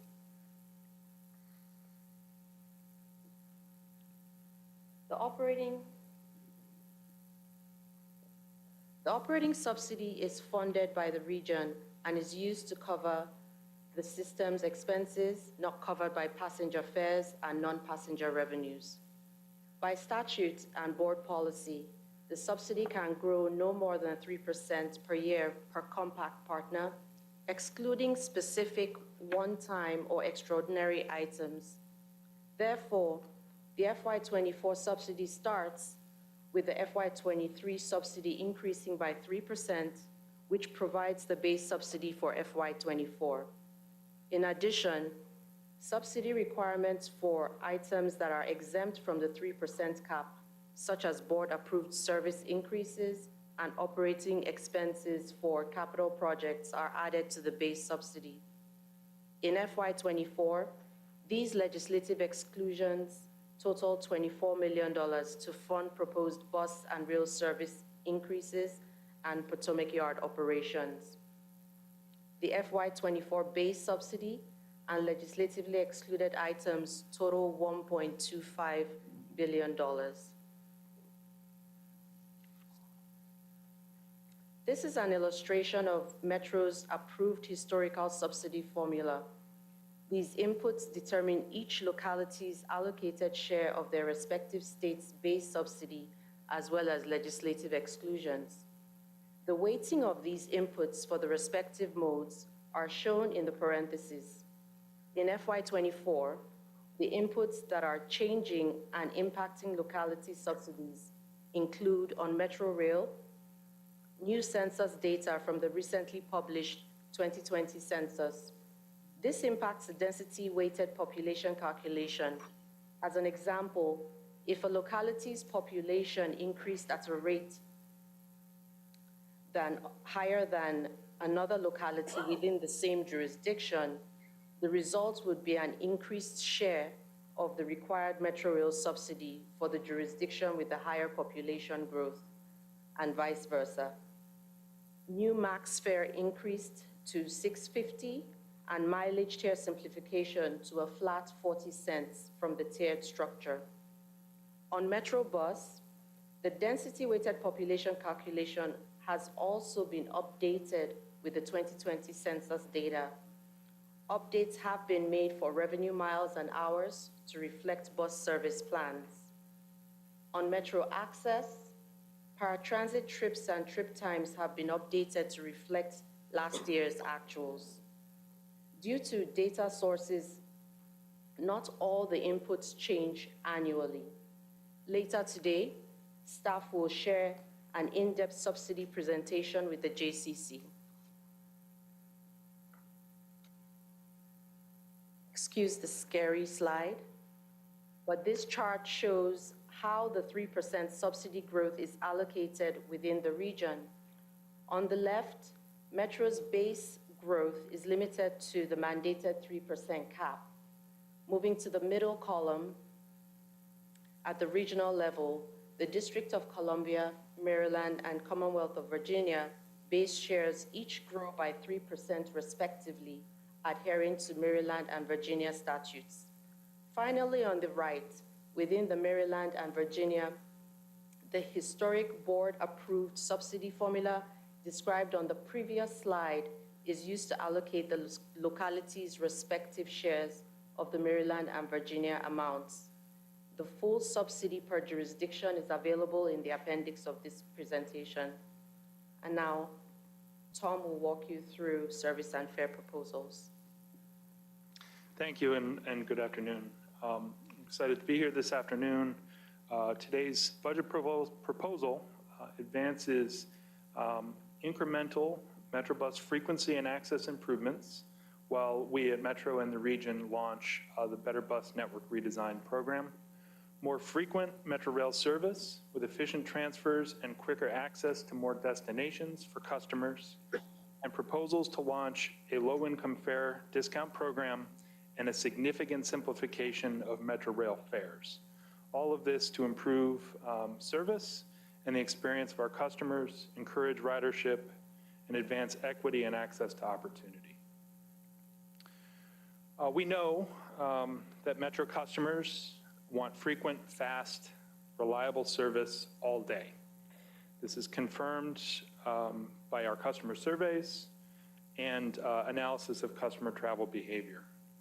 Coming out of the pandemic, and as the team is restoring rail cars in service, we've been developing and evaluating some options, Metro Rail service optimization concepts to best use our infrastructure and assets to improve service for customers. This proposal grows ridership, improves access to opportunity, maximizes the use of Metro's assets, and benefits about half of existing riders at a relatively modest incremental net cost of about $19 million. This strategy is to provide frequent service in the core and a strong base service for the entire system. The proposal increases daily train trips all day and provides very frequent service in the center of the system, providing, again, a strong base service for the entire system and the region. And I can get a little bit wonky at times on these things. The important part here is more service, more frequent train service, shorter wait times for customers, and shorter transfer times at transfer stations. Trains will arrive every 3 to 6 minutes at core transfer stations and arrive between every 8 to 12 minutes or better system-wide. The first part of the proposal is increased green and yellow line service. By running more trains, the entire green and yellow lines will receive 6-minute service all day, instead of only the combined parts where lines share the same tracks and the same stations. Improvements will especially benefit parts of the Southern Green Line that have been traditionally underserved despite their location relatively close to the core in the center of the system. Combines significant and advances significant equity benefits, racial and social equity benefits with very high ridership potential, particularly in areas of recent great significant development. Similarly, this substantially improves yellow line connections from the fast-growing parts of Alexandria and Arlington into downtown, and increases utilization of the Yellow Line Bridge, which is a key regional asset. Overall, this proposal is 34% more service on the green and yellow lines. The second part of the proposal is to run more Orange Line trains to provide 7.5-minute peak frequency and 10-minute frequency all day. This improves potential connections at New Carrollton to Amtrak MARC, the future Purple Line, as well as significant bus service in the region, and offers increased frequency in the busy Roslyn to Ballston corridor. Overall, this is a 23% increase in service on the Orange Line. Staff also evaluated potential concepts to optimize service on the Red Line and provide slightly faster service to Dulles Airport on the Silver Line. We're recommending deferral of consideration of those concepts at this point for the Silver Line to allow time to develop the ideas further and to see how customers use the new Silver Line stations. And for the Red Line, recognizing that increase frequency to 5 minutes during the peak period, a significant improvement from where we've been for the past year. What this means for customers simply, again, is trains arriving more frequently on the green, yellow, and orange lines. We have 3 examples here of what a customer arriving at Congress Heights, Eisenhower Avenue, and Vienna Station would expect to see under the service proposal. Shorter average wait times between trains. Frequent service provides benefits for the entire transit network by making transfers quicker and more predictable. Because trains share tracks in the center part of the system and intersect at major transfer stations, customers transferring at L'Enfant Plaza will see trains arriving every 3 to 4 minutes in all directions, unlocking travel throughout the region. Efficient and quick transfers also reduce the total travel time for many customer trips. More frequent service decreases average wait time for the train and also decreases the average wait time for a transfer. Decreasing wait times is particularly valuable because customers perceive waiting time to be about twice as long as time spent moving on the train. First example here illustrates this double benefit. Before, nearly 40% of the 31-minute travel time was spent waiting. The service proposal reduces that wait time by 6 minutes, making both the trip faster and making the customer's perceived wasted waiting time dramatically decreased. The combination of increased frequency and predictable and efficient transfers unlocks benefits of the whole transit network, giving customers access to many more destinations. This example looks at places accessible within a 30-minute travel time, the combined transit and walk time for a trip starting at Anacostia Station.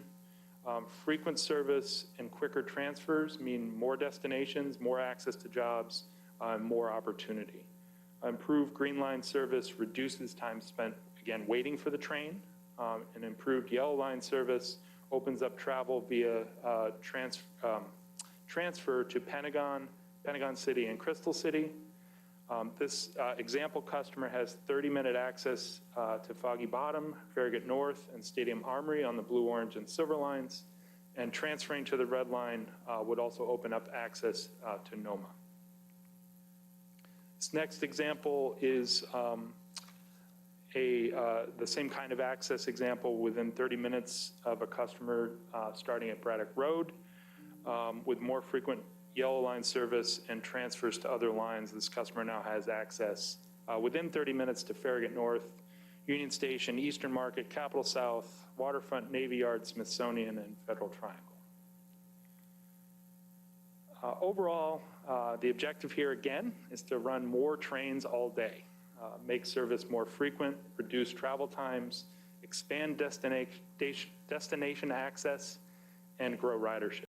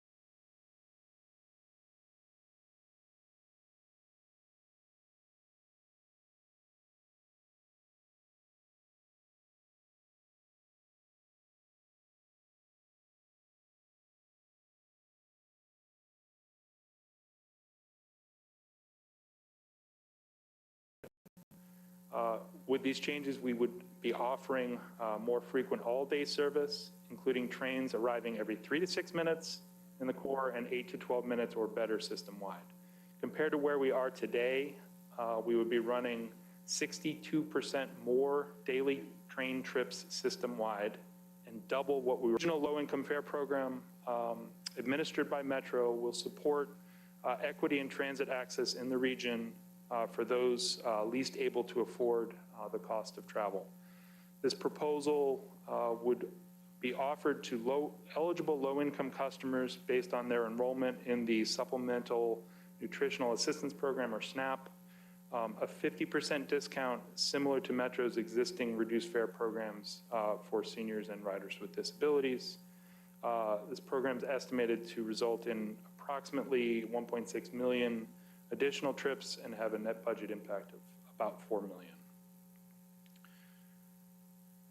We have heard from our customers and our partners, and we agree that the existing Metro Rail fare structure is too complicated. Over the past several months, we've been developing and evaluating fare structure concepts to align with the board's fare policy principles.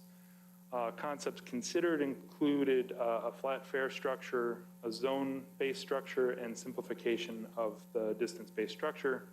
Today, we're recommending a deferral of consideration of the flat fare and zone fare-based concepts to future consideration, primarily because of equity challenges and the complexity of a transition from these fare structures from our existing distance-based structure. We are recommending a significant simplification of the existing distance-based structure designed to be simple and fair for customers. Key elements are a 50% discount for low-income customers, offering a $2 boarding charge, standard $2 boarding charge for rail and bus all week, and standardizing the distance charge. And of course, implementing that discounted fare for low-income customers. Here you can see on this slide, Metro's existing Metro Rail fare structure is quite complicated compared to the proposed concept on the right, which simplifies it significantly. Consolidating fare periods, so charging $2 base fare at the entry of stations all the time, simplifies the structure and ease of communication and understanding for customers. This proposal also standardizes, as I said, the distance-based charge to 40 cents per mile, regardless of the time of day after the first 3 miles traveled. As we're transitioning from an existing fare system that is complicated, the transition results in various levels of changes in fares on various customer groups. This proposal optimizes Metro's fare structure by advancing the fare policy principles with simple, standardized fares for customers, reducing fares for low-income customers, and maintaining the $2 flat fare on late nights and weekends. It generates additional ridership and additional revenue, estimated at $1.9 million increase in ridership relative to the baseline, and an increase of about $7 million in revenue. I'll now turn it back to Yetunde for the FY24 operating budget. Thank you, Tom. So Metro has been able to reduce the original deficit forecast for FY24. Starting from the left, the red bar shows the original $318 million deficit, down from $500 million. Over fiscal years 23 and now 24, Metro projects an additional $150 million of personnel cost growth, mostly tied to labor and contract inflation. At the same time, Metro achieved operating budget favorability of $284 million in FY22 from a reduced expense and favorability in operating revenues. As a result, Metro is now looking at a $185 million budget gap for the FY24 budget cycle that needs to be closed based on options that have been previously discussed. To close the $185 million operating funding gap for FY24, the following measures have been identified.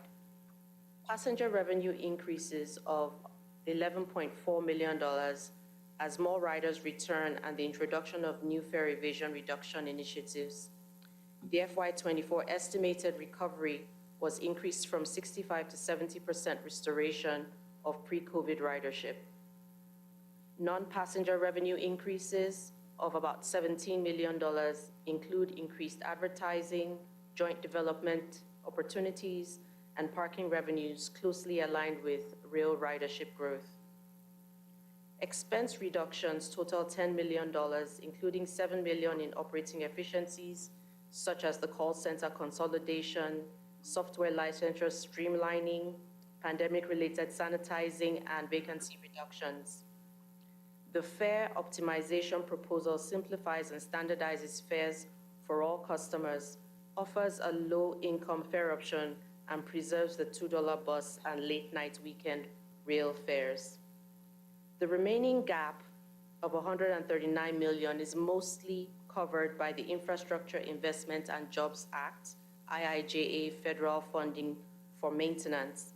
This act was signed into law in November of 2021 and authorizes federal funding for planning and construction of transit projects, rail and bus capital investments, construction of maintenance and passenger facilities, and funding for rail, rolling stock, and associated infrastructure. Total maintenance expenses have increased year over year. Using these funds for maintenance in FY24 does not have a negative impact on the capital program or the state of good repair. Ridership dropped significantly during the pandemic to a low of about 81 million trips, or 26% pre-COVID levels in FY21. Since then, overall ridership numbers have improved, but remain well below our pre-pandemic levels. Ridership has steadily increased to 45% in FY22 and now 56% of pre-COVID levels through November, exceeding the budgeted ridership of 53%. As a result, Metro is projecting a 70% pre-COVID ridership restoration in FY24. Revenue also continues to recover with ridership.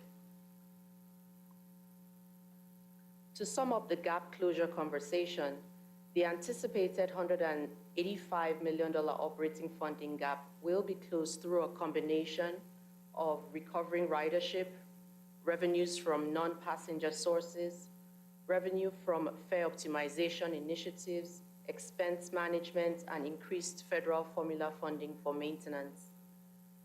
In addition, new above base services include, on your right-hand side, improved service frequencies on orange, green, and yellow lines, more frequent service on 3 specific bus routes, and the opening of the new Potomac Yard station.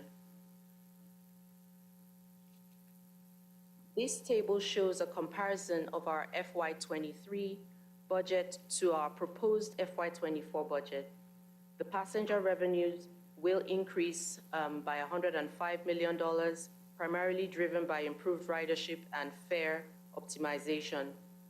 Non-passenger revenue will increase by about $22 million, primarily driven by increased parking, advertising, and joint development growth projects.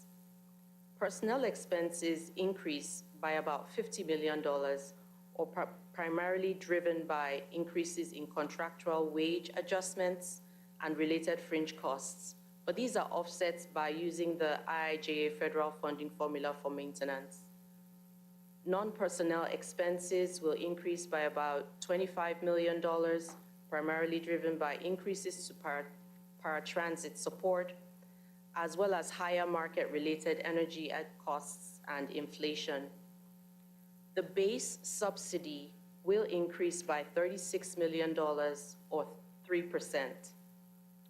Total federal ARPA relief funding is budgeted at $561 million, which is the remaining balance we expect to be available in FY24. Tom. Thank you.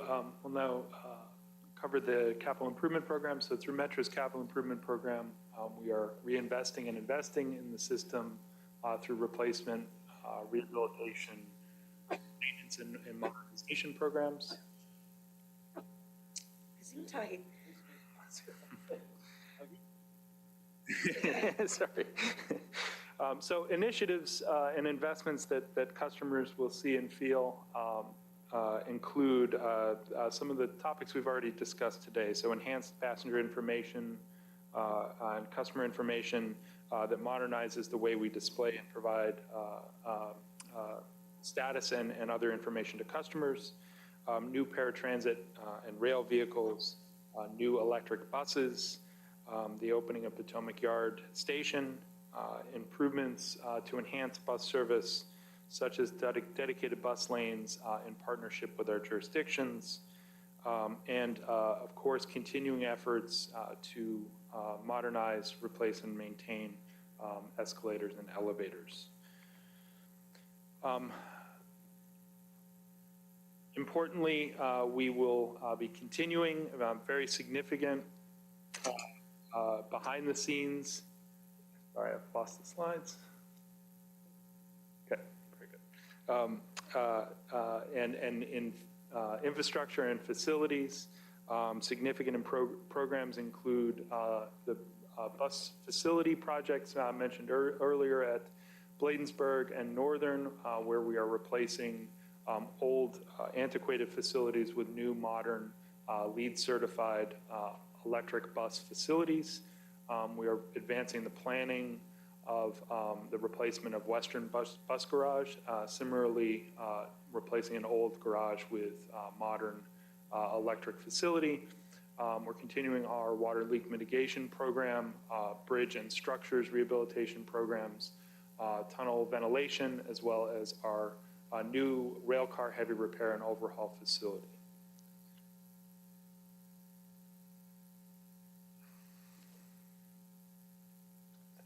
Oh, and the solar canopy at Anacostia parking garage.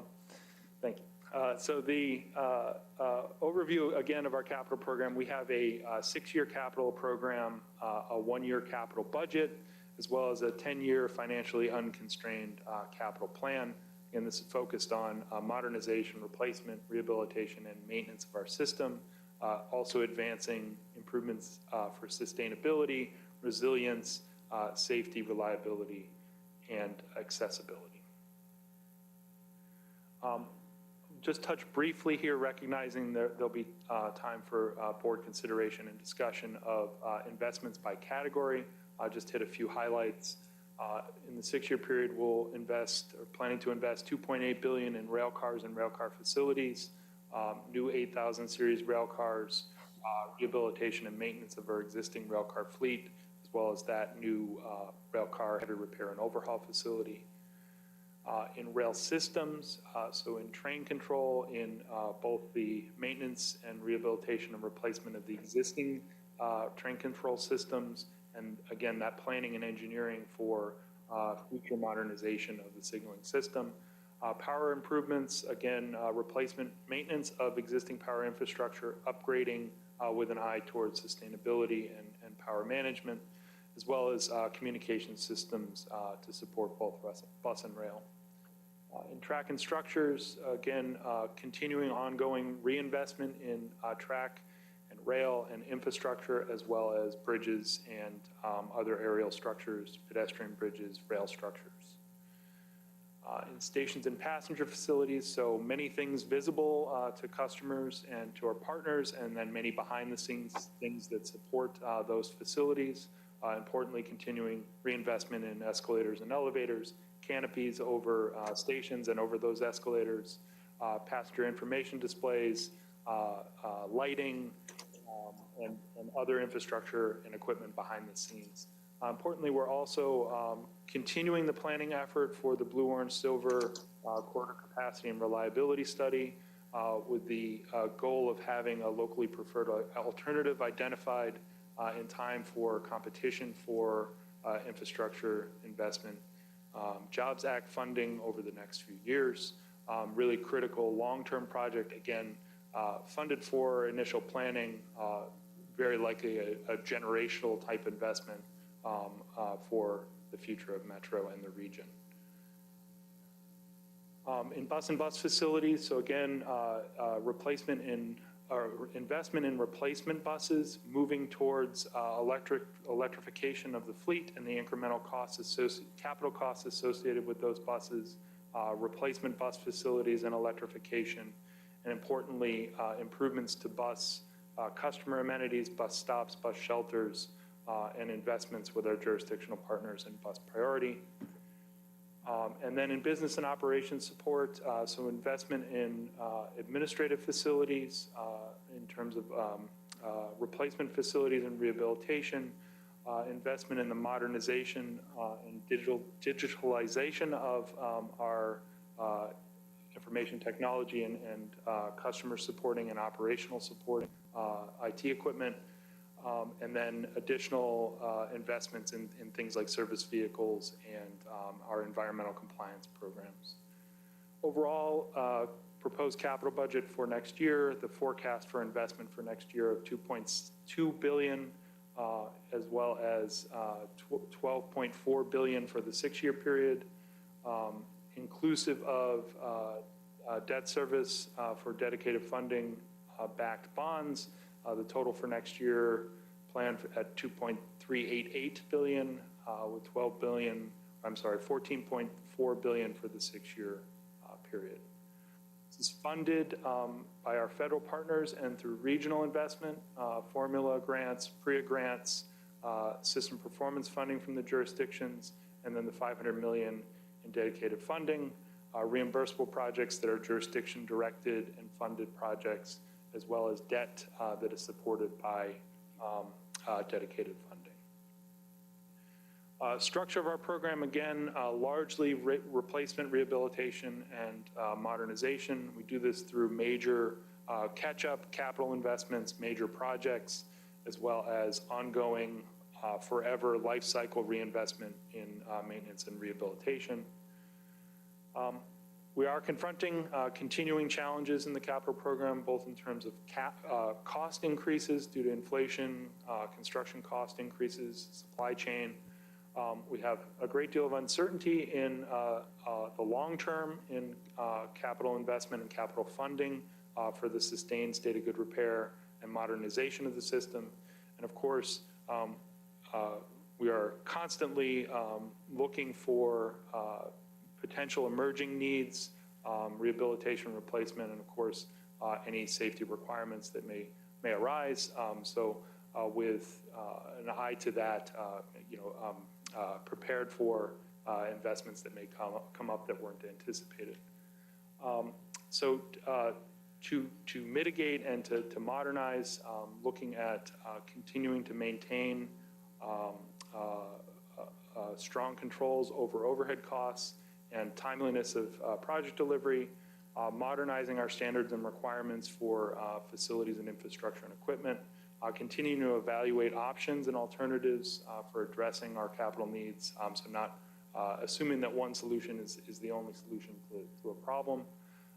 Improving our right-of-way access and optimizing maintenance. So the team will be back early next year with an update and a look ahead on capital projects and capital programs going forward. And excited about this, continuing to build on our data analysis and performance management, looking at outcome-driven performance metrics for our capital program. So more to come on that in the coming months.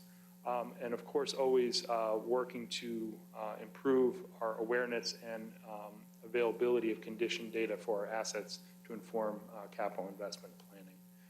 And we'll now turn it back to you, Tunde, for a summary. Thank you, Tom. In summary, the proposed budget includes many initiatives critical to our customers and the region. An improved transit network with more frequency within the central portion of the system to serve fast-growing areas with high ridership potential, provide efficient and predictable transfers, and increase job accessibility. A simpler Metro Rail fare structure for customers, a new low-income fare program that makes transit more affordable for customers, safety enhancements, promotes the state of good repair, and enables the modernization and electrification of our vehicle fleet. I'll speak to the right-hand portion of the operating outlook. While we have diligently worked towards providing a solution for balancing next year's fiscal budget, it's imperative that we keep our focus set on the long-term outlook as well. Even though we will balance the budget in FY24, the authority still faces a long-term structural deficit. And on the capital side, has been mentioned a few times today, we do have, thanks to federal and regional investment, capacity to continue the replacement, rehabilitation, state of good repair capital program for the next few years. But over the long term, we are looking at significant, again, structural deficit in capital funding. Our needs exceed $25 billion over the next decade or so, and far surpass the available funding. So additional funding and investment in the system will be needed to support the long-term state of good repair and modernization.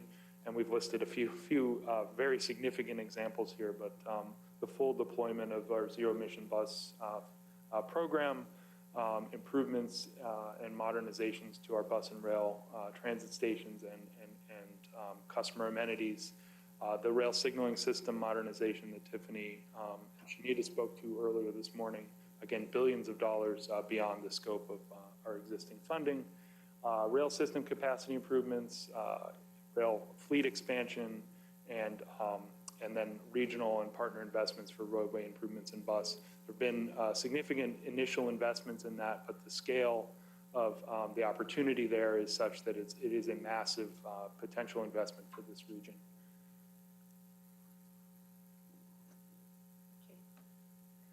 As discussed with the committee last month, Metro's budget timeline has expanded to be more transparent. The new process incorporates additional outreach to customers and other stakeholders to engage them on specific elements of the budget. The engagement process continues through spring with Metro's required budget hearings in DC, Maryland, and Virginia. The updated timeline allows Metro to submit grant applications in May before the start of the new fiscal year. As Tom said as well, we will have the opportunity for a more robust Q&A session in January. Mr. Chairman, that concludes our presentation. Thank you. Thank you, Yatende and Tom. Thank you for that extensive presentation. So we've all been sitting here a while. Nobody's had lunch. And we will, as Yatende said, have the opportunity in January to bring forward questions. But we don't have to wait till January. We can have an iterative process with staff as board members over the next several weeks as we start getting input on this. I just want to sort of call attention to a couple of quick things. I can remember the first time that I learned of the real significant structural operating deficit that Metro had. I think it was around August of 2020. I remember it because I was on vacation when I got the packet, and it made for a stressful day. We've been kind of living with that reality for that period of time, and the closer we get to it, the more real it gets.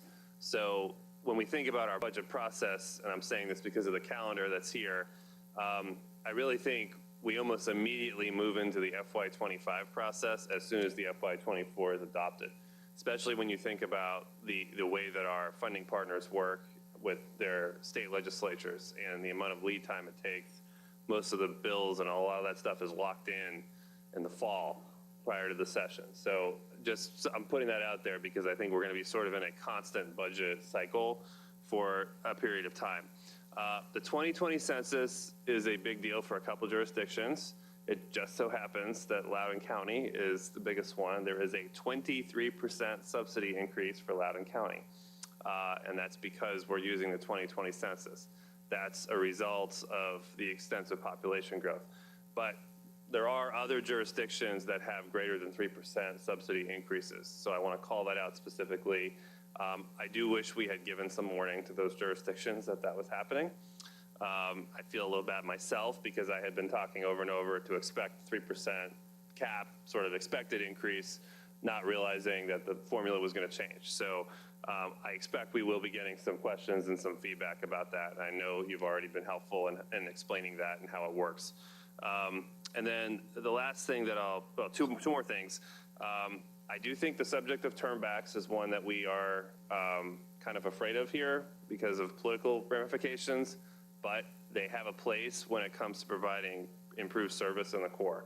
So one thing I would like to continue to discuss is whether there are any opportunities, especially on the red line, to improve core service and still be above where we are currently in a turnback scenario. I'm not saying that's what we're going to do, but I think that's something that should be on the table.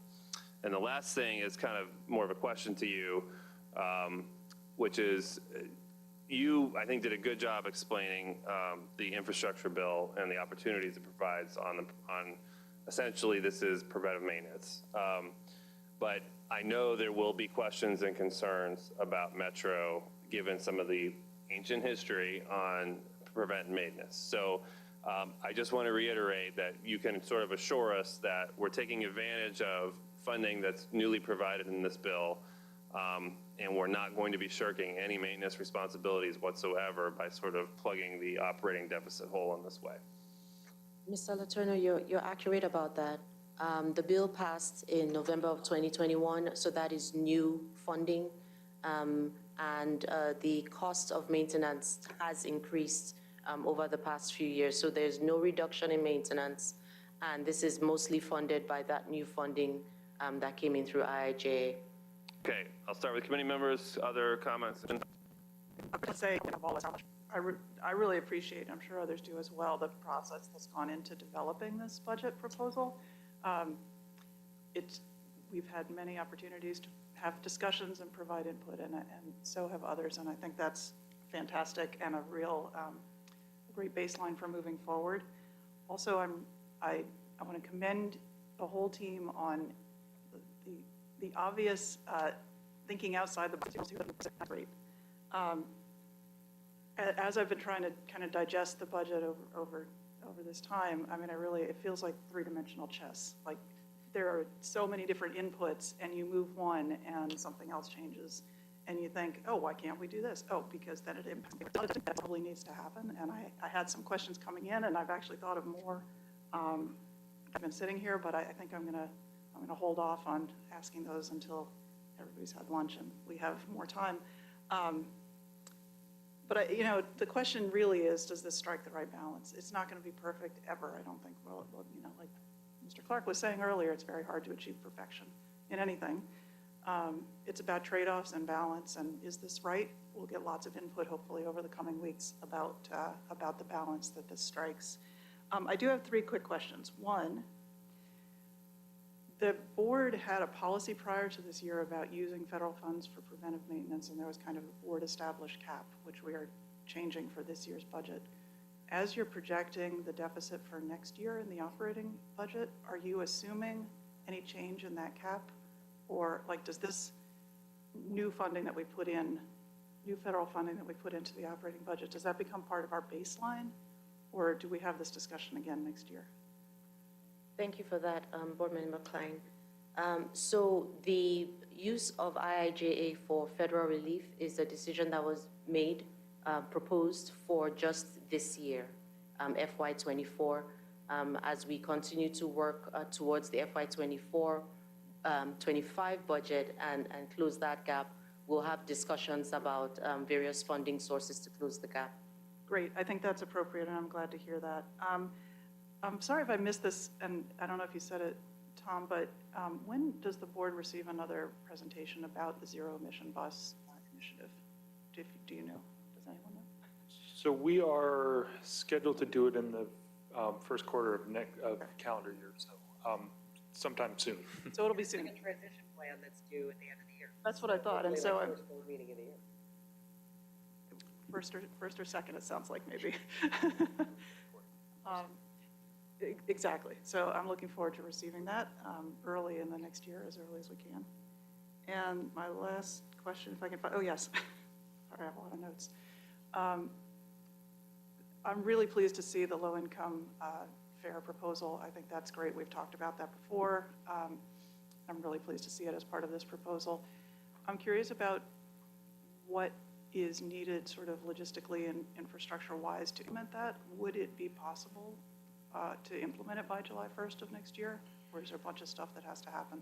So there is a bunch of stuff that needs to happen. Thank you for the question. We're working through that now, both for policy, administrative, and technical, with the anticipation that it'll be sometime after July 1st, with more specificity coming soon. Okay, well, hopefully not too far after July 1st. That's right. That's the goal. We're moving And the as target. quickly as we can. Yes. Okay, those are my questions. Thank you. Thank you. Ms. Baber. Thank you all thank you, Randy and team. It's very difficult to put together any budget, but extremely so, during these dire times. And I think to just piggyback on what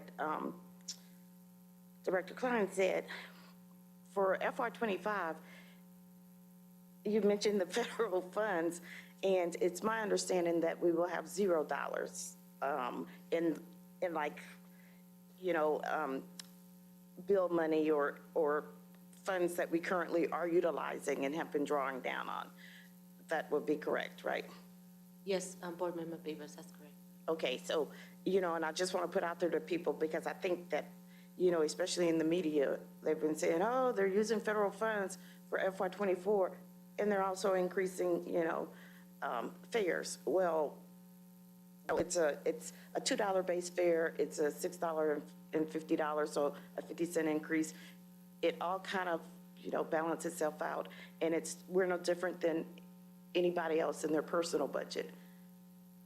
The revenue has to come in, and if it doesn't, you have to cut expenses or you have to increase something. So I just want people to balance it against their own personal budgets. One thing that I want to, I just really want to make a comment. Electrification, is huge, and everyone has been saying, oh, we need to really move faster, and we heard some comments earlier about electrification. And so I did appreciate the fact that what the board voted on when we voted, on electrification was based on WMATA accelerating electrification, if feasible, if possible. And so I really did, I don't know what slide it was, but I think we really, you all did a good job in saying, well, with additional funding, we can accelerate. And we don't know where that additional funding would be coming from. So I'm sure that you all are looking at any grant opportunities, anything that could possibly be utilized to accelerate. But I just want to make sure that everyone understands that it's easy to say, let's accelerate electrification. It's more difficult to figure out how to fund it. So I do appreciate that you all put that in the presentation. So thank you. And yes, I think we all will have additional questions as we proceed. But thank you. Other questions from members of the board? Dr. Lowe. Yeah, could you guys share why the 3 bus lines that we are proposing improved service for were chosen? So in each route was chosen for a different reason. Let me go back to that real quick. Oh my God, it's so far back, I'm sorry. There you go, there you go. So you recall last year when the board adopted the all-day frequent service network.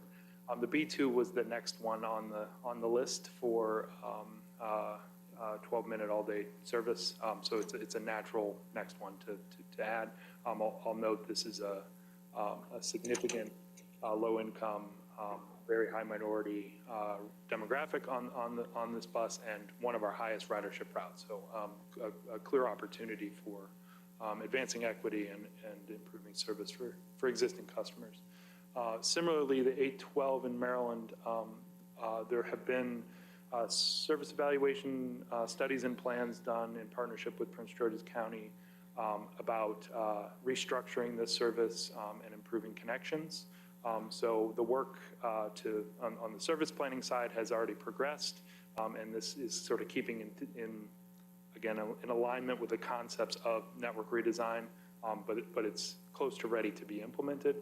And then the 16M, similarly, there's been quite a bit of work with Arlington County and in partnership with Metro on restructuring and extending this line, a priority for the jurisdiction, and we thought an opportune time to include it in the budget. Thanks for that. Now I'd like to ask about the rail service proposal. What trips are the 8% that are negatively impacted by the rail service proposal? So there is, in redesigning and adding frequency to the yellow and green lines and short-turning the yellow line trains at Mount Vernon, there is a average wait time decrease for peak period yellow line riders from our baseline budgeted service. So it is people traveling on the yellow line north of Mount Vernon make up the majority of that 8%.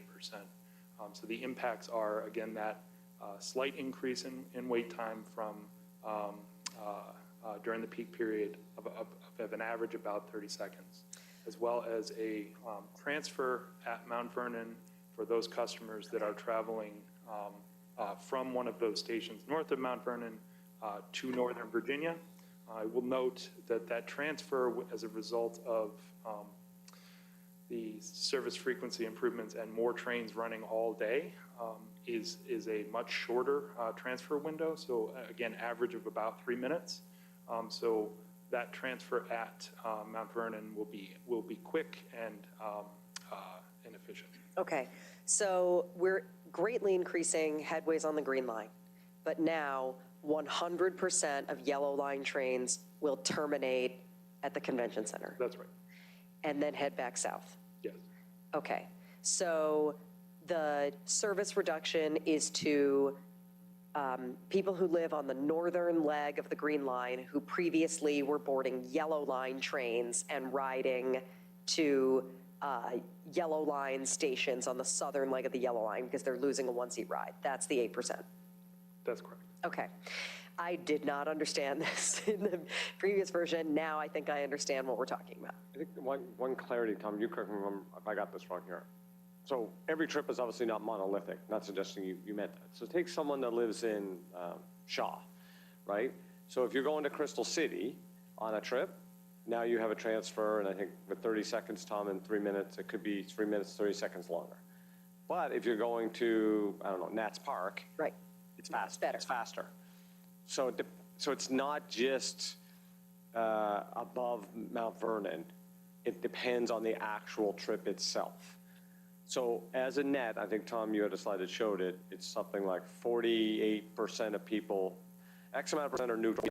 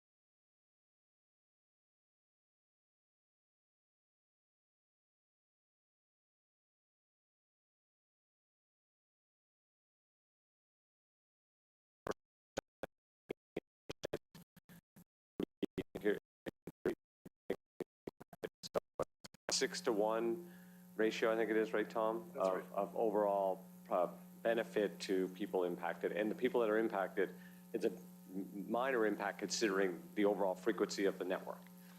That's very helpful. Missed that opportunity.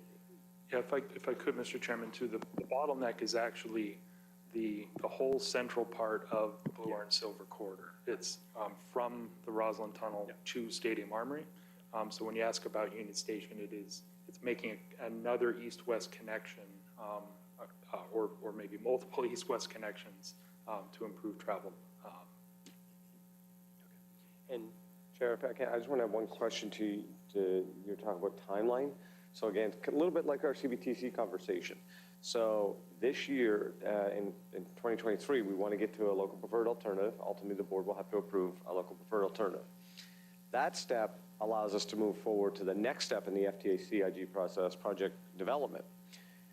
At that point, though, we have to actually identify what we're getting into from a local match. And none of this is funded. So it's like our CBTC conversation, and we are talking billions of dollars. So again, it goes back to where we want Metro to be. So we want to advance an LPA so this region can see. It took 60 years to get Dulles done, the Silver Line done to Ashburn.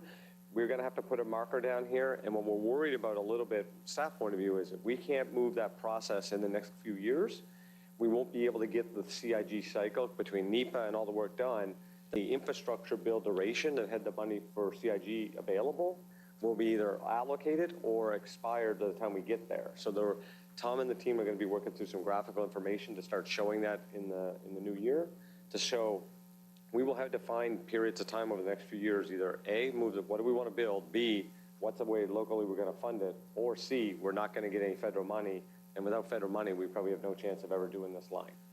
So that's why there's a little sense of, as a region, if we're going to do this, we have the biggest generational amount of money ever at the FTA. The time is now if we're going to do it. Yeah, thank you. And the reason I'm asking Tom is because, again, it is an important project, obviously, for a lot of reasons. And then it will be billions, and we need to get as much money as we can. And so it can offset the multi-billions if people want us to electrify. So, we got to make sure that, something is, and maybe even an electrification effort, there's grants there possibly, hopefully. So, other quick question, the low-income program, each jurisdiction probably has different thresholds and qualifications and standards they use, or measurements they use. Does that matter to us? Or is it just if someone qualifies, period, they would be in the program? So a few things. So the proposed design of our program is that it wouldn't matter. However, there are federal guidelines for SNAP programs, and we've done some research with the jurisdictions. The income thresholds and eligibility requirements are similar, if not exactly the same, across the jurisdictions. So there's some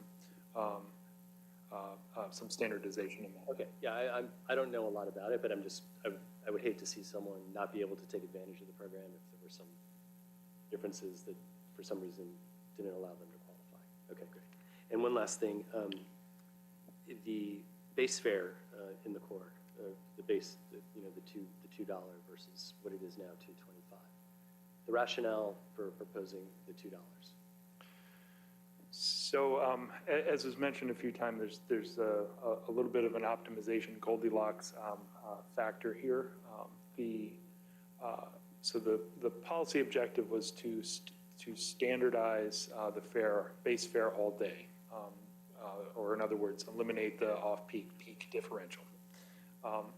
To do that in light of equity considerations in terms of demographics of who travels during different times of the day, both in terms of minority and low income, we were looking for a balance there. And by reducing the overall, or the base fare from $2.25 to $2 for people in the peak period, it maintains that equity balance and it advances equity. If we were to go the other way and increase the off-peak fare from the base $2 to the $2.25, that would present some equity challenges and some Title VI challenges. Thank you, and Mr. Drummer. Thank you, Mr. Chair. So today I heard twice, budgets represent organizational values and priorities. Came from our general manager. And I thought it was excellent that was demonstrated and presented on the video. So that video is outstanding. It's another component of communicating and connecting. So thank you for producing that. I do have one question, and I'll kind of frame that question with some leading thoughts. I heard today that in real estate, it's about location, location, location. In ethics, it's about disclose, disclose, disclose. And in Metro, it's about service, service, service. And this budget does represent that priority of service. I heard a lot of numbers being thrown, and they were very good. 34% more service on the green and yellow line in the budget proposal. 23% more service on the orange line. Then I heard you say 62% more service. I don't know if it was system-wide or otherwise. Can you help me understand where that 62% fell in this equation? It's a great marketing. Yes. So for quick clarity, or we'll try, the estimates of more service on these two slides are comparing our base budget's service levels to the proposed budget service level for next year. So 34% more service budget over budget. Same here with the orange line, 23% more budget over budget. On the summary slide, we're comparing trains in service daily in this budget proposal compared to this week, compared to this past July. So actual train trips serving the system as compared to this budget proposal. Okay. So thank you. I appreciate that context. Okay. That's all I have. Thanks. All right. Anything else pressing? Then if not, with no further business coming before the committee, we will stand adjourned. And I guess we're going back to the full board meeting. So I'll turn it over to Mr. Smedberg. Thank you, Mr. Letourneau. We'll resume where we left off at the board meeting with the chair's report. We swore in Mr. Goldman. I want to take this opportunity to thank the general manager and his staff for the very thoughtful and forward-thinking budget proposal for fiscal year 2024. We certainly appreciate, and I think the region appreciates, the transparency and openness for new ways of doing business. I also want to thank the Finance Committee Chair, Matt Letourneau, and Vice Chair Lucinda Babers for shepherding us to this point. As Matt noted, today is really the first step in the budget process. Next month, we will be asked to approve a final budget proposal for docket and for customer feedback and to take to public hearing. Once the docket has been approved, the public comment period for the budget proposal will open. That's when we want to hear from you, our customers and stakeholders. There will be numerous opportunities for feedback, including a budget survey and public hearings. It is critical that we do hear from you. I encourage everyone to participate starting next month and engage in this process as we move towards a balanced budget. Please check WMATA.com in January for all the ways to be involved. And lastly, as a reminder, today is our last day for board and committee meetings this month. We will resume meetings in the new year on January 12th. So on behalf of the board, I want to wish everyone a safe and joyous holiday season and a happy new year. And it has been quite a year, this last half of the year with our new general manager and all the issues we've been dealing with, but it's all been very positive. And so I want to thank you, and that concludes my report. Now I'll turn the floor over to the general manager. Thank you, Chair. I appreciate that. I will go as quick as I can because I know it has been a long meeting, but we do want to acknowledge kind of a year end here because I think you're right, Chair. There's been a lot going on, but a lot of great work going on by the staff. First, I think it's really important I address that sadly we've had 2 shootings in the last 2 days, one at Metro Center last night, one on the Green Line this morning. I think it's fair to say we're all very concerned what's happening in our society related to gun violence And as I mentioned earlier, Metro is not immune to that. Metro is still obviously significantly safer than any other form of travel getting around, but we need to continue to work with all of our partners to ensure safety in our community, of which Metro is a part of. I mentioned before, we've had Metro Transit Police. We've really significantly increased our deployment. You saw that on Andrea's and Jordan's presentation. I think it's almost a 25% increase on transit police patrols a lot of times of the day. In fact, last night, I want to really thank the transit police and our other law enforcement partners for the quick response. We had a transit police officer first arrive 3 minutes after the actual incident, and the second officer was 4 minutes. The third officer, I think, was 7. I interacted with 6 transit police officers last evening on my trip. I obviously go up and talk to every individual officer that I see, and just like every other staff, but I saw 6 police officers last night on my trip. We have police all over the system. We have to be honest that we're never going to have enough police where every bus or rail is out there. They're riding trains, they're on buses, they're at stations, they are engaging with our customers, our station managers, you name it, they're out there. 2 officers immediately jumped down an 8-foot parapet to try to save that individual's life and administered life-saving actions. And unfortunately, that individual was pronounced deceased after fire and EMS were there. But that's the type of individuals that work at the Transit Police Department. I want to thank them. They immediately got there and tried to save an individual's life by jumping down an 8-foot hole to do that. And that's the type of people I think we have there. I also want to especially recognize our rail operator as well. The rail operator on board our vehicle last night was just about to open her doors as she came in. There was a fair amount of chaos obviously going on, in the the fog of war scenario with a gunshot. She did not open her doors. She repowered through and went to the next station and kept all of her customers for potential danger. I personally talked to her this morning. She's doing okay. We're obviously making sure that she has any services she needs. She did a great job, and I want to just thank her again publicly. Another, again, symbol of I think we managed service actually really well last night, despite what happened. And personally, I was probably only 2 minutes away from what happened last night because I got off at a different station, but I was probably like 2 minutes. So we are doing everything we can to keep the system safe. MPD is the lead investigator on last night's incident because any homicide in the district, they take over jurisdictional control, and I want to just make sure everyone is aware of that. We're going to be supporting their efforts. In our commitment to enhance transparency, which I think we are really working hard to do here because that brings trust and credibility, we are going to be releasing that video of last night's incident later this week. And we are collaborating with our partners to do that. They've already been given that evidence. We are unable to release video of today's incident as that incident involves juveniles, and that is prohibited by DC law to push out digital information related to juveniles and related to a shooting or a criminal investigation. I wanted to put all that on the table though so everyone understood what happened specifically, the great response by our team. And again, I know these gun violent issues are frustrating, they're sad, they do impact Metro, but I think we got to be very honest that Metro is trying everything we can to make sure our system is safe, and we have a larger societal issue. And again, calling on, our whole region has to come together, and that's all types of leaders, schools, parents, you name it. We got to get this violence under control. And that to me should not be an indictment of Metro as much as a society knowing we have an issue and we all got to work together to solve it. So thank you for letting me get that part out. Now I want to turn to what we are doing on customer service because thank you, Chair, for teeing that up.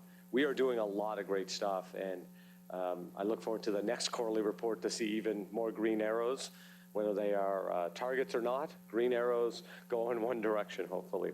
On this sheet, you'll notice here we have, on December 11th, we will be doing improvements to 29 bus routes, including extensions of late-night Q line service in Maryland, adding a stop on the 18G northbound the Pentagon, and increasing frequencies on a lot of our lines, including 8 minutes on AM and PM rush. So there is a lot of bus customers rely on us, probably over 300,000 today, if I had to guess, probably even more than that. And we are every day working to bring more operators back and provide good, frequent, reliable service. So it's better than it was not too long ago. This is going to move it to the next level. It's going to take more and more months to get us where we got to totally be, but I'm really proud of the work. Leroy's leadership, plus our human capital team, and you met some of our training staff today. Bus service is coming back. I know a few of you rely on bus every day as well. Between our technology and staffing, I think we're going to have a really good year in 2023 on bus and get back to being a really great bus system. We go to the next slide. The next slide is something that the team was working on and showed me, and I said, okay, we definitely have to go show the board this and the public this, because customer satisfaction is what we care about here, because satisfaction means our stations are cleaner, we're safer, there's more frequency, they're seeing police, escalators and elevators, all those things we talked about in the quarterly report. The best summation measure there is customer satisfaction. In June, on the rail system, we were at 66%. In November, 79%. That is an amazing lift. Not where we want to be, we're not done, but that is a great lift by this organization. On the bus side, 70 to 75%, and we expect with more frequency that lift will go up again. If you look at our rail line frequencies, pretty substantial increase right here. So from late July, here, you could see the different lines in the frequencies we were running. Some lines we were running, 20, 25% more frequency. And again, the job's not done. Not suggesting this is good enough by any means. So the second someone on Twitter tells me that's not enough, we agree. The idea, though, is we're going in the right direction.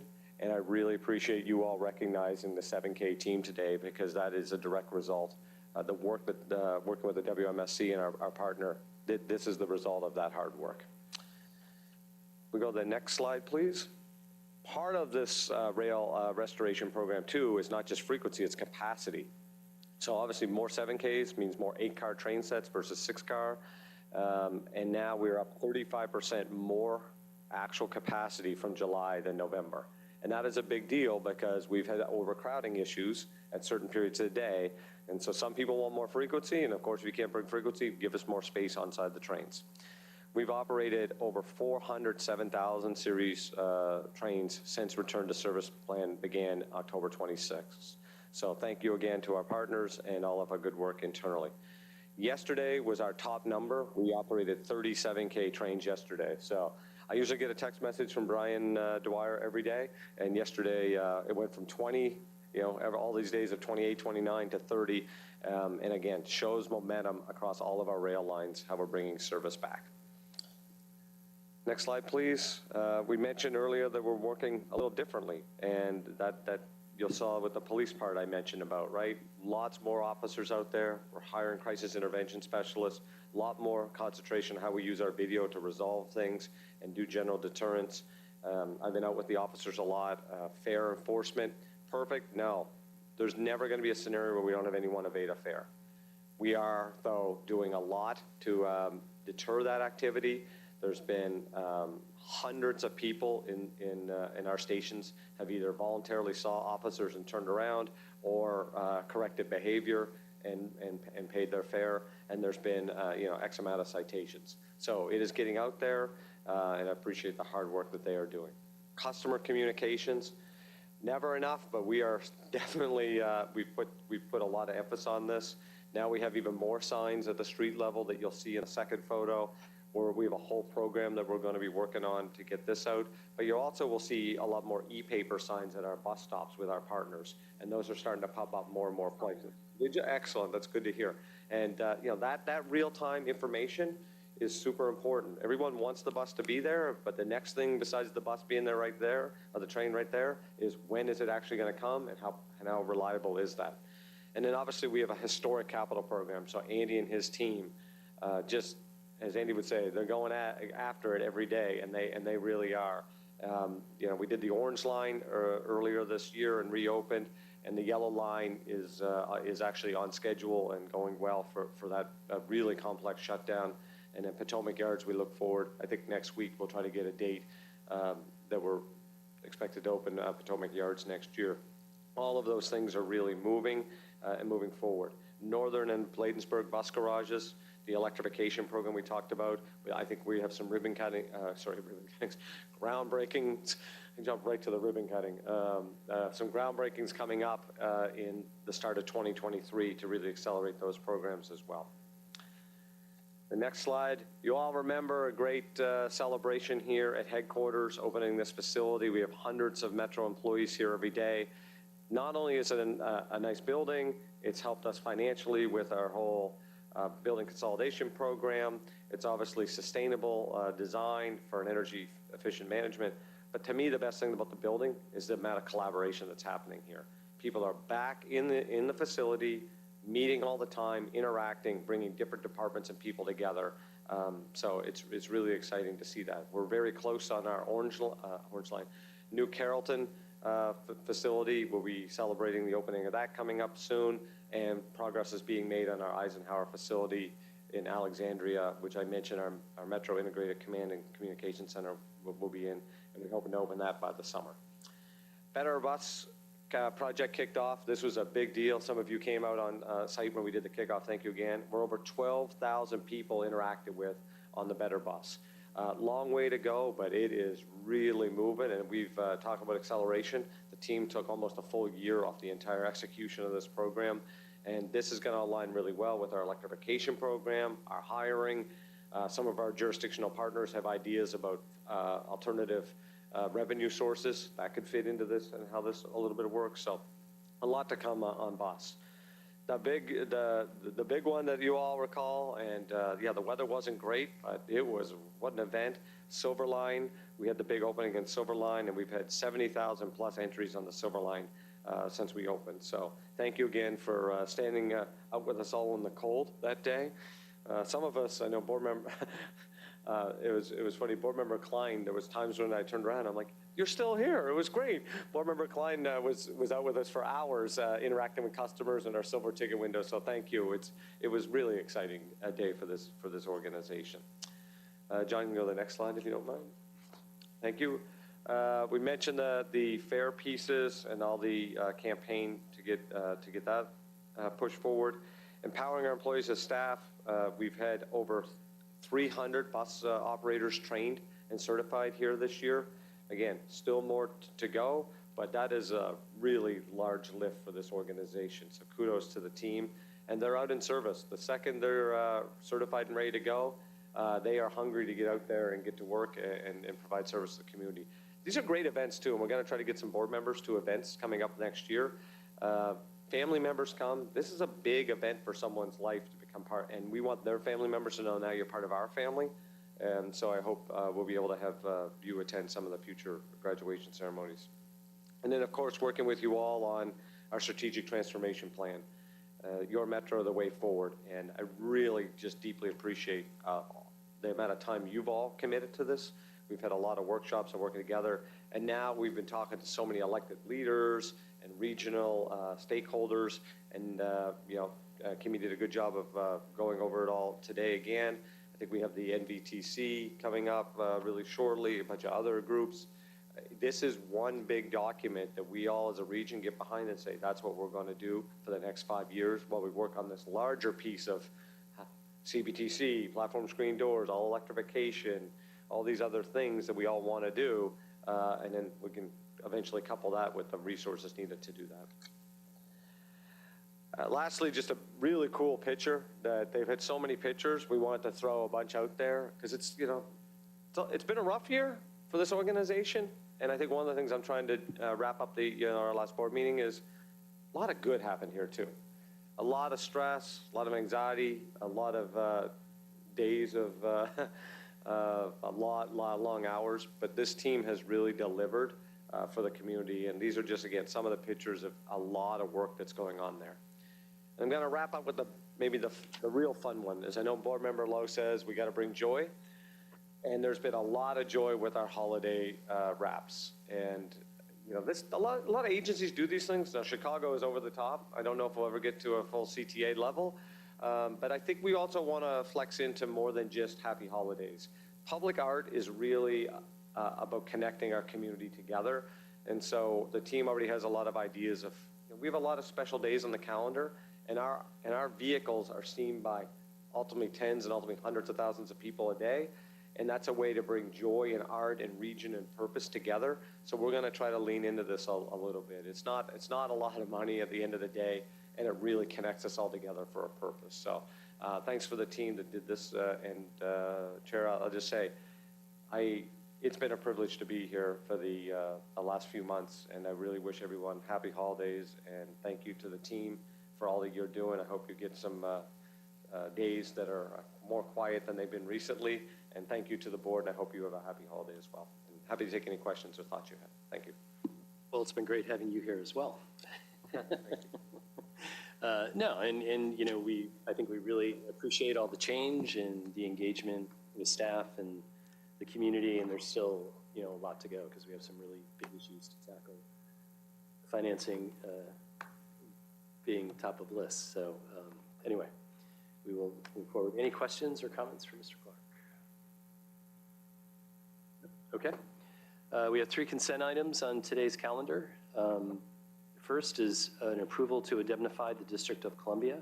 Staff seeks approval for the board's authorization for the board corporate secretary or her designee to indemnify the District of Columbia Public Schools and its Department of General Services within a use agreement for Tacoma Elementary School. Second item is for Local 639 Collective Bargaining Agreement. Approval of the collective bargaining agreement between WMATA and the International Brotherhood of Teamsters, Local 369, for the 2021-2026 period.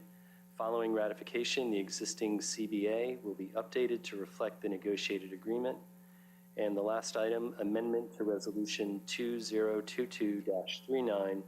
Staff seeks authorization to amend Resolution 2022-39, approving the negotiation of Series 2023A dedicated revenue bonds to 1, increase the maximum maturity term for the bonds from 25 to 28 years, and to clarify the board's intent to use a portion of the bond proceeds to reimburse FY23 capital program expenditures. I'd like to move approval of those 3 items. Is there a second? Seconded by Dr. Lowe. Those motions or those items have been moved and seconded. I'll call on the board corporate secretary to administer the vote. Chair Smedberg? Aye. Vice Chair Babers? Aye. Vice Chair Ports? Ms. Klein? Aye. Mr. Letourneau? Aye. Dr. Lowe? Aye. Mr. Drummer? Aye. Mr. Chair, the motion passes. Thank you. Thank you. Okay, now we'll move on to the reports by the jurisdictions. NBTC, Matt, we're meeting with the general manager on Friday. Next, District of Columbia. Nothing to report. WSTC. Secretary Ports, are you still there? If not, Don, any? Nothing to report. Okay. And the federal government, Ms. Klein. No report. Okay.